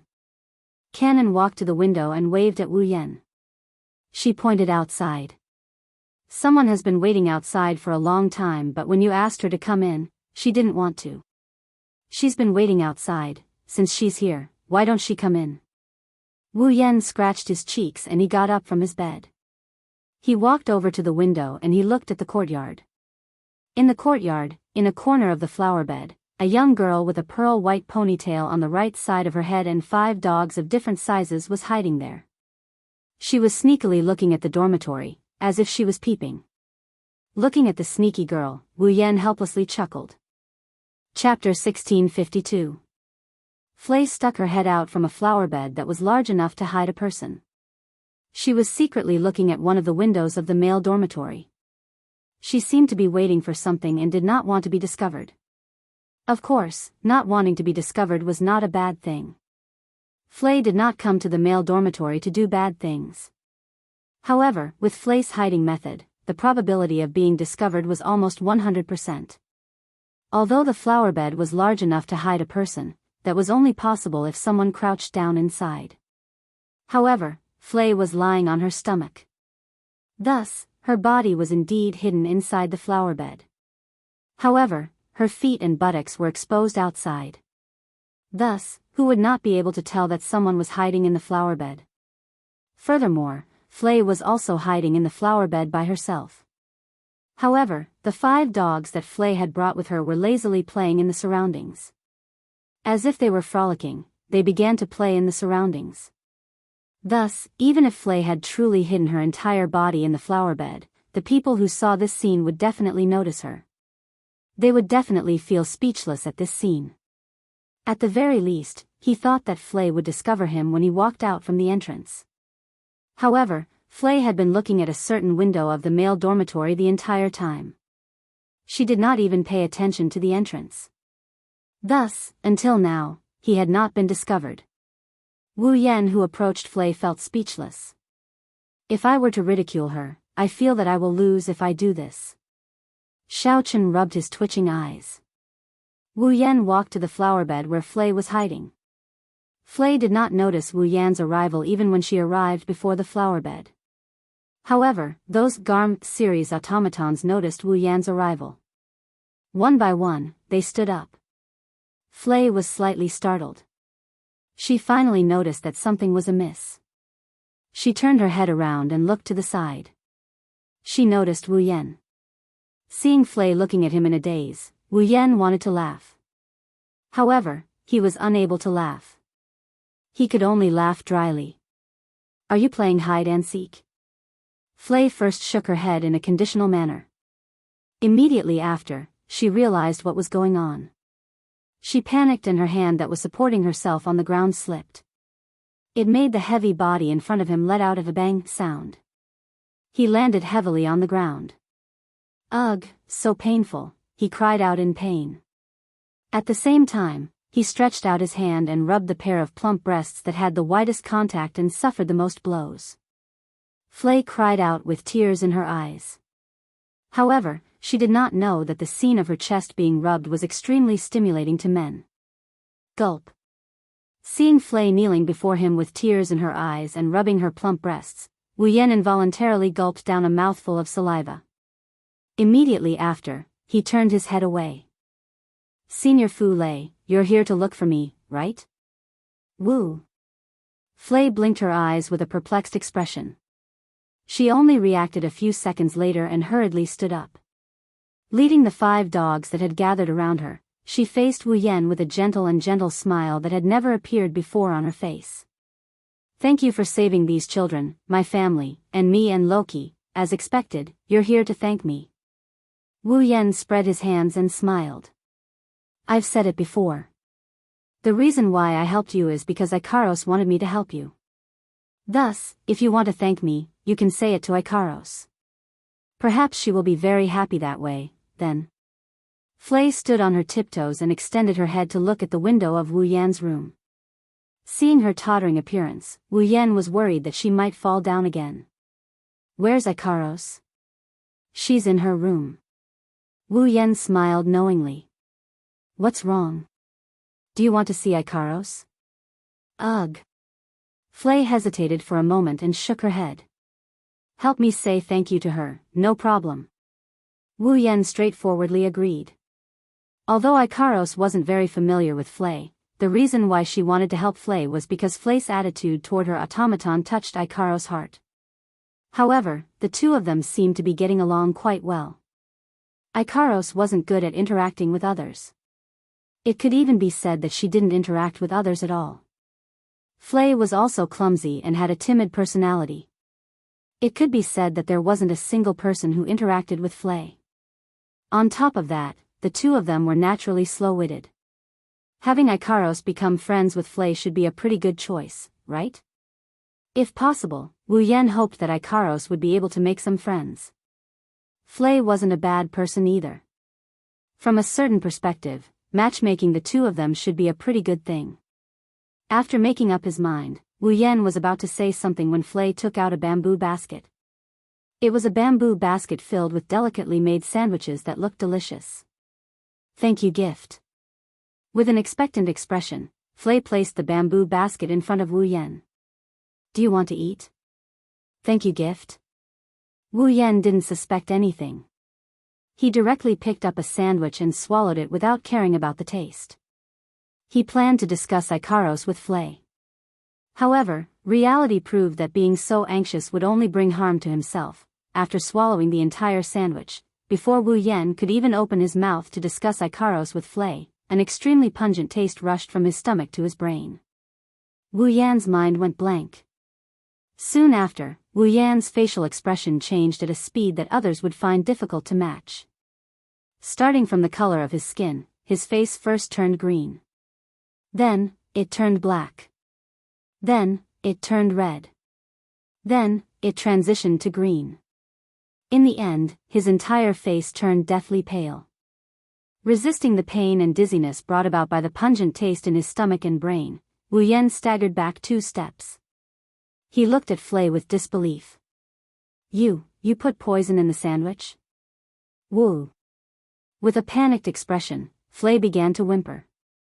That's not poison, it's so disgusting, it's not poison. With a trembling finger, Wu Yan pointed at Flay. I was unable to tell what ingredient, cooking method or seasoning this taste came from. If it's not poison, then what is it? That. Flay hugged Raby's neck and spoke in an incomparably wronged manner. That's the medicine I obtained from the medical department when I was discharged from the hospital this morning, drugged? How is that not poisoning? Wu Yan was nearly driven mad. However, he discovered that something seemed to be wrong with his body. Starting from his stomach, a burst of heat began to run through his body. Like a stream of water, the heat flowed through his blood and flowed to all parts of his body. This caused Wu Yan's body to gradually heat up. Originally, Wu Yan was only treating this so-called medicine as a joke. After all, regardless of what sort of a medicine it was impossible for it to poison a true ancestor to death. However, now, Wu Yan was unable to ignore this so-called medicine.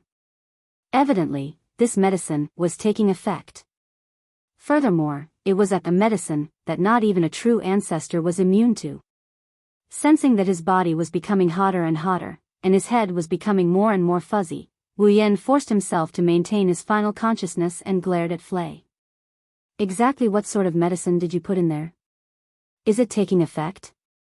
Even though Flay was clearly being glared at, the timid Flay did not feel afraid for the first time. Instead, she stared at Wu Yan with an expectant gaze. In the next instant, Flay gave an answer that completely stunned Wu Yan. I also do not know what sort of medicine it is. Flay tilted her head. However, the professor from the medical department said that it could increase the reproductive ability of cows and horses. Increase the reproductive ability of cows and horses? Wu Yan cried out involuntarily. If a medicine that could increase the reproductive ability of cows and horses was eaten by a human, wouldn't it be equivalent to a powerful aphrodisiac? It was no wonder that not even a true ancestor was immune to this so-called medicine. That medicine was simply not something that could endanger one's life. No matter how strong a true ancestor's vitality was, they would not be able to do anything about this medicine. However, the medicine's effect was continuously increasing in Wu Yan's body. This was also a fact. If this were to continue, Wu Yan might really lose his reason and turn into a pervert. In fact, since earlier, Flay's body fragrance seemed to have been amplified by many times and entered Wu Yan's nose repeatedly. This caused Wu Yan's heart to burn with lust. Oh, my great ancestor! In a situation where he almost lost his rationality, Wu Yan cried out loudly to Flay. You've killed me! After he finished saying those words, Wu Yan hurriedly turned around and rushed out of the courtyard as if he was running away to prevent himself from pushing down this senior sister of his that he had only known for 2 or 3 days. During the entire process, Flay merely stared blankly at him. After a long time, she hung her head dispiritedly. Wu. I failed.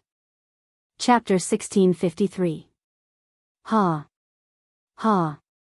Ha. Wu Yan dashed out of the male dormitory's courtyard with the fastest speed he could muster with his ability restricted and his body comparable to that of a normal person. He ran madly all the way into the main street. In his hazy consciousness, Wu Yan only wanted to get away from Flay as much as possible. He did not even think about where he should run to. Therefore, when Wu Yan realized that he had run out of the dormitory and arrived at the main street, he immediately cursed in his heart. The reason was very simple. Although the number of people on the main street was not as many as the number of people during lunch break and after school, it was still quite a lot. Among these people who were strolling in twos and threes on the main street, chatting and laughing with each other as they walked in all directions, there were quite a number of young and tender female students. At this moment, in Wu Yan's eyes, none of these female students could be compared to the girls beside him, nor could they be compared to Charlot and Flay. However, their every action, every smile, and every frown were filled with seduction, causing Wu Yan's mouth to feel dry and his tongue to tremble. If he were to transform into a wolf on this main street that ran through all directions of the Walpurgis Wangli Tech Academy and find a random girl to pounce on and forcefully *ck her on the street, what would the consequences be? When he thought of this, Wu Yan's head that was so hot that it was almost burning cooled down a little.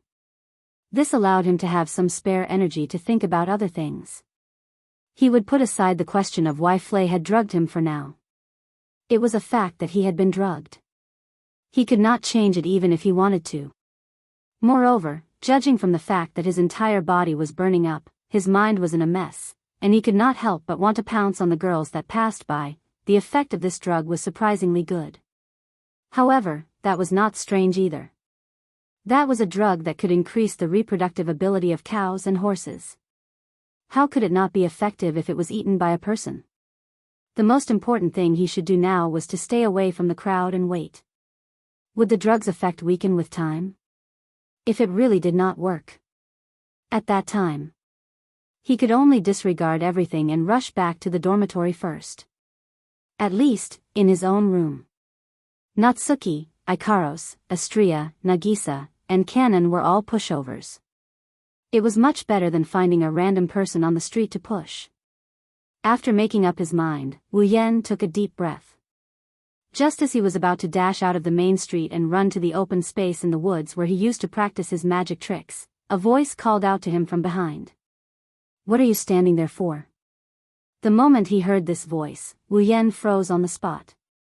This voice was quite familiar to him. However, because this voice was very familiar to Wu Yan didn't want to encounter it at this time. "Hey! He's asking you a question." Seeing Wu Yan frozen on the spot, the owner of the voice was very displeased. She walked past Wu Yan from behind and stopped in front of Wu Yan. Her long blonde hair shone brightly under the sunlight, her sapphire blue eyes were filled with resentment and dissatisfaction. She wore a beret on her head with a small dragon lying on top of it. She stood in front of Wu Yan with her hands on her hips and her pretty face scrunched up. She's very angry that she told others about it. When the passers-by saw this person, their eyes widened slightly. Then, they fled in all directions in a panic. It was as if they saw a ferocious beast. It was an exaggeration. Thanks to this, Wu Yan didn't have to worry about being pushed down by a random person on the street. However, from another perspective, the appearance of this girl with a small dragon was the worst thing that could happen. Xia. Xia. Feeling the fragrance coming from the girl in front of him that made his hot body itch for action, he sweated profusely and jumped a good distance away as if he was bounced off. Charlotte. Hey. What's with your reaction? Charlotte seemed to have suffered a huge blow when she saw Wu Yan jump away as if he had seen a ghost. Tears even appeared at the corners of her eyes. Isn't this too much? As the most notorious tyrant rex in the Walpurgis Royal Tactical Academy, Charlotte was revered by everyone. It was also because of this that Charlotte didn't have a single friend in the academy. Now, she finally found a friend who could be considered on good terms with her. In the end, this person acted like everyone else and distanced himself from her. How could she not be affected? Thus, when he saw Charlotte's almost impossible tearful expression, Wu Yan endured the heat in his body while sweating profusely. He bitterly laughed out loud. "I'm sorry, I didn't do it on purpose. You should know that I'm not the kind of person who would distance himself from you for no reason." Charlotte coldly snorted and wiped the corners of her eyes. She accepted Wu Yan's explanation. Then, she finally noticed Wu Yan's abnormal state. What's wrong? Charlotte frowned when she saw Wu Yan's face covered in sweat. His face was red and he looked like he was in a lot of pain. She walked over with concern. You're sweating so much and your face is so red. No matter how I look at it, it doesn't look normal. No. I'm fine. Wu Yan quickly retreated, but before he could, Charlotte was already in front of him and grabbed his hand. Wu Yan couldn't help but freeze up at the touch of her skin. He couldn't retreat any further. On the other hand, Charlotte was shocked when she grabbed Wu Yan's hand. It's so hot. The moment she grabbed Wu Yan's hand, Charlotte's hands started to burn. That's the temperature of Wu Yan's body. Don't tell me you're sick. Charlotte frowned. She reached out and touched Wu Yan's forehead without hesitation. Wah. It's too hot. You're definitely having a fever. Wu Yan didn't answer. It should be said that this time, he really didn't have the energy to answer. Touching Wu Yan's forehead and arms, the softness of Charlotte's hands entered his nostrils. Charlotte's body fragrance and the way she tiptoed to touch Wu Yan's forehead made her move closer to him. The pretty face in front of him. It was challenging Wu Yan's limits. Wu Yan looked at the beautiful face in front of him in a trance. The blood in his body started to flow faster and his body temperature started to rise. Finally. He couldn't help it. He reached out and hugged Charlotte. Ha! Ha! Ha!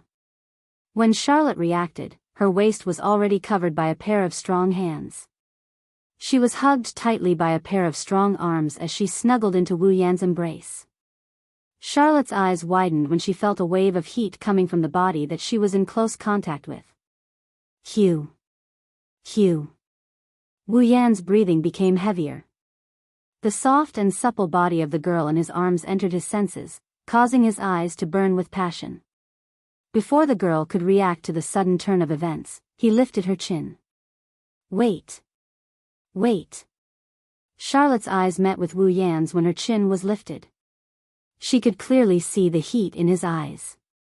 At that moment, Charlotte's pretty face turned completely red. Her eyes widened and she had a bad premonition in her heart. You. What do you want to do? Wu Yan didn't answer Charlotte's question.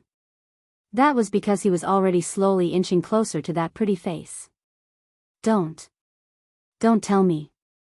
You want to. Charlotte finally panicked when she saw Wu Yan's face getting closer and closer. Wait.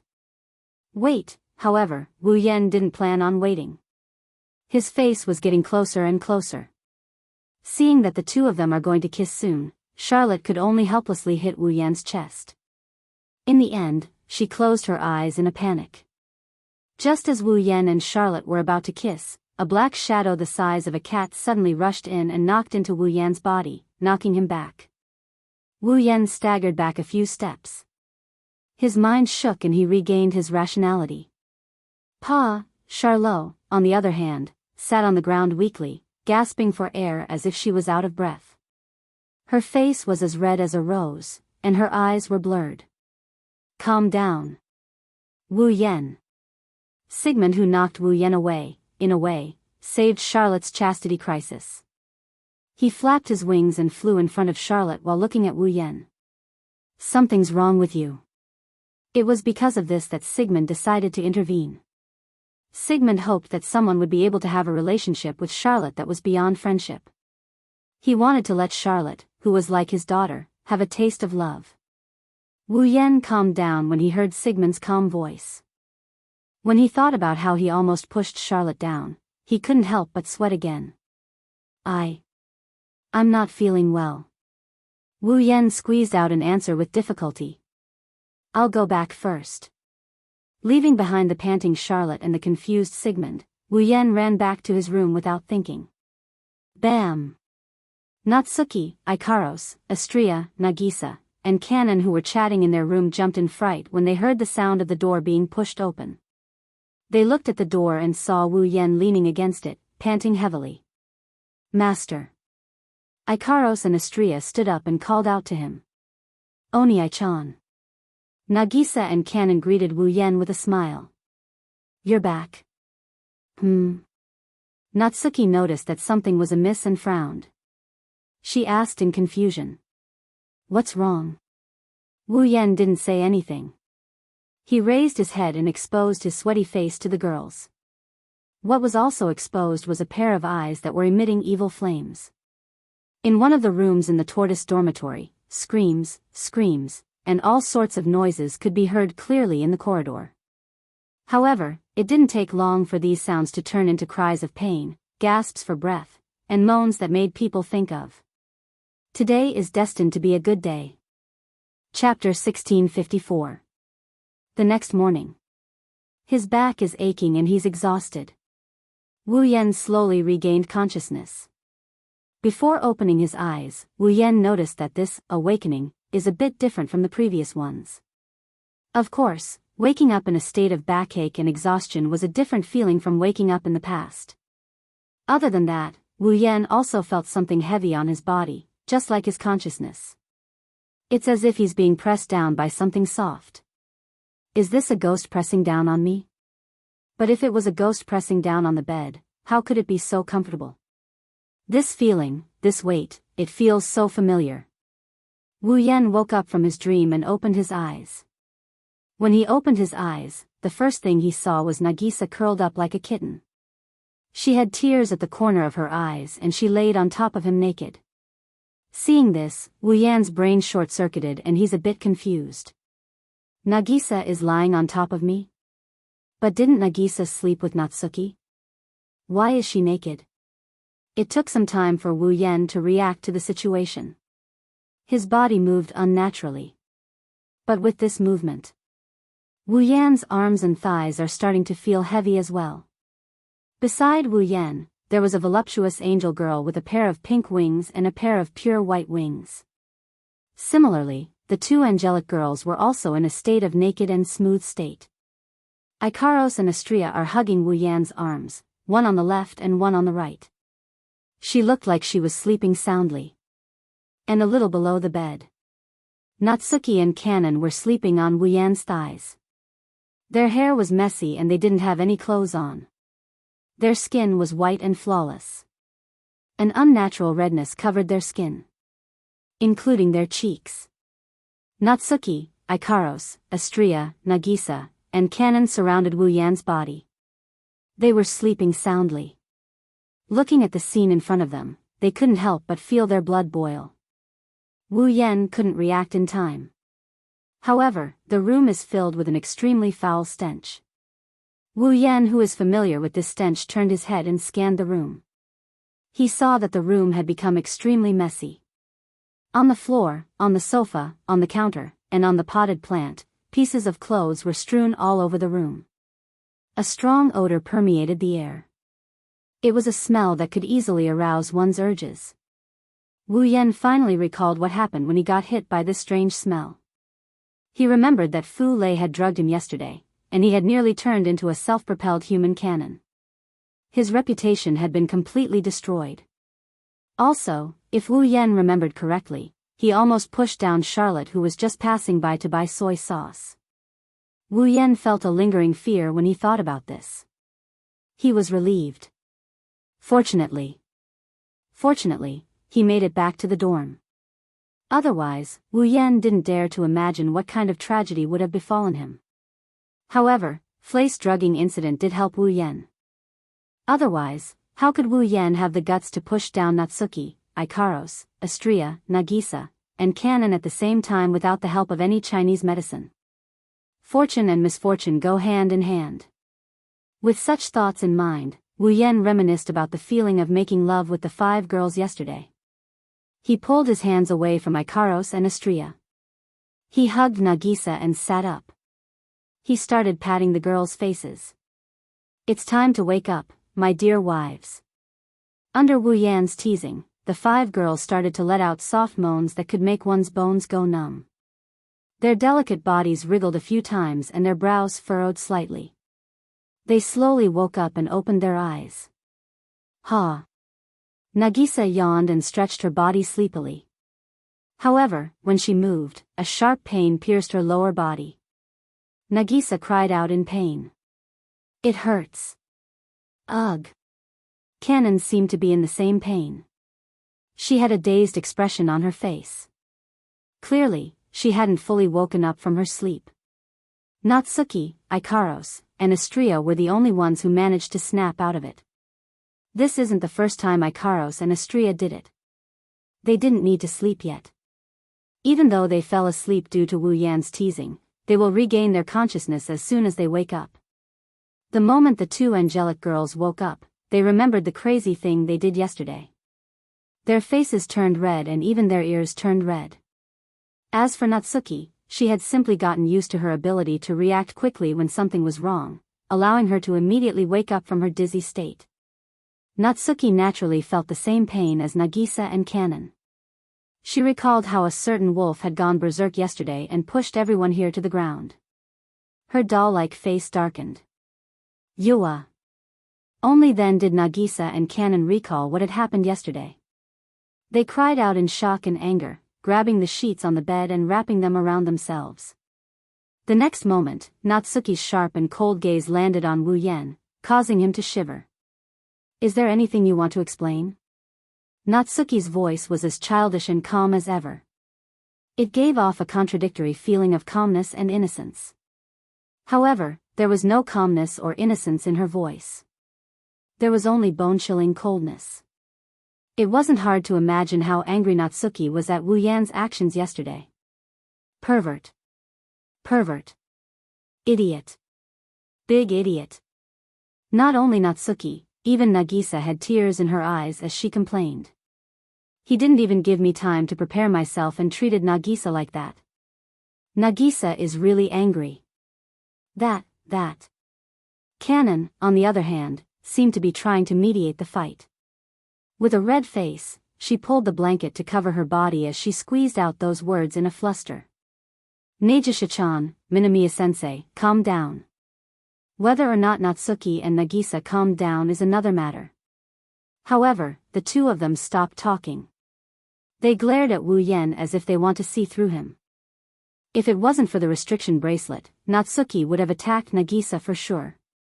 Nagisa aside, Natsuki would definitely have attacked. Under the watchful eyes of the two girls, Wu Yan grinned sheepishly. After carefully choosing his words, he meekly said this. If I told you that a woman drugged me with an aphrodisiac, would you believe me?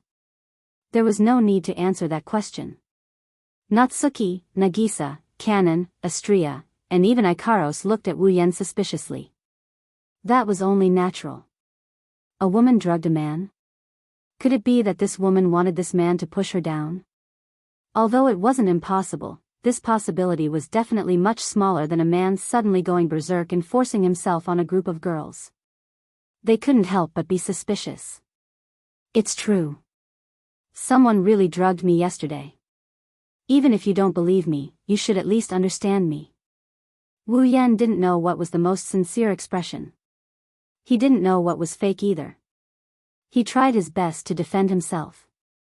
Do I look like the kind of scum who would go berserk and force himself on all of you?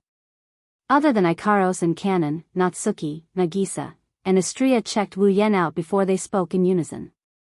What else? Wu Yan almost coughed up blood.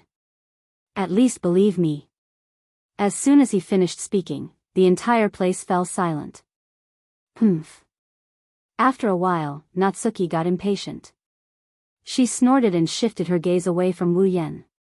It looks like you're not lying. I'm not interested in the details, so I won't ask. But you have to know that there won't be a next time. Don't worry about it. Wu Yan patted his chest in glee. Next time, it will definitely be under the condition that you are willing to do it.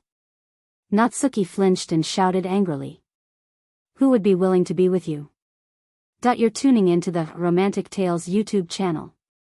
Don't forget to subscribe and join us on this journey to catch the most captivating stories.